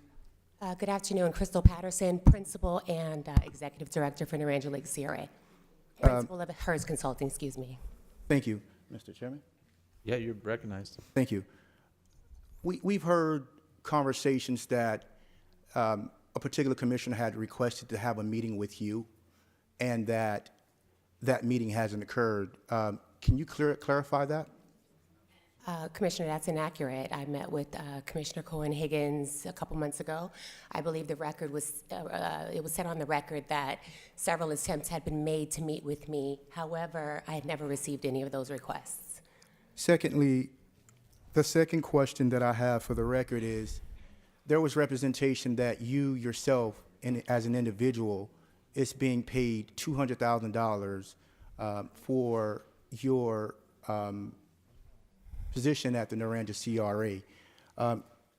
Is that an accurate statement? No, that's not correct. Can you clarify what is correct for the record? Yes, so the firm, HERS Consulting, was hired to provide executive director services to the CRA with support staff. And so the executive director's salary is $120,000, and there's a $60,000 allocation for a body. Thank As you. everyone knows, this particular CRA was previously being handled and operations oversight by the OMB. So there was absolutely nobody there. And so the board thought it was appropriate to have an additional person staffed to support the executive director. One of the questions that was put on the record not too long ago as you were walking into the room said that there was a $120,000 executive director contractual service, and then there was also an economic development coordinator contractual service. Did you combine those two and bring those two positions under your company, or did the board agree? How did that work out? Yes, so again, because the agency does not have, or did not have an operation, it was, perceived that the best approach to bringing in staff would be that the staff would work directly for my firm. Otherwise, the staff would be working for the county. And that could be potentially some inherent conflict of interest in terms of management and what have you. So the board's position was bring the staff in under the firm, and that way that individual would report directly to me in my office in order to be able to execute the day-to-day operations of that agency. My follow-up question now brings me to your last statement. How much money was OMB prior to your arrival? How much money was the CRA paying OMB for the exact same services? So OMB had a line item for in and around, I want to say between $150,000 and $200,000. I can't remember exactly. So if I'm hearing you correctly, the monies that were originally paid to OMB were substituted now to go to HERS firm to do the work. That's correct. So you're not creating an extra $200,000 inside of the Naranja Lake CRE budget. You basically substituted, the board agreed to substitute and take out OMB and bring in a private consulting firm to handle the issues of the Naranja Lake CRA. That is correct. And one of the things that was just brought up too, and I just want to make sure we're clear, is that the actions of the board and the meetings of the Naranja Lake CRA, are you meeting, have you met, have there been any movement with this CRA since your company has been in a position to drive the CRA? Yes, we have met probably the most regularly that agency has ever actually met. I think it's common to this board that agency did not have quorum for quite some time. There was lack of participation, and frankly, there was lack of engagement in terms of operations. We've since acquired two properties. We have a residential rehabilitation grant that's currently active. We're trying to acclimate our new board members as this board recently appointed some new folks. We have a meeting on next week. Okay. Members, I have no other questions. I just want to make sure that, this CRA is doing its job. It has brought in new management because OMB was not providing the services that was needed for that area. I ask for your support. of this item, and I do believe the record has been cleared as it relates to expenses, as it relates to employment. I do believe it has been cleared up as it relates to the meetings, and I do believe it has been cleared up as it relates to productivity with this particular board. So I ask for your favorable support. Thank you, Vice Chair. And I have just a few things. I wasn't going to say much, but since you're here, thank you for coming, obviously. Ultimately, I'm just going to have OMB and the attorneys just keep me honest and consistent with my prior vote, right? Like, I guess, be looking into it, have like 1 or 2 simple questions of the executive director, but just make sure that, did this come on time? Is this the same scenario as, same type of interlocal agreement as the prior one? Like, I want to make sure if I voted no on the prior one because it wasn't to us on time, that you all keep me honest and consistent in my voting record. But I know that every interlocal is different, so it might be where this one is set up that it comes after the fact or whatnot, so it might be fine. But just quick question on the, which I don't know why it was detailed that way, but that's the CRA that detailed it. As a private company, I would have just charged the full amount and not disclosed how I'm dividing the money internally. But since you all decided and you agreed to it, have you hired this $60,000 employee? Yes. Okay, so they've been hired. They work exclusively for the CRA. Yes. Okay. And then I guess we can hear rumblings like, what's their name? I'm sure you could provide the name later or whatnot, and I'm sure the board knows. So my only question, because the vice chair brought something up that I had not necessarily thought about, and this is not so much to you, executive director, but you might be able to chime in, but more to the administration and/or OMB is, prior to this, and this is the will of the CRA, and we have to respect it if there's a board. I have my own feelings on CRAs, but that doesn't mean that when they do exist, they have a board of directors and they can make these decisions. So prior to bringing on this company, they would pay the county X amount of dollars, somewhere between 150 to 200 grand. Director? Or Vivian? Vivian, you could approach. Or whoever. Like, let's keep the answers to yes or no, and then we'll, if you need to get into detail, just, I'm happy to indulge you. But, so they would pay the county though, right? Yes. Okay. Somewhere in that vicinity? Let me verify if I want to say Which yes. it's fine. My question is, now that they've hired a private company, they no longer pay us, right? No, that's not. Yes, they are still paying us a portion, yes. Why? There's still a service that the county is providing to the agency. We're still providing, Which is fair. I think we should, because we have involvement. yeah. But then the budget's growing. Like, it grew the budget. So I want to be clear, because I know that, Vice Chair, when you said it, it was like a direct replacement, but it wasn't. It did grow the CRA's budget. Listen, I don't know how big this budget is. It might be pennies, right? But we're in a year where, from the federal government down to the state, down to the local government, and it trickles down to CRAs and municipalities, we are surgically dissecting. That's my new word, surgical, after my briefing yesterday with Jerry, our attorney. We're surgically dissecting every financial matter that comes before this board. So, again, my ultimate vote today is just keeping me honest and consistent with my prior vote. Did this budget come on time? Is it in compliance, et cetera, et cetera? But I do want to just make sure that A, what was identified is accurate, and it does grow the budget of the CRA.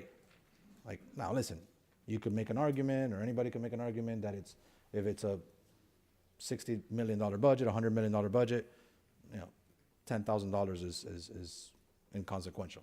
But I would differ, obviously. Again, just wanted to point that out. Please let me know and keep me honest. Is the budget at least submitted on time? There was no issues with the budget. The budget was submitted on time. They approved the budget even before September 30th, yeah. Perfect, thank you. And thank you for being here. Commissioner Cohen-Higgins. Oh, you're on line too? Okay.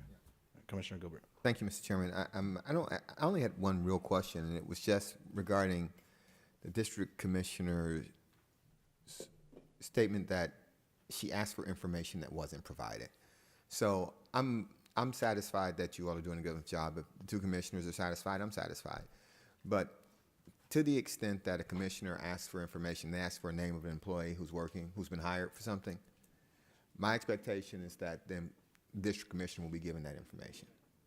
And that's for this district commissioner, for Cohen-Higgins, McGee. It didn't have to be in that district. If somebody asks for the information, well, everybody should be given that information. And so I would just make that caveat. You said you'll make the information available to somebody that's been hired. That's fine.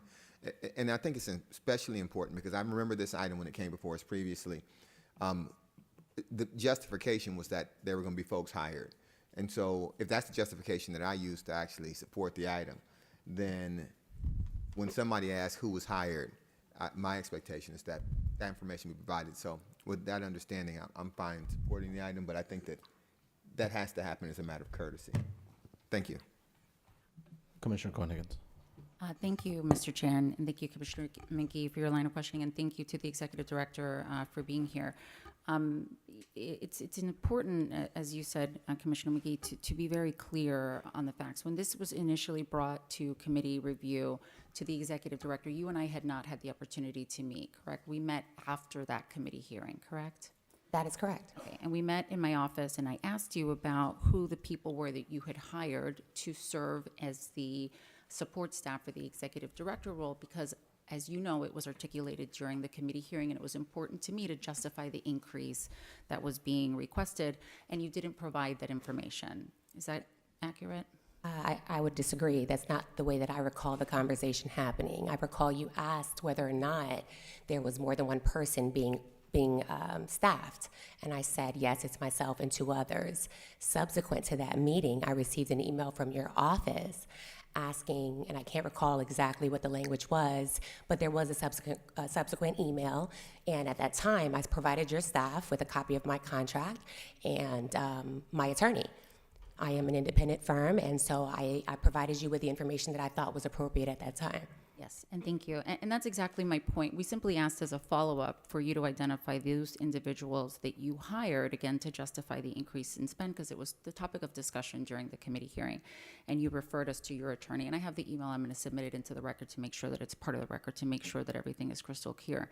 The message on this item is similar to the message that came before on the other CRA. These are tax dollars that we are elected and ultimately tasked with overseeing and with approving, so that when we ask for follow-up questions, it is the most basic request to actually provide that response. And so I think hopefully after today's hearing, all of the CRAs are listening and paying very, very close attention, and hopefully we'll see better practices moving forward. Thank you so much for being here, and thank you, Mr. Chair.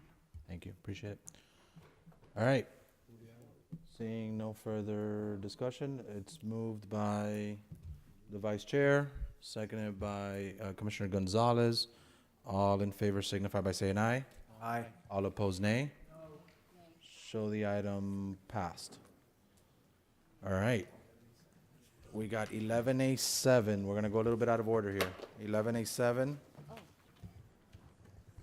Commissioner from District 12, you're the pooling commissioner. Very simple. I love the item. I would just request, since I was the one that sponsored the original Love Fund item, to be a prime co-sponsor if I could, if Commissioner Gonzalez would accept. Through the chair. You're recognized. Absolutely, sir. Absolutely. All right. Mr. Chair, I'd like to be shown as a co-sponsor on that. All right. So as I was already added earlier. Commissioner Gilbert? No, I don't want to have a question. I don't want to co-sponsor it yet. I want to have a question. On the item? Yes. All right. So, well, it's been moved. It's been seconded. We got the co-sponsors. Commissioner Gilbert, you're recognized. Okay, so I'm looking at the item, and I just want to point out that we're doing something with this item that we have not previously done. So typically when we allow these type of diversion or conversion of funds that are leave time to money that require us to pay out, we're doing it for actual natural disasters. And it's always something that's controlled through the county. This we're doing and we're giving to an independent entity. And so I just want to first point that out. And then I wanted to make sure that, so right now, when employees convert their leave leave time. If they acquire their leave time, they acquire it when they get ready to leave, they cash it out. But that's subject to our policy. And I just want to make sure that should our policies change and it come to a point where we cap how you can cash out your leave, if we change those policies, we wouldn't be on the hook for giving them the entire amount. If that makes sense, Commissioner Gonzalez, if you understand. You're recognized. Thank you, Mr. Chair. And so, what the item actually does, and I understand that it's not a county entity, it's the Love Trust. It's run, it's run specifically for the families of fallen officers and to help those fallen officers. I understand where you're coming from, but to be honest with you, this is just something that, I have to stand my ground on respectfully, sir. This is going to a great charity. It's a charity that has been overseen by the PBA and many great individuals. It does a lot of good help, specifically for these families. And I think that there's a lot of county employees, especially police officers, that have been asking for this, since Commissioner Bermudez was chairman of the safety committee. So respectfully, I do understand where you're coming from, but this is something that I think is necessary. Yeah, Mr. Chairman, I'm not sure, there was an actual question though. So if we change our leave policy, is this subject to that change? So right now, when you leave the county, you can cash out all of your leave, but we have the ability to actually cap that. So we could say you can only take 50% of your leave time. If we say this needs to be subject to that, so if we actually change our leave policies, then we shouldn't be on the hook for paying them the entirety of it. So that's what I'm looking for. Well, I'm not arguing about the item. Yeah. Absolutely. I mean, I think the item is contingent on what that leave policy is. And if it's not, then it can be. I just wanted to make sure that Absolutely. that was the case. Absolutely. It's contingent on what our leave policy is. Absolutely. And then I would just note also that This was only intended to be a vehicle for whatever that leave policy would be, that those funds would be able to be transferred into an entity that would be able to help those fallen officers' families. just wanted to make sure that was the case. And then I also just want to note that this does not apply to police officers because they're not our employees anymore. And so now it wouldn't. When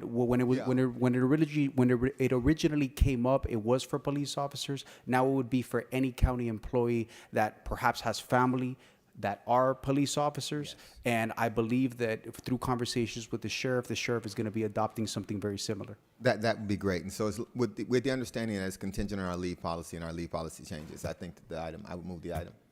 It's been moved by Commissioner Gonzalez and seconded by Commissioner Gilbert. All in favor signify by saying aye. Aye. All opposed, nay. All right, so the item passed.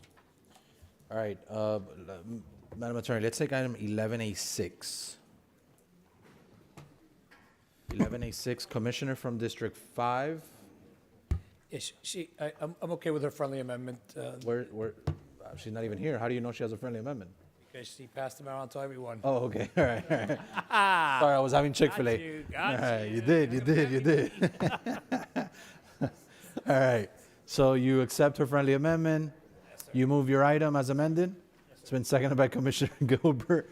All in favor signify by saying aye. All right. Mr. Chair, just for the record, that was to amend the item to exclude county-owned and operated beaches. Yes. So that, Perfect. Fantastic. I agreed because I saw the item as distributed.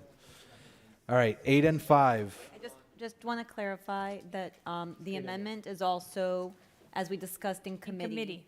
It stayed, what came out of committee is exactly the same thing. Nothing has changed. Except. All right, good. But the intent, because we fine-tuned it, that it's more broader for the intent, correct? Correct. Okay. All right, so that's in good order, right? Somebody talking? I was just going to, you had moved on to 8 and 5, and Commissioner Higgins has released her pull. She was the only pulling commissioner on 8 and 5. Oh, But perfect. So I have a question on 8 and 5. All right, so Commissioner, the Vice Chair moves the item, and Commissioner Gilbert seconds it. Oh, wait, you don't want to move the item? No. All right, Commissioner Gilbert moves it, Senator Garcia seconds it, and then I don't wanna Commissioner second it. Steinberg. Well, you're seconding it, Senator, all right? How about this? The vice chair moves it and you're seconding. No, I'm just kidding. I'm good. Commissioner Steinberg, you're recognized. Thank you. Yeah, I just wanted just for the public to be aware that this is an item somehow different than what we've ever done before, as I understand it, through procurement. And maybe someone from procurement can come up, or from mobility is very important, so we want to make sure that we expedite all of these things, because our metro buses, our metro rails, our metro movers are very important. We want to make sure that the administration has the authority to do what they want to do. But I just want to verify one thing, and I need clarification. I know that they have an expenditure of up to $30 million for 1 year, and it could be on a multiple, many items that equal to that amount, or one large ticket item. It doesn't matter. You have that discretion. But I want to confirm that these are more for like capital things or things to go to improve, not necessarily recurring costs, because how would that work? That was my only real question. Namita Upal, Chief Procurement Officer. Commissioner, the item, the way it's structured is it's capped at $30 million, and it allows the department to purchase parts that are proprietary. And these could be large parts, small parts, but they have to be proprietary in nature, so the department can contract directly with the manufacturer. Like a sole source? Yes.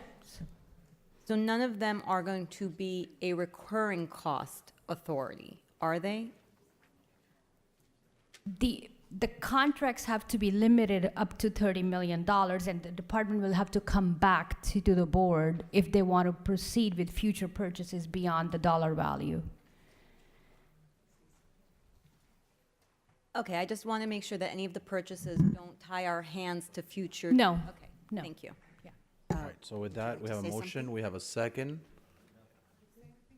Seeing no further discussion, all in favor signify by saying aye. Aye. All opposed, nay. Oppose. So the item passed with one opposition, or whoever opposition. All right, let's take item 11A13. Commissioner from District 7 as Mr. one of. Chair, I have some releases. That was one. Is that a release? Release. Okay, perfect. So the vice chair moves the item. I have an amendment. Mr. Vice Chair, would you like to still amend 11A13? I can read that quickly. You want to read it, Shan? Yes. Okay. Vice Chairman McGee moves to amend item 11A13 to convey the property bearing folio number 30691200409060 to Sankofa Group LLC, a Florida limited liability company, Sankofa, instead of to Tar Holdings International, Inc., and to make conforming changes to the item reflecting such amendment, including but not limited to: 1, removing all references to Tar Holdings International, Inc., 2, deleting attachments A and C and any references thereto, 3, amending attachment D to add the property bearing folio number 369120040960 as one of the properties being conveyed to Sankofa, and 4, changing all references to developers and deeds to developer and deed respectively. I move the item as amended. Second, as amended. Been moved by the vice chair, seconded by Commissioner Regalado. As amended, all in favor signify by saying aye. Aye. All opposed, nay. Any additional releases, Madam Attorney, before? 11A12, Commissioner Regalado is releasing her pull on that. She's the only pulling commissioner on All that right, item. so Move it. it's been moved by Commissioner Regalado, seconded by the vice chair. All in favor signify by saying aye. Aye. All opposed, nay. 8P4, Commissioner from District 12, you're recognized. Yeah, this is just, I'm going to be brief because it's getting late, but I'd like to just ask the staff, this procurement started in 2020. When we talk about reforming procurement, that's 5 years. Since we're talking about these budgets that take 4 years, how did we get to, and I saw that in 2022, and I hope, Namina, based on what you said in front of our committee, that this is not going to happen like this in the future, right? That is the plan, Commissioner. But I can quickly give you an overview, not to, you're absolutely right, this procurement got delayed. And like I also mentioned in the committee, it takes a village to do an RFP. There were reasons beyond, a lot of the reasons beyond our control. It happened during the COVID and the Surfside time. And the people who were involved in the selection committee, it was hard to get them on the calendar to evaluate proposals. The proposals were voluminous. The evaluation itself took 6 to 8 months, then followed by negotiation, which took again 6 to 7 months. There were delays at the county attorney's level. There were delays all over the place. So yes, I'm here, but I promise you as a part of the task force, and we're going to address these issues so this doesn't happen again. I thank you. Now, look, I'm going to support it, but it does take a village, all right? But the village can meet on Zoom. The village can meet at one time, so we don't have to go, Absolutely. And this is the perfect example, maybe like a study of why we need to reform the system. So I'll support it, but I wanted to be on the record. We are reforming the system. That this is an example of what we were trying to change, and it's something, and it's nobody's fault. But the fact that we had COVID and all that, but we got Zoom now. Everybody can meet at the same time. 7 different people on the committee don't have to meet at different times. So I'm going to move it, but I want to point out to everybody this is 5 years. Thank you, Commissioner. It's been moved by Commissioner Bermudez, seconded by Gilbert. See no further discussion. All in favor signify by saying aye. All opposed, nay. What do we have left? AP9? Commissioner, Madam Attorney, AP9 is next. Yes. Is that the last one? Yes. Yes, it's the last one. All right. So to the administration, I'm the one that pulled this item, but I guess I won't say I'm releasing it, but I'll just make a comment. A quick comment is I only pulled it to make sure that programs like these and others, first and foremost, let me just say that this is the Elderly Meals program. I think it's a phenomenal program that we have at the county, and I think it's probably very well utilized and taken advantage of by those that need it. Again, just because of the stress that the administration and I now understand that we are in this budget deficit, I'm taking as the chair, I'm taking extra look together with appropriations committee, taking just kind of an extra look at everything that comes before us. And I guess one of my questions was prior that I spoke with the director and just kind of said, hey, when people fall off the list, what happens? Are we keeping people off the list? Are we adding new people? What if this type of grant goes away? Are we making folks dependent on it? Are these resources that when we have to cut back on other services now, are these grants that could maybe be recategorized? I know that there's a process and it'll have to go to Alliance for the Aging and the federal government. It's not just a quick reallocation on our part, but just I want to make sure to preserve this program to the best that we can, but we have to kind of start looking at things a little bit differently as we move forward, given the financial hardship that we are coming into now. So again, it's not a big deal. There's really nothing to answer at this point, Director. But thank you for sticking around to the very end of the meeting, and thank you, Madam Mayor. But it's just, let's kind of like not do business as usual and dissect everything. Here I go again, very surgically, moving forward. So with that, Commissioner Regalado. Yeah, and I agree with you, and I think it's a very good point. The only thing that I would say is, given what's happening at the federal level, I think we should just request that if there is any potential change, or if they hear of a change, or if Jess hears of a change, that they tell us about it, right? So I think there's certain programs like these that are very impactful. So right now, the way that the item is written, it just continues until something happens. I know that we all talk to Jess, but there's a lot of different issues. So I think the request would be that on this item, we could amend it directing the administration to let us know 6 months from now to see if we're still good or if they've heard anything, and just keep us abreast of it, because I, like you, am concerned about it. Yeah, I agree. Thank you, Commissioner, for that comment. With that, all in favor signify by saying aye. All opposed, nay. Show the item passed. All right, motions and allocations and appointments. So well, I'm gonna start with me, because y'all are being funny with having to leave and stuff, and I'm gonna get my motions in. So I know those are the benefits, right? Not very leader-like, but definitely. But no, Mr. Attorney, can you read my motion, and then I'll go around the room as I usually do. Certainly, Commissioner. Commissioner Rodriguez Chairman Rodriguez moves to direct the county mayor's designee to access any existing state contract provision of hurricane shelter services for special needs populations and award a contract for such services without need for further action of the board and subject to the availability of legally budgeted funds, unless such accessing jeopardizes potential federal reimbursement, and in such case, the county mayor or county mayor's designee shall place a report before the full board within 30 days. Move it. All right, any questions on it though, or no? Moved by Commissioner Steinberg, seconded by Commissioner Gilbert. All in favor signify by saying aye. All opposed, nay. All right, show the item pass. Is there, while I'm on myself, is there anything, any appointments, anything else that I have or no? On my end, no? To the attorneys, no? I'd like a point of personal. I leave a motion. Do I have one more? I have a few? Okay. Wait, I'm still on me. I'm still here being self-centered for a second. Let me be self-centered for a minute. Oh, okay, all right. I'll give you a personal privilege in a second. Mr. Chair, you have a motion. It's a legislative approval motion. Would you like me to read them all at once? Yes. Okay. Pursuant to Rule 5.06A4 of this board's Rules of Procedure, Chairman Rodriguez, Commissioner Bermudez, Commissioner Cohen-Higgins, Senator Garcia, Commissioner Gilbert, Commissioner Milian Orbes, and Commissioner Bastien, Vice Chairman McGee, Commissioner Gonzalez, and Commissioner Higgins, who request that another commissioner move the motion on their behalf.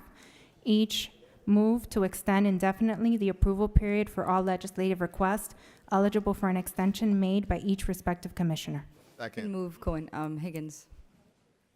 Wait, what is it? Second. You moved them all? No, they were asking to move Commissioner Higgins? Yeah. Yes. But you read all of them? Yes, you read all Yes, of them. if for the record, for clarification, the commissioners who are requesting that another commissioner move the motion on their behalf would be Commissioner Bastien, Vice Chairman McGee, Commissioner Gonzalez, and Commissioner Higgins. So one can move it for all. So Commissioner Gilbert moves them all, seconded by Commissioner Orbis. Any discussion on this item, or? It's my motion. Fine. None? All in favor signify by saying aye. Aye. All opposed, nay. All right, show them extended. Madam, okay, well, personal privilege, and then we'll go back to this. I just want to say that recently, the chairman lost his grandfather, Mr. Perfecto Amado Castellanos, and I want you to know that we all send you our condolences, and we can have a moment for reflection.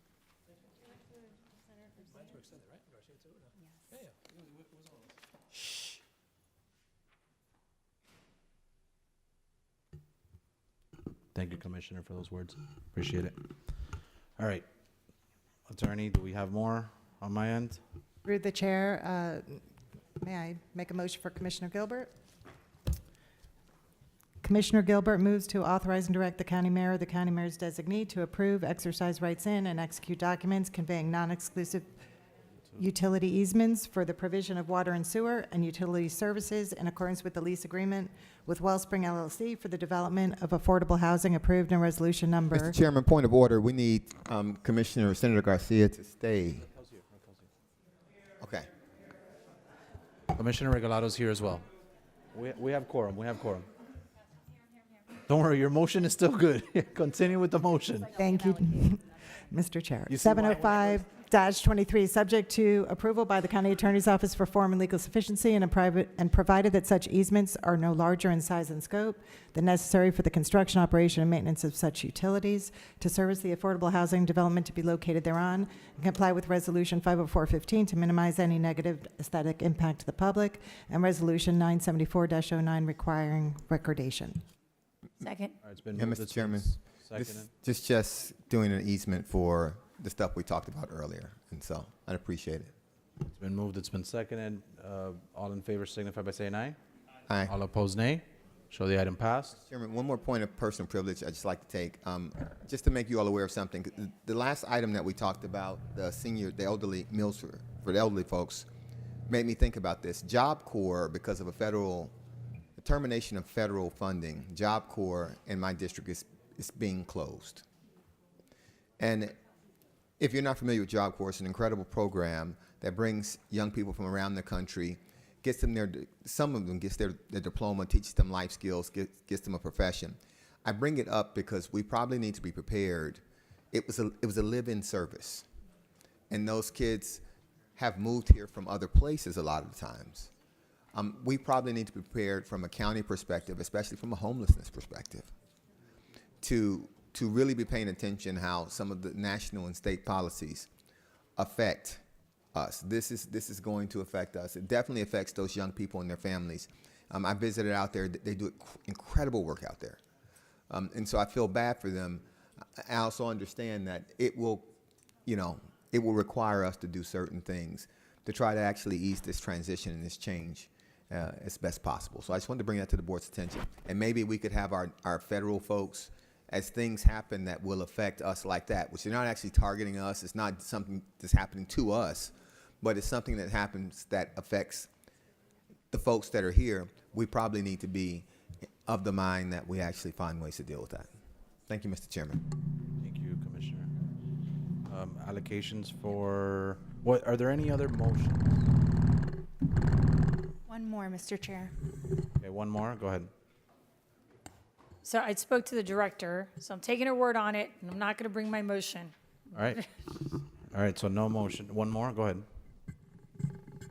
Commissioner Milian Orbis moves to reappoint Zaba St. George Castro to the Miami-Dade County Cultural Affairs Council. It's been moved by Commissioner Orbis, seconded by Commissioner Steinberg. All in favor signify by saying aye. All opposed, no. I have an allocation. All right, allocation, Commissioner Steinberg. E-card reimbursement donation made to the City of North Miami Beach for their upcoming North Miami Beach College Financial Literacy Workshop for $113.25. Thank you. It's been moved, it's been seconded by Commissioner Gilbert. It's Second. $113. You Second. can second the motion. All in favor signify by saying aye. All opposed, nay. Show the item pass. Any other allocations or appointments or motions? Seeing none, show us adjourned. Thank you, guys.